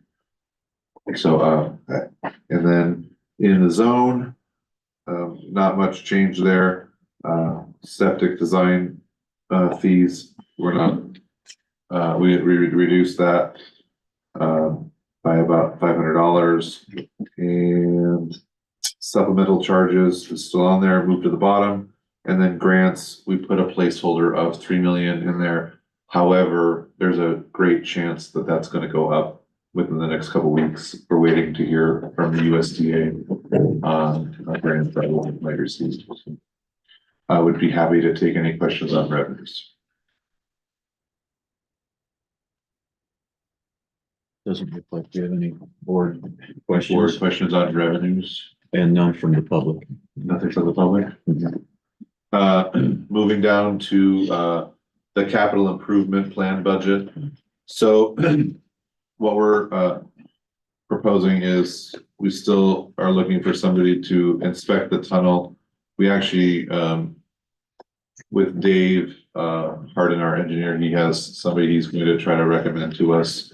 And we have some other people that may be able to do this work. So we're hoping to get this one done soon. But again, we're still having a hard time finding a contractor. Is that because the offer to do the work is low, or there's just nobody out there? It's a very specialized type of a person, and we're a very remote area. And nobody raises canaries anymore. Yeah, nobody wants, I've offered to the public to send somebody down the chute, so. Don't have the right criteria, right? Yeah. How big is the tunnel? Big enough for you? Yeah. I was Ooh, now you're thinking. Yeah, right. Put an SCBA on it, super down. So we have a couple leads on two different people that we're gonna reach out to. So this is very specialized, and we're gonna do the best we can to get it done this year, but again, we just haven't found anybody to do it. Steve, you can do it for 20 grand. I'll do it But for doesn't he 20 have to like grand. take a lot of The pictures? conflict of interest, I'm sorry. I know a guy that'll do it for 20 grand. Frank, are you listening to this? In fact, he's already done. He's already done it once. Infrastructure replacement, Yeah. we are putting, SCBA on him and off he goes. You have a vote. so infrastructure replacement is, we do have to do some dry rot work on the roof here at the building. Around the edges, we have some issues with the eaves. We put a new roof on Yeah, it. well, they didn't Oh, that finish. was. No, but they They missed. did not fix this corner over here, 'cause when I came in, that was what I was whining about. That was before I started, The so. That was roof before I was started. replaced and fascia was not. Yeah. Distribution tank coating, this is something that we're gonna have to keep in the budget. I got a question on that. Or you wanna wait till do questions? No, you go ahead. Did we get one done this year? We did not. We actually had, he was talking about inspecting, we actually got 2 inspections done, but we're not gonna have it coated before the fiscal year. Is that what the $8,000 is for the inspections? Yeah, that's correct. Wow. Okay, so, but we're planning on doing, what's the 175? Is that that's one tank, One right? tank. All right, how are we doing on, how many tanks have we gotten done? I mean, Recently. we were on a path to do one every year, and that was several years ago. Yeah. We've done 4 so far. In the recent like 6 years. Okay. So we kind of got a little delay, like we need, like Angel Camp, we need to, that one out. That one looks like we gotta do Yeah. something about Yeah. that. So that we had, that was inspection there and, Redberry Tank and Kelsey did those 2 inspections, so we're getting that lined up. We missed the window because once we get into summer season, we can't really do it, we have to wait for, Right. so, yeah. So overall, you think the tanks are doing pretty good, all of them? I mean, Other than Angel Camp, obviously, that. yeah, I mean, they like you said, they always need to be inspected. Right. But yeah, they're doing good. And Okay. there's, like the inspection that came back, there were some deficiencies inside that they need to be addressed, so that's where we keep working towards that. Okay. Year after year. All right. What did you do the last time Angel Camps was done if you don't have a? Angel, I don't think it's ever been done. It's just, oh, They can't isolate it right, so it's, because they only put one tank in. yeah, So with the new tank they were putting We're in getting close. at the treatment plant, we may have a way to. You're gonna plumb it for bypass, right? Yeah. Okay. We're also gonna have it won't be a second tank on the hill, but at least we'll have a second tank where we can hold some water and we can take Angel Camp off the line. Right. You hold some more extra water at the treatment plant, pump it, bypass Yeah. it, basically pump it up the hill, it'll go right past the tank, it'll go into the system. And vice versa. So if you have to shut down the other tank. That is correct. Wow. Paving, 40,000, that's just kind of a general, we have, when we do a whole bunch of repairs, we go back and do paving after the fact. So that's priority 1. Those are, when we say priority 1, we really need to get those ones done. That's a kind of a definite. Priority 2 is if we start to get a bunch of grants and other work, we want to make sure that we don't overwork and try to force work that can't be done. So priority 2 is a pump station retrofit. So those are just maintenance and any kind of updates, retrofitting to pump stations that we need to do. Obviously, there was some recommendations from Mr. Scroggs on some of those. Safety walkways, we did a lot last year and it actually didn't cost as much. So we're gonna try to evaluate that number to see what we need to do there for the safety walkways, but we've gotten a few of those taken care of. Treated water line replacements. So again, as you heard from Mr. Scroggs, this is something that's going to be important that we continue to stay on. We did not do one this year, and that was because of just a numerous number of factors that we were dealing with up in the upper canal area, cleaning up from the fire still. But we have in the budget approximately 65,000 to do treated water line replacement. The next is vehicle replacements. There are 2 vehicles that we are recommending to surplus out. One would be the 2004 Chevy 1500 and the other one is the 2008 Chevy 1500. So just due to age and mileage of those vehicles, they are within our vehicle replacement plan mileage. We would look to replace those 2 vehicles. I see you looking at me, so I'm sure you have a question. We sure seem to be buying a lot of new vehicles. How many vehicles do we have? 13. Man, it seems like they should all be replaced by now. So it's Was one of them the one you just spent 44,000 on? 4,400 and no. Okay. no, that was that's a 2017. 2016 Ford F-150, I believe. Wow, okay. 17. Oh, sorry, 27. That was close. Get it straight. So the reason we're recommending these 2 for replacement is just due to age and mileage. One is water treatment vehicles, so it's utilized heavily going back and forth and on call. And the other one is the vehicle that is the office vehicle for myself and Adam when we go out in the field. Well, the girls use it too, to use all district. We're not supposed to use our personal vehicles on company time, so when they go to the post office every day and go to the bank to do the bank deposits, the front office uses the vehicle as well. Now, how many more vehicles are there that are old? those are the last two. There's a couple other ones, but those are the last two that for the near future. We have one heavy truck that would probably last another 2 years that we're looking to replace in 2 years' time. What year is that? I'm so sorry. What year is that one? What year is the fifth Dodge? Stick this I mean, in I think the newest, we have a couple 2020, 2021s. Other than that, most of them are 18s, 16s. So there are, like, even our newest trucks are already 4 years old. You know, getting up to. Okay. We do have a sheet that I will be including in the budget report. We have a vehicle sheet. Yeah, and we have an hour sheet for equipment as well. Right. Okay, sorry. And this will also, help us avoid the electrification issues for fleet. Yeah, so vehicles in the those, Future. That we gotta It's do. way more costly. Yeah, So that we gotta do. well, any of the 1500s also don't have to be electric. So the one that's of concern is the 25 or the 5500 Dodge 2016 5500. Due to mileage and age, it's going to be required to be either a hydrogen or an electric vehicle in the future when we replace it. The 5500? Yeah, it's anything over 8600 ground vehicle weight. So 2500 and above. That seems backwards to me. Yeah, I would agree. But don't Listen, put that you're down. barking up the wrong tree here. Right. Well, we still have to have electrical grid to do it. The so. trees. We do, and so we'll have an extension for 3 years, where we don't have to do it for 3 years. So we still should be okay to purchase that vehicle in a few years' time. Okay. But yeah, we're just trying to prepare for that. And I also did receive some grant, information to buy, hydrogen vehicles.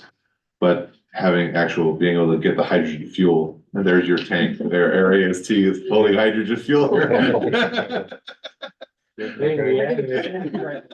time, yeah, Uh, little line item. So the last thing in pressure regulating valves, 25,000. So these we replace as needed and kind of go through the system and replace them when they are kind of out of service.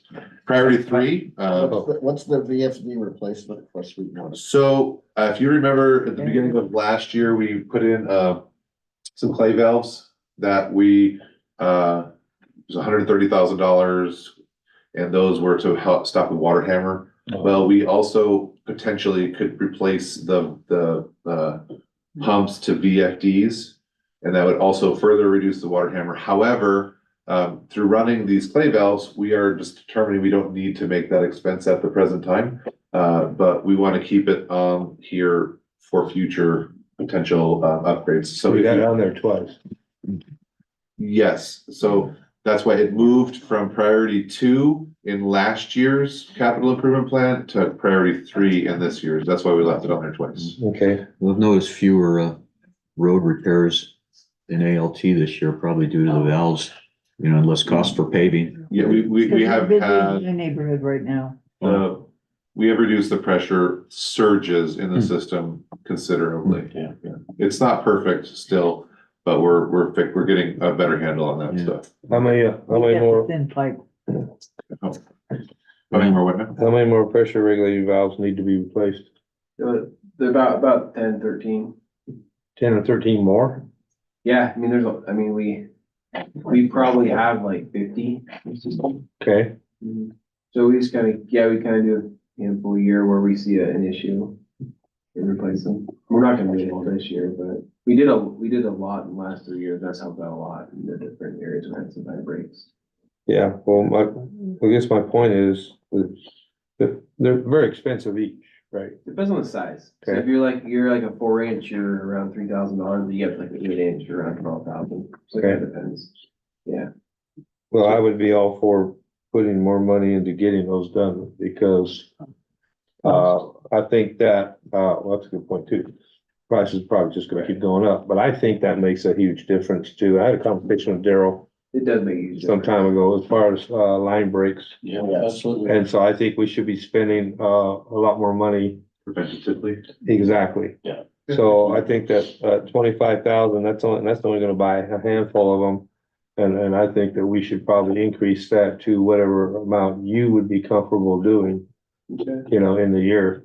If you'd like to double that to 50, I think that would be something we could probably. That's not really my decision to make, but that's what I would like to see. No, I'm saying, I think we could probably, I'll talk to Adam, but I'm thinking 50 would probably be, a goal, a good goal. Yeah, how many you say, 13 more to go?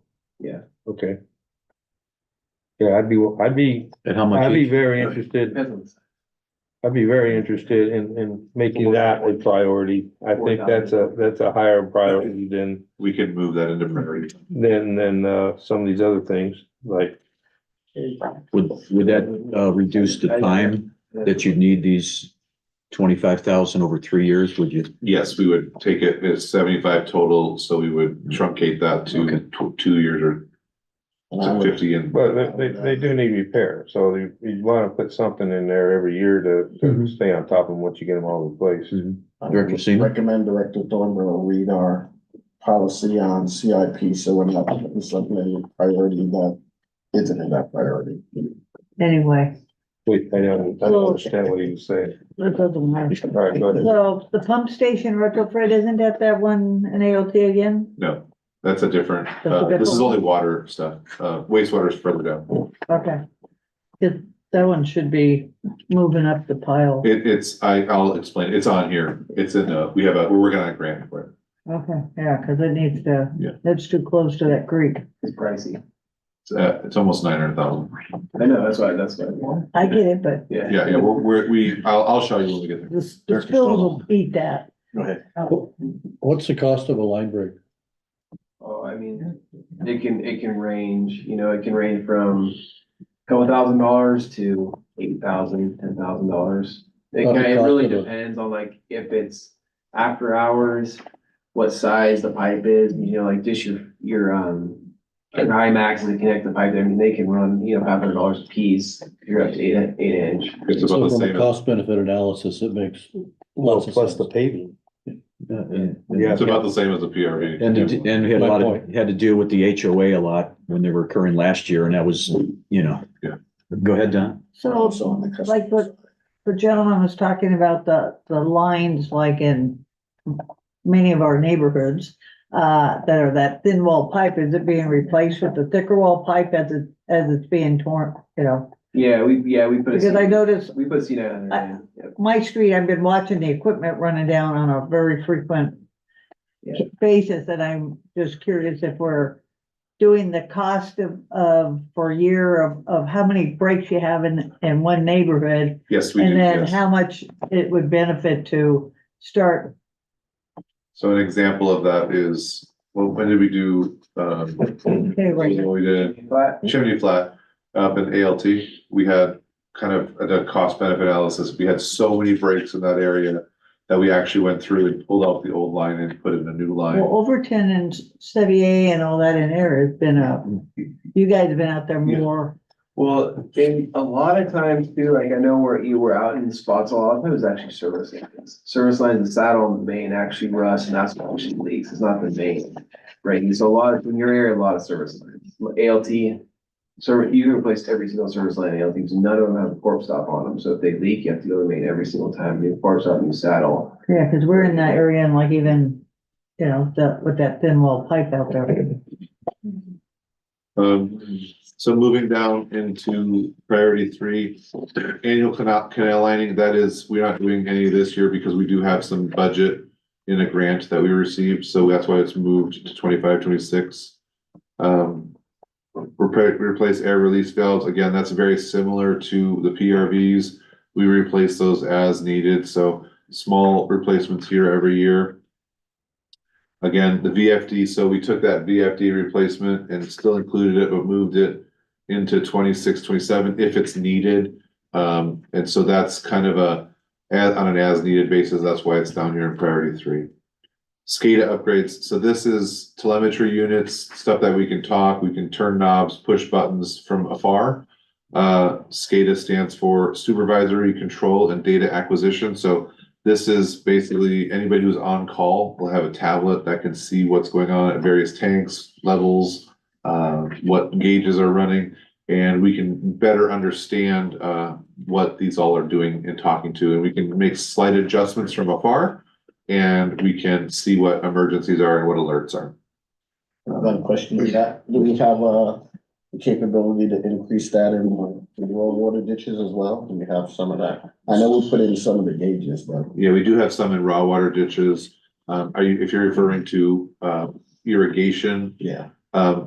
beyond the treatment plants, we do not have much, but we could, look at doing some, increased, telemetry in those areas. It's definitely on our radar, because the new flumes we've been putting in actually have a stilling well on them, so you can put a piece of equipment in there and monitor from afar, so you know if you have a breaker or a blockage, more a blockage.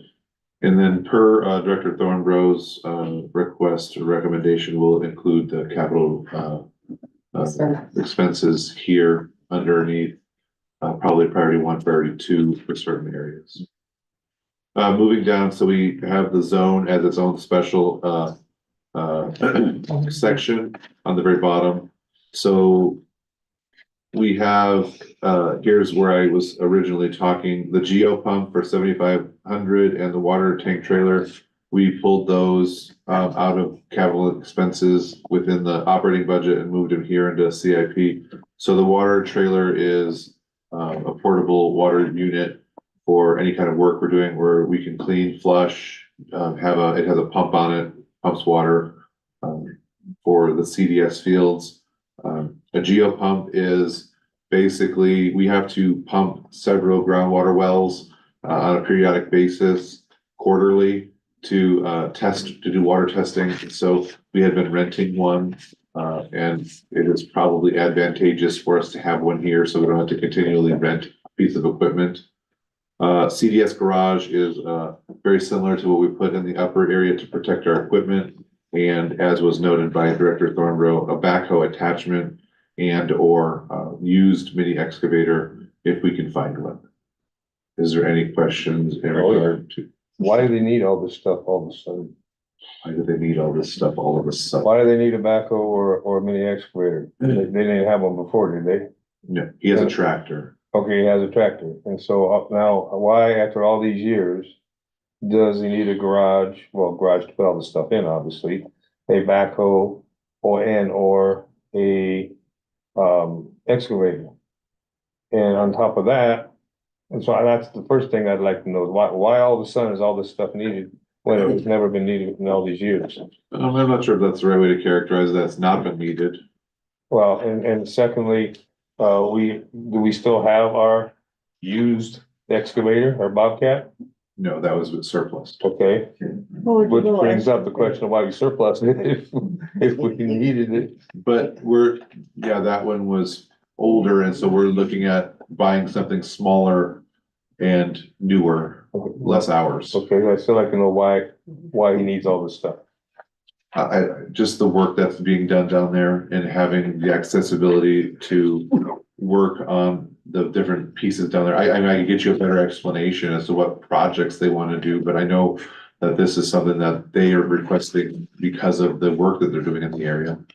They, the employees. Yeah, they being the employees. Wasn't that little excavator that you've got on a job in Jerry Acres right now? It's a little mini, it's a. Yeah, that's a treatment excavator, yeah, so that's kind of dedicated to not treatment, distribution, sorry.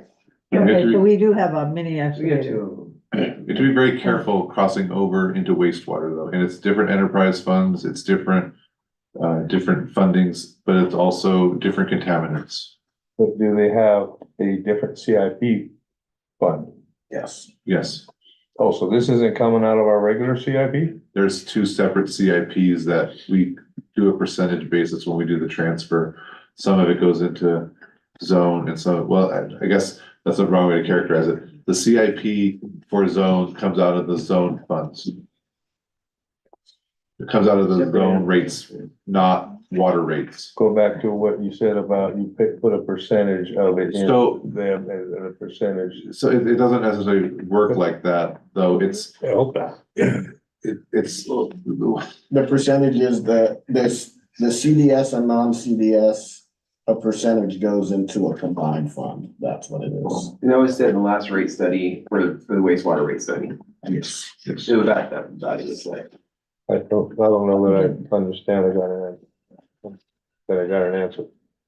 So It doesn't come out of us. It's, It doesn't come out of treated water funds. oh, okay, there's two separate enterprise funds and you can't cross them over. right. Well, I understood that as far as revenue and expenses, but I didn't understand that to be true for a capital improvement fund. Still So, has to be separated. okay. So I can know why they need all that stuff. But we're talking equipment, Correct. and you can't take that thing and clean it and get it to go, cause it makes no sense what But you're saying. we use that excavator every day, all day. We use the mini X with, it's gone all day. And you have, it's, unfortunately, it's one of the things in the industry, when you have to respond to emergency, you don't have a choice. It has to be available all the time. Right. So it can't be out there. So I think answer kind of both the questions. So there's 5 leach fields out there. Every single leach field has, center rows, exit rows, and that's kind of where they're going. Those blow off valves, the main valves on the middle of the leach field, those haven't, they dig them up, maintain them as they can, but I think there's more work. And I think as the leach field gets older, that's why they're looking at, a smaller mini excavator back where they can do that maintenance on those blow off valves and those valves in the system that have broke or need repaired. So how many do we have, you said? Excavators? Yes. So we have the one Cal Fire. We have a small 35 that we bought with surplus funds. It's dedicated that was replaced the Bobcat that's dedicated to raw water. So that's basically that one goes the most. It's gone almost every single day. And then we have a treated water one that's dedicated to distribution. As soon as there's So you have 3. And you can't use the big one down there. It's just too big for what they're needing. Oh, I understand if there's a big size one, but the other ones could be moved to be whatever, because that's like, I mean, 35 is used to muck the ditches. And I don't know the hours on it right now, but it probably has 300 hours in a year. I mean, it's nonstop, and that's how you get all your ditches mucked out. That. I think backhoe attachment would be the smarter choice. I think that's what work. It's gotta, find, both work. Gonna be a lot less maintenance and. Well, but anyway, Yeah. yeah. That's what I was curious about. So I can get you a better answer as to what they're gonna use that for. All right, good. So moving down into the grants, so. The first one is the canal lining. We've been working on this grant for a long time and we still don't have final approval, but we're still waiting. Consultation, Yeah, we're still waiting. We've had to do environmental after environmental after environmental on this, so. It's. The Bureau said they were gonna do it. And right now it's complicated. it is my idea. So it's a. Wait, we're not. Yeah, it's an interesting one, but we do have that funding available. Then moving down to dredging of the holding reservoirs. So we had a cost estimate, we're still trying to finalize the cost estimate of this. Approximately $5 million.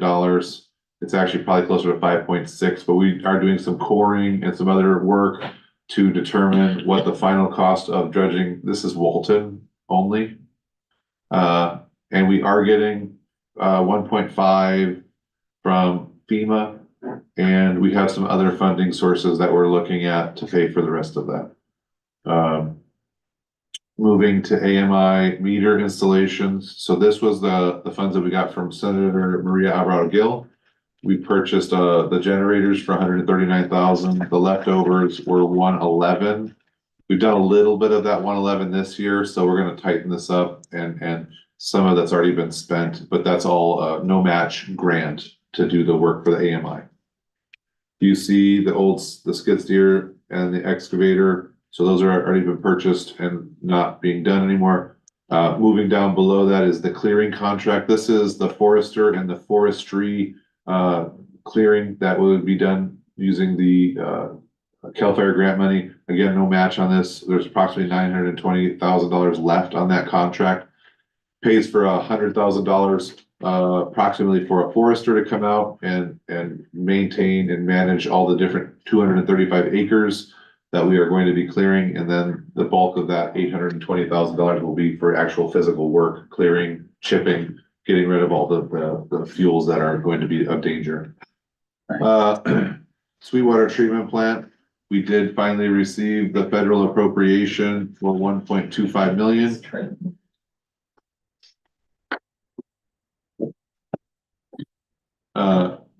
And that is, we are estimating costs on that at 1.75 million.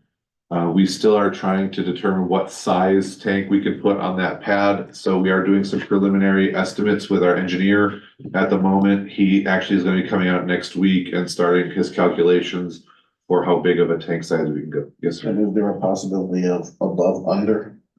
If you can get that. That's all going to be part of his analysis, yes. Next down, canal pipeline project, it's about 8.9, it's actually 8.8 and some change. I rounded it up to 8.9. This is one of the projects that we are working on a fully no match grant through USDA, rural development. It would pipeline approximately 1.75 miles of the upper canal. The next one down is canal pipeline replacements. This is an HMGP grant through Cal OES and FEMA. We applied for this as a $3 million grant with a $900,000 district match. Much of that match will come in kind services, so labor from our staff and crew. So that would be a total of $4 million. That would replace approximately 2 miles of pipe. I will just kind of note the difference in costs of those. One of those is district labor, one of those is contractor labor.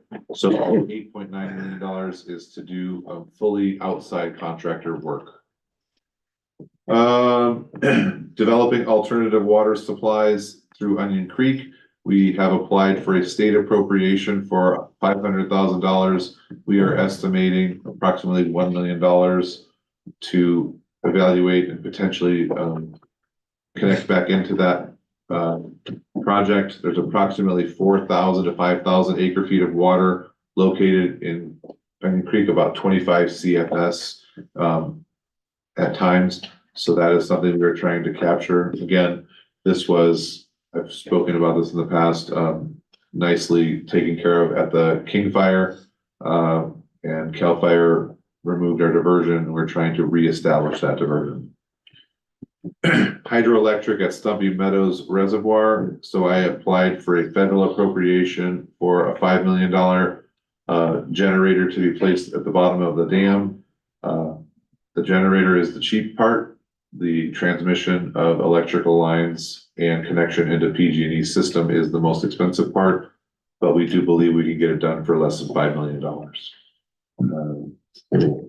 Next, moving down is solar at Sweetwater and batteries at Sweetwater. So we've identified a grant program that is a $4 million grant that we can potentially apply for.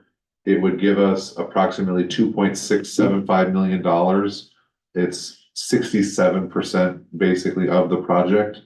We would be required to go on a district funds of $1,333,000. And my recommendation to the board, now obviously we're still working out some of the details, would be to get some sort of a PPP loan or a public-private partnership loan. That we would use the payments that we're making to PG&E to pay off the loan. We are paying approximately $272,000 in electrical costs to PG&E at this facility per year, and so we can offset those the loan cost from what we're paying to PG&E. The $4 million would fully 100% offset all electrical costs. If we only did solar, it offset about 80 to 85%. The batteries would offset the other 15 to 20%. The last one is alternative water supplies, Otter Creek. So we've done some preliminary investigating, and we have to fix a diversion within Otter Creek. It's just old and deteriorated. This is something that's below Stumpy Meadows where we can get side water into our ditches. It is an appropriative right, but it is something that is valuable to the district. Moving into grant funding for the zone. This is what you were referring to, Director Seaman. It is the lift station upgrade, and the number is 833,000. I actually think that number has gone up since we've done this. It's more like 889 something, 893, I think. In the page above it, you've got it for 150,000. Yeah, but this is Okay. that was Because wishful it's in here thinking. twice, and that's why I was just. Yeah, so we didn't pull it out because it was part of the original plan, but we are working on a grant through Prop 50 to pay for this. Okay. And then I have, potentially in the future, putting in a package treatment plant for wastewater treatment that could utilize recycled water potentially on the golf course at ALT or other, uses for that water. That would only be done with, a grant first. We would not do that without a grant. So that's the CIP. We do have, North Fork, and that's for longer term. That's very, for lack of a better term, a pipe dream. Yeah, pun intended. I'll explain, I can explain it offline a lot better. It's a very complicated project, and it would cost the district a lot of money to move a little bit of water. So building a secondary reservoir, which is the second thing, would actually be more advantageous and more cost effective for the district because we could move water using natural forces as opposed to artificial forces, i.e. gravity. Having the North Fork, you had to pump every drop of water, and right now it's right about $225 to pump an acre foot of water, as far as we would need it. And the last one is potential line extensions, expanding the district as development were to come in.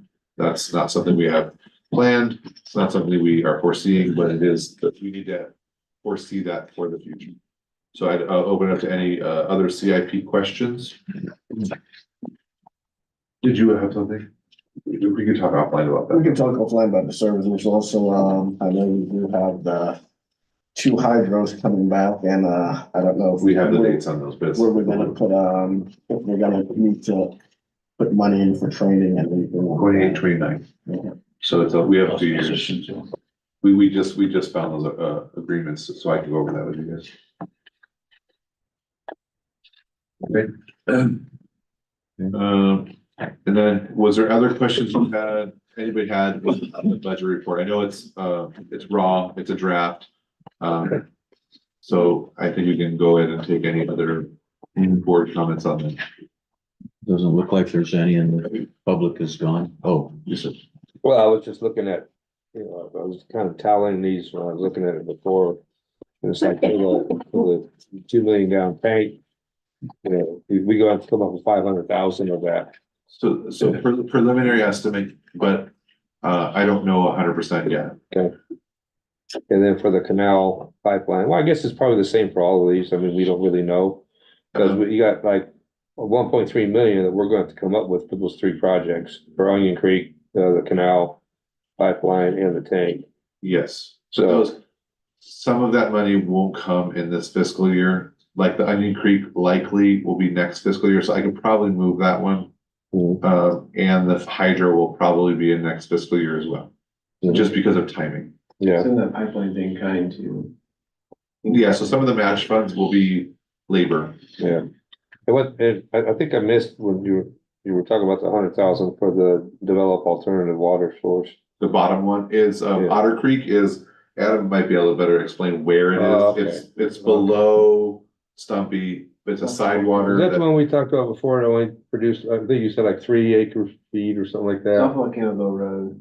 Mhm. Yeah, the important part of that one is you can use it, when you get season going, you not use the reservoir, but especially like a dry year, like a year like this, it's probably not as critical, but if you have a dry year, you have that side water a little bit longer. It's not a whole lot of water, but if you had an emergency, like say if you had a blowout in the canal, you could you could run the treatment plants off that and maybe one other side water during like a water conservation effort or something like that, so. In the summertime? You get a water conservation effort going, possibly, you know. We would go into health and safety mode, so no outside watering, no landscape watering. It would just be for showers, cleaning and cooking. Okay. Yeah, for. No fire irrigation. No, raw water would be completely cut off. I mean, the sprinklers that they're required by law to have in All the that. building. Yeah, all that would be, well, that's health and safety still. Yeah. Okay. It'd drain our water, but it's. Yeah, So that's, was there any other questions, any of the budget report? We'll clean this up, try to get any of this, the comments. Obviously, we'll look at that insurance stuff and we'll get those back over to you as quickly as we possibly can. Well, my real concern is the fact that we're not, the expenses. Yeah, More than the revenue, and that leaves nothing for CIP. I understand. So. We do have the cost of service analysis that's going on and potentially implementing rates in the middle of all this, and that would change the revenues. Well, as far as a motion or. There's no- recommendation, there's no right, action. because it says here, Review. review, but it's, yeah. We wanted to make it its own item, so it wasn't lumped in with, we could focus on it and go kind of go line by line. Right. All we had was board direction Yeah. for reviewing the insurance. Right. Coming back after the finance committee. We meets did that have too. a meeting. Wow. Yeah. So with that, no public comment. Should adjourn to closed session. Yeah, we're gonna adjourn to closed session with 3 items, one with existing litigation, 2 matters of labor negotiations with the representatives listed there and the organizations listed there. Public comment? Public, There's no public. no public, yeah. So open and closed, no public comment. 7:18 PM, Take 5 minutes break. closing for closed session, and we'll take 5-minute break.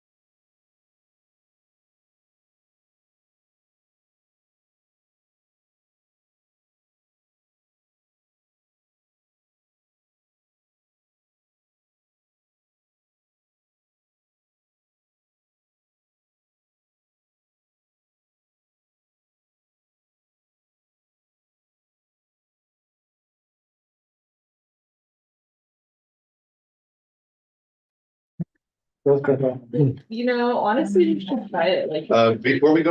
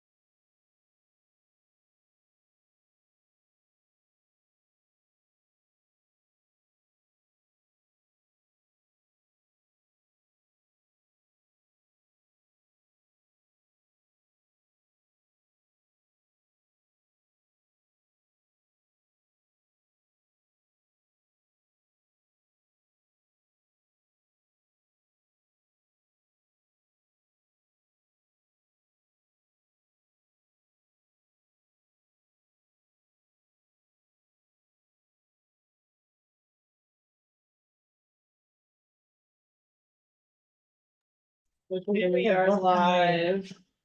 To do file. What? Nine, 10 PM, returning from closed session. There's nothing to report out. Board member requests for future meeting agenda items. No request, but just letting everybody know that, next meeting I will be, virtual. Are you gonna have a good excuse? Are you gonna have a good excuse? Don't need an excuse. Oh, we'll agendize him wherever he's gonna be. oh, that's what he's gonna do, okay. As long as we call it teleconference rules. Yeah, we just need to have roll call for everything. And you Yeah. can't have anyone. Actually, you can in that one. It's Yeah. different. Yeah. Anybody from the district can fly all the way out to where I am and join me at that meeting. Yep. And anybody in the public at that And location. anybody in the public. Is it gonna be anywhere near a college campus? It will be near two college Forget campuses, it. so the one I know doesn't have protests because they're too damn busy, but the other one may have protests, so I might be, not even able to get into my place. Or arrested? That too. Right, we're still live, so. We're live. Do you have any other, requests for No, I guess, future board members? no, it doesn't look like it. Well, next meeting date will be June 6th, 2024, 2 PM Pacific. I'd like to ask for a motion to adjourn, please. Welcome to adjourn. Second, Second. all in favor? Aye. Aye, meeting adjourned, Yay. 9:12 So PM. this is redacted.